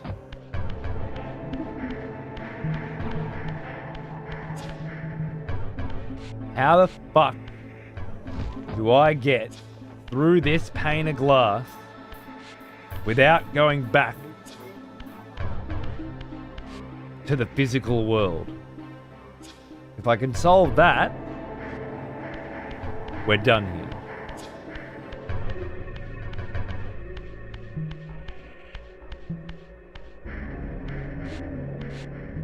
If that wall didn't block up, it would work. I can't hit the bells. These pipes change configuration or something?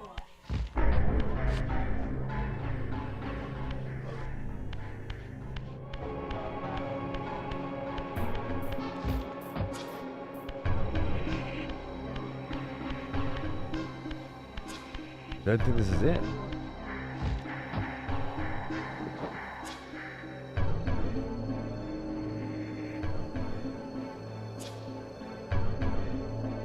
Camera turning in Kingdom Hearts 1 was pretty interesting. You had to take your thumb off the face buttons. I don't remember it. I really don't remember playing. I mean, I did play it a lot.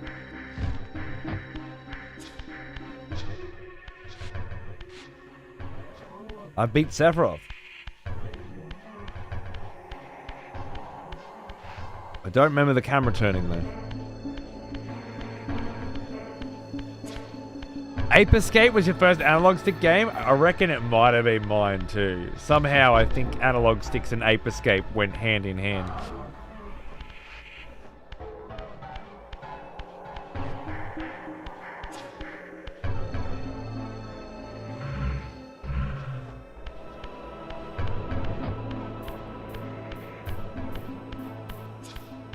Okay, so there's only one way back to the physical realm, and it's definitely that portal. That's it. That's the only way. And as soon as you go back to physical, she fucking flicks back. It doesn't last long, does it? Now, that's saying once you have super jump, you can get up there or something. I think. Probably up there. Which we don't got. Until we fight the boss here, no doubt.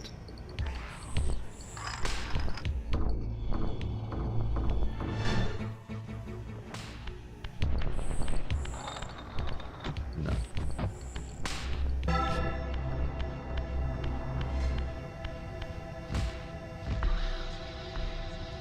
I really thought I was onto something then.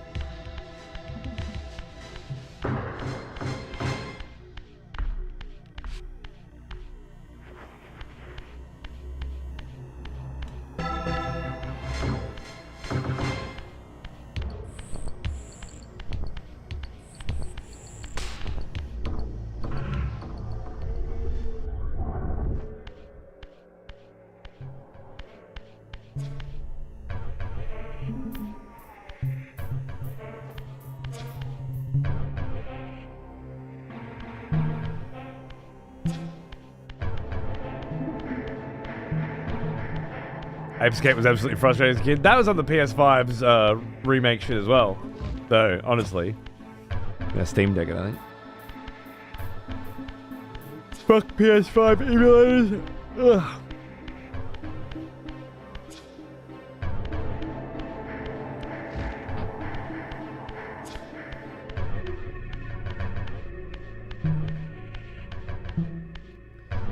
This one is a fucking doozy, bro. This is the bell door window that I'm looking at from the other side, trying to get through. Why am I trying to get through there? Where does it lead me? Here? Climb up there or something. What am I trying to fucking do? Here, you know? Trying to find more doors that lead to more rooms with more square puzzles in them to remove the fucking force fields of hand hooks or some shit in a room that I've never even seen. I don't know what the fuck I'm supposed to do. I spent a week on this part. I ended up getting a late fee from Blockbuster.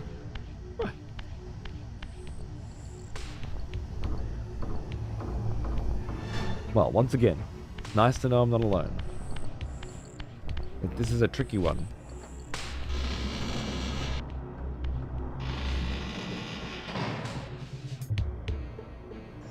Ah.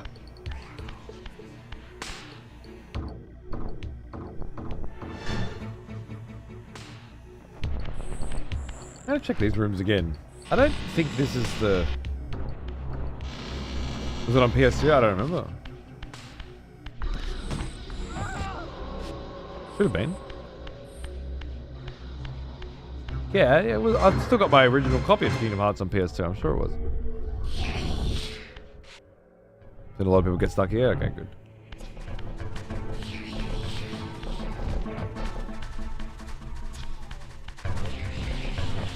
Finished.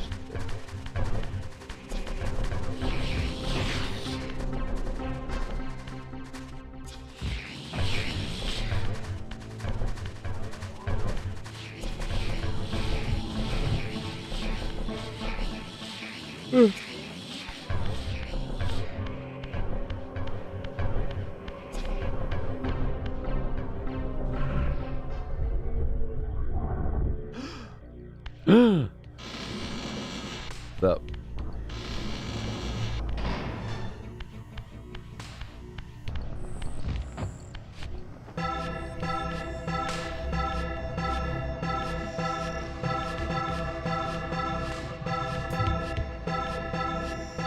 I'm just waking myself up.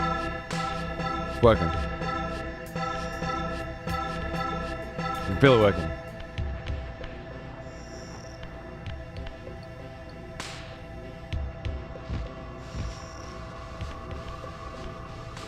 The shock of Razio, yeah.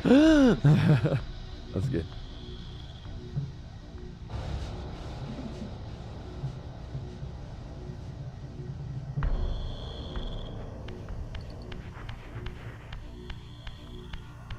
I really think I was onto something with this.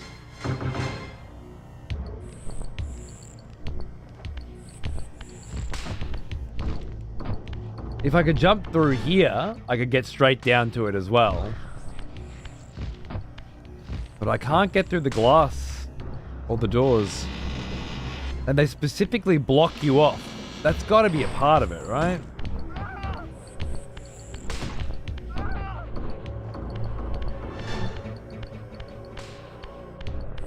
It's got to be a intentional part of the bullshit.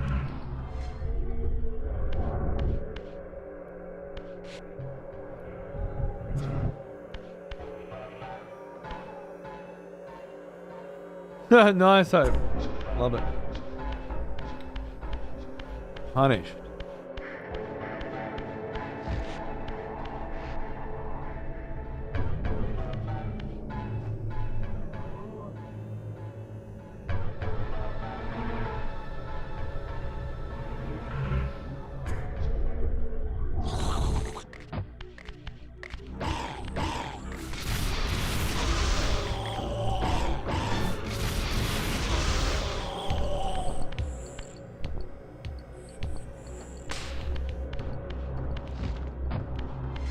Just checking.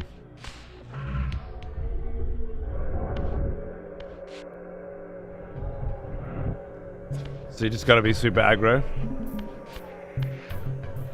Stop fucking yawning. I'm sorry! I'm fucking tired, alright? Ah!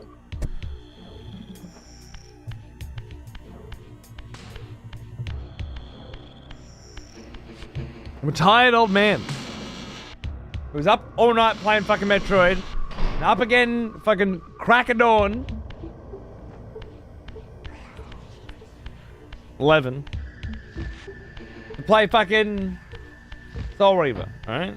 So just fucking let a man yawn.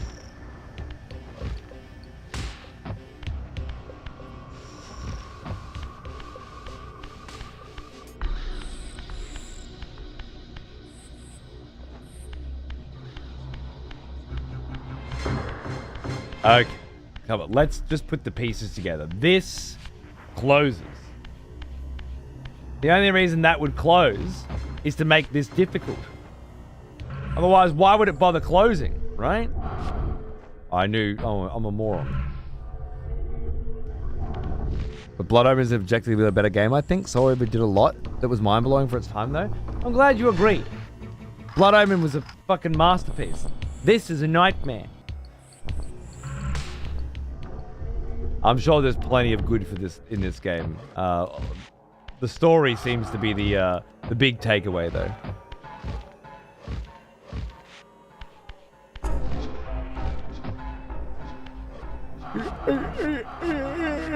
All right, you can't get through there. Can't get through there.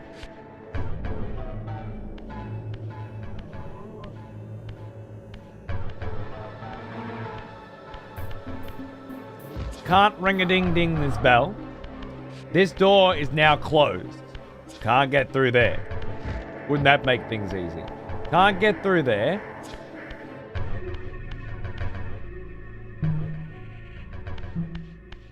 Can't get through here.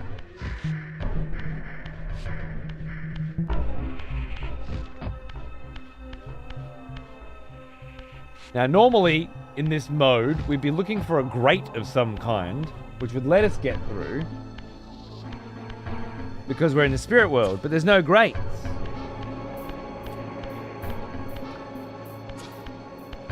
Which means there's nowhere to go. Inside these fucking pipes and then run through, but there's no way into those. So then what do they want me to do? They want me to use the bells.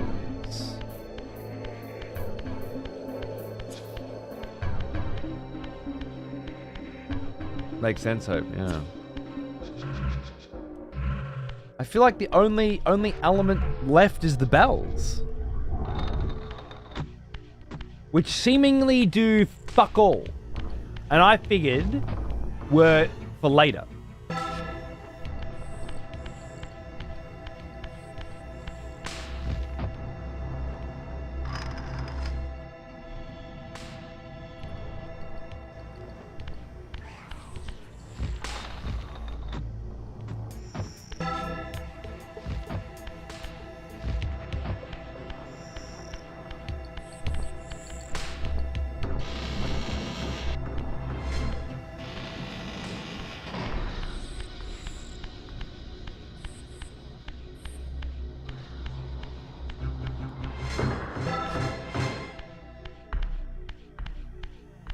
Blood is better if you're capable of sacrificing graphics for an improvement in structure, scale, detail, but as we've all seen, most gamers aren't like that. 12 polygons over everything.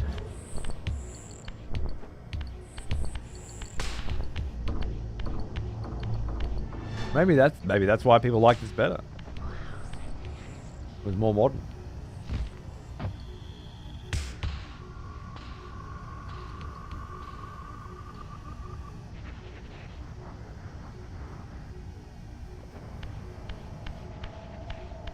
Gotta be a good puzzle though. It's got me fucking scratching me fucking head. Not that I'm some puzzle genius, but I'm a fucking 40-year-old man. I don't feel like I should be getting stuck on fucking PlayStation 1 game puzzles for very long. Not for this long anyway, you know. Silent Hill F was clearly trying to fuck with me. Then again, Silent Hill fucking 2 was fucking with me for a long time. What's this imagery on here say? Is that the key? It was to the last time I got stuck for 2 hours. I gave up around here and my rental ran out. Yep. Sounds about right.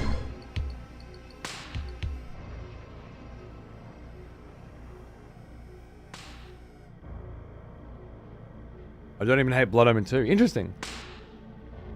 Do people generally hate Blood Omen 2?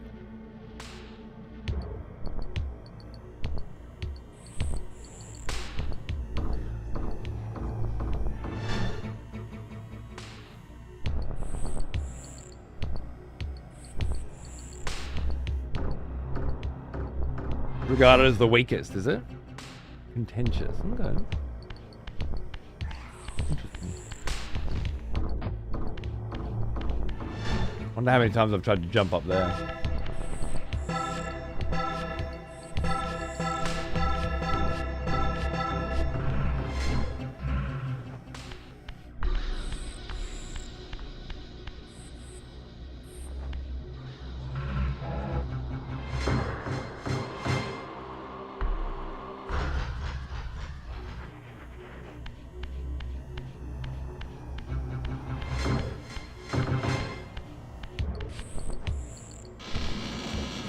Most people think it's the worst by far. Not quite Devil May Cry 2 bad? Okay. You think people would like this more if the puzzle had you throw 3 runes at a wall? Yeah, probably.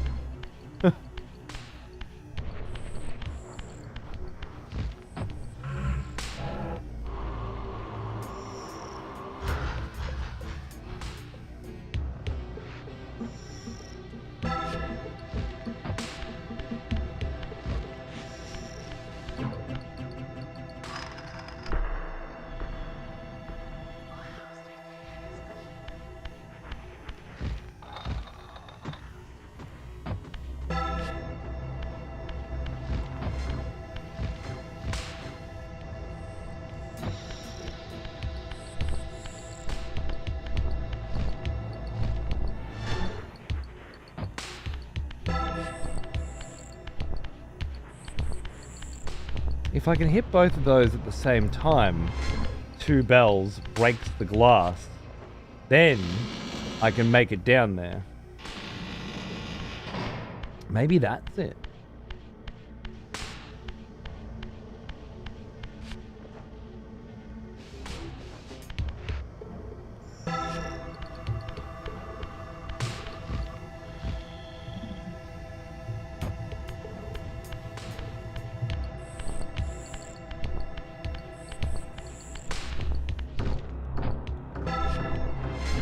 Fast enough. Can I be faster?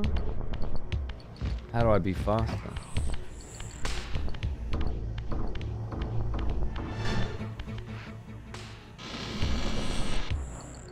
Oh, sorry what you do to me? Lovely. In DMC 2, the only game I ever quit when I got to the last boss, not because I died, not because it was too hard, because I just went, I'm fucking bored and couldn't be fucked. That's some high praise.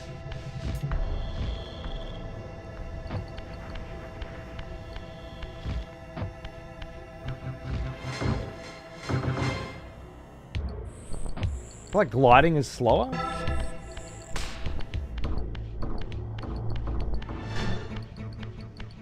As someone who went back in 2018, you didn't miss anything? Hey, Pete, how you going, mate? It's cracking. Yeah, I skip DMC too when I do my playthroughs. Good hangs last night, brother. I've been thinking constantly since then.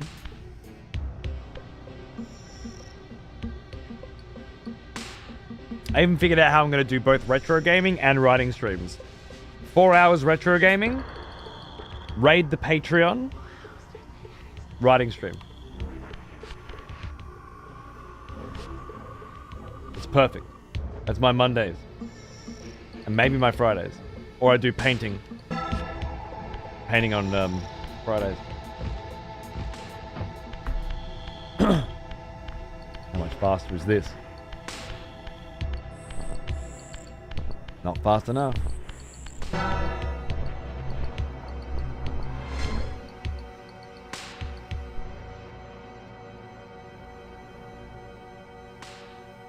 That was fucking it. It's gonna break that glass and now I can get down. In spirit mode. Hey, we got there! Lovely! Once you try everything it isn't, you're gonna figure out what it is. Lovely. Thanks for sticking with me. That was a tough one. I was a cheeky little bitch. Working on ship right now. Trying to write up an E33 review. Even added some Demon Souls build posts. Oh, look at you go.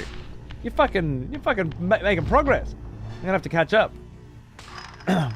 Next weekend, we show our work. All right. Next weekend, we see where we're at. And maybe we can work on something else. Hey, we fucking made it! Water panel. Oh, down there. My reward for all this is I get to do 2 more cube puzzles, I think. Whoa! Fucking humans, how dare you? Oh, you threw a fucking motherfucking blade at me! A Chris knife!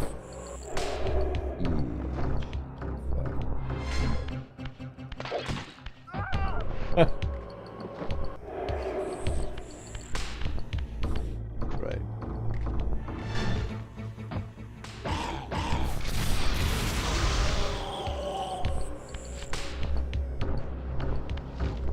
Sounds good. Let's do it.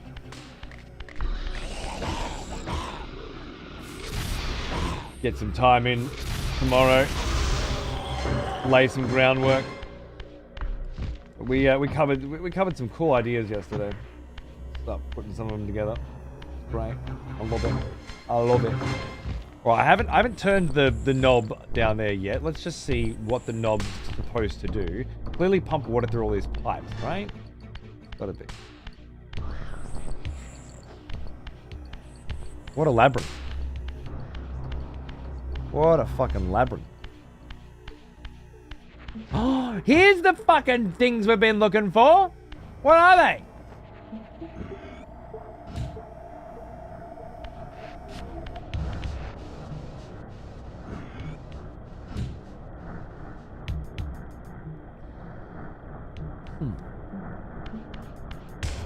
For climbing?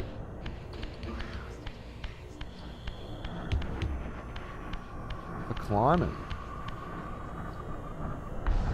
Once the floodgates open. Quite literally, I imagine. More puzzles is the greatest reward. Yeah.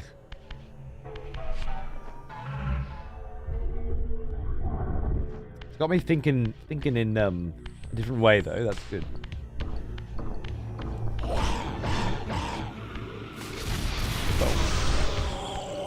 Soul Reaver, get fucked. Ah! No, you don't.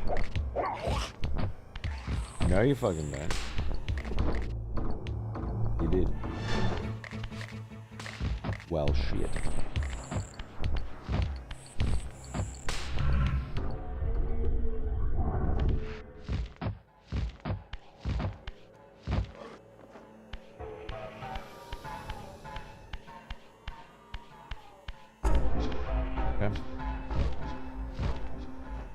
Don't know what they do.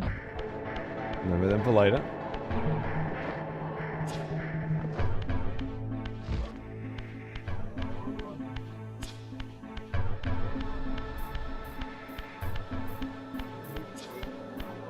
I wonder if this is a terrible place to leave it. So I really got to go and do other things.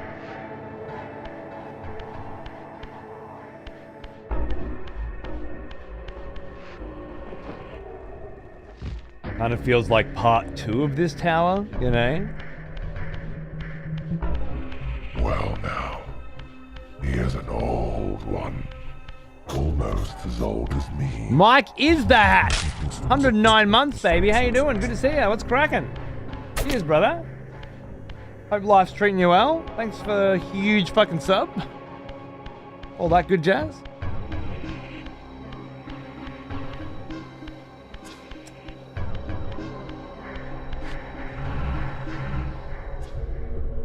Okay.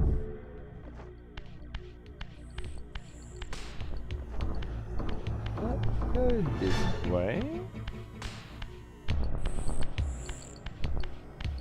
Ah! You're a dog.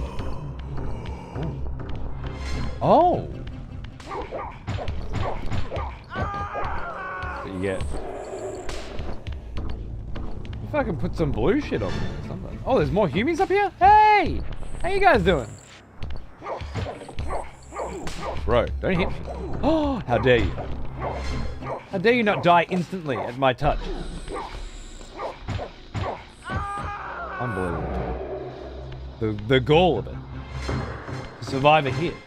And then more than one hit. What an insult.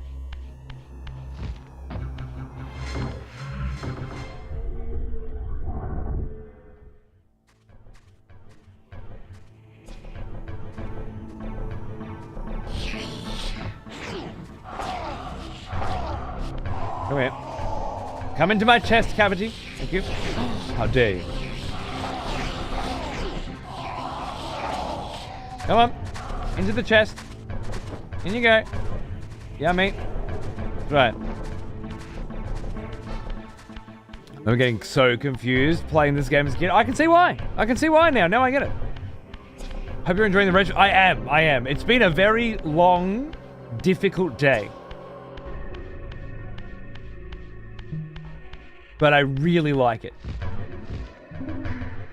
I really appreciate and respect this kind of game design. I miss it, I long for it, and I'm here for it. And I'm very happy that there are those of you out there that are willing to watch me suffer through it. And not just tell me how to do it, you know? Like 5 playthroughs to understand the layout of this game, I can see it. Whoa!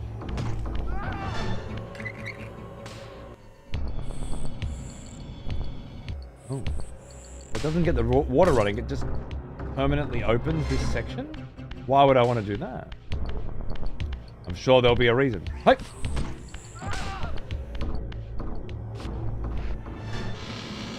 Didn't appear this time, fair enough. Was there a PC release of this as well?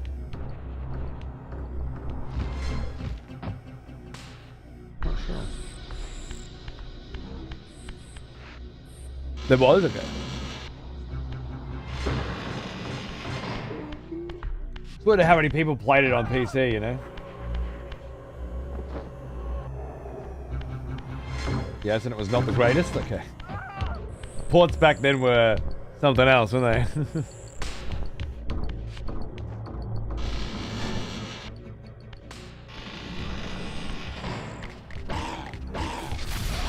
No. How could you?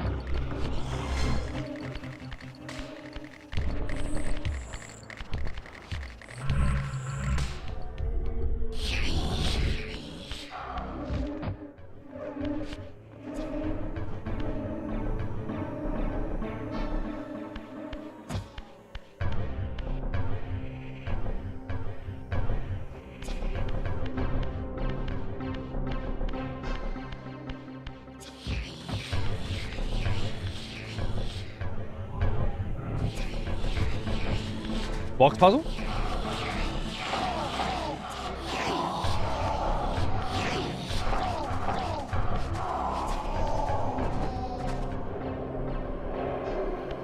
Lovely.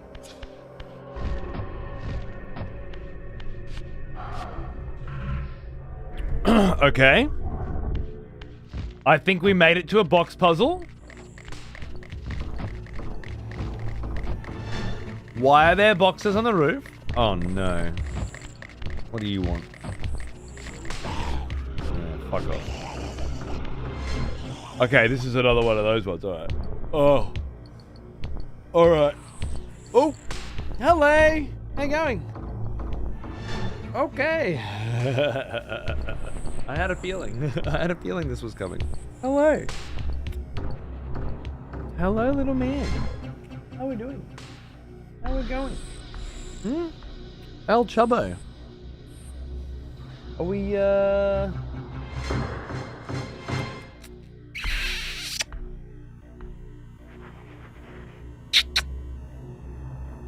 Oh, you wanna play? Yeah. Get out, bro. Look at that. You make him move? Guess that means the stream is ending? I think so.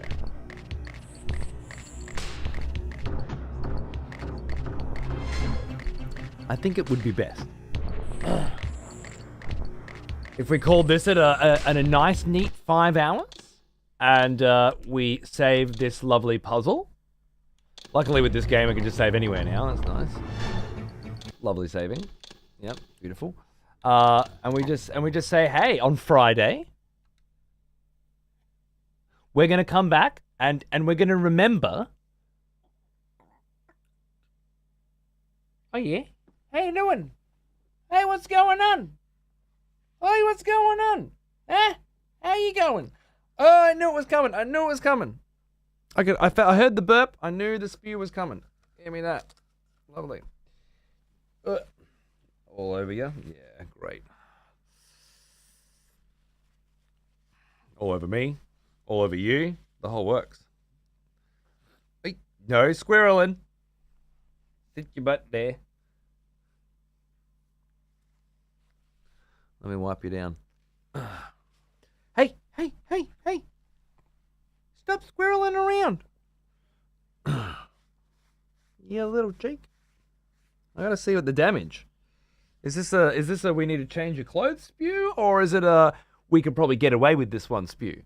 You know? The great Dreamcast version had great graphics and textures for the time, but I knew like one person. Dude, I had a friend who owned a Dreamcast. I never played this on it. We just played Sonic Adventure and Daytona, I think it was.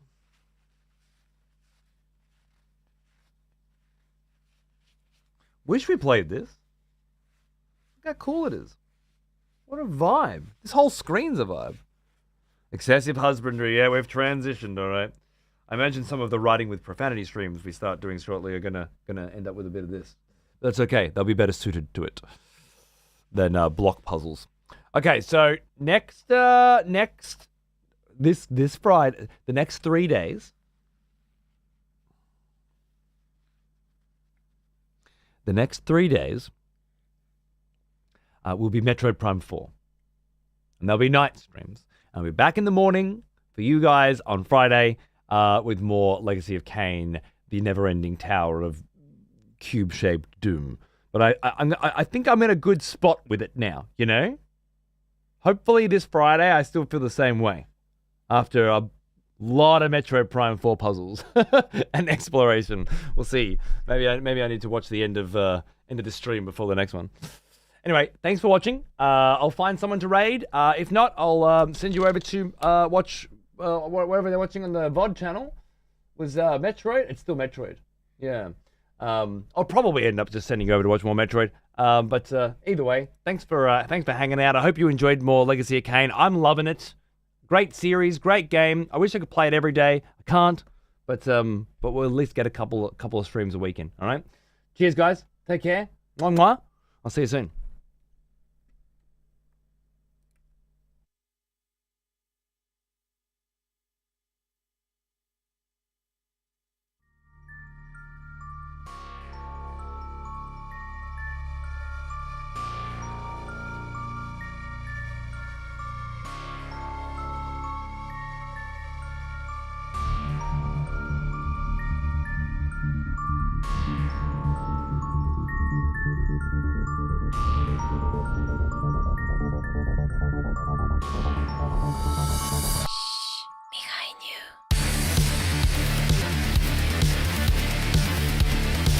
Actually, the Cardboard Cowboy's live.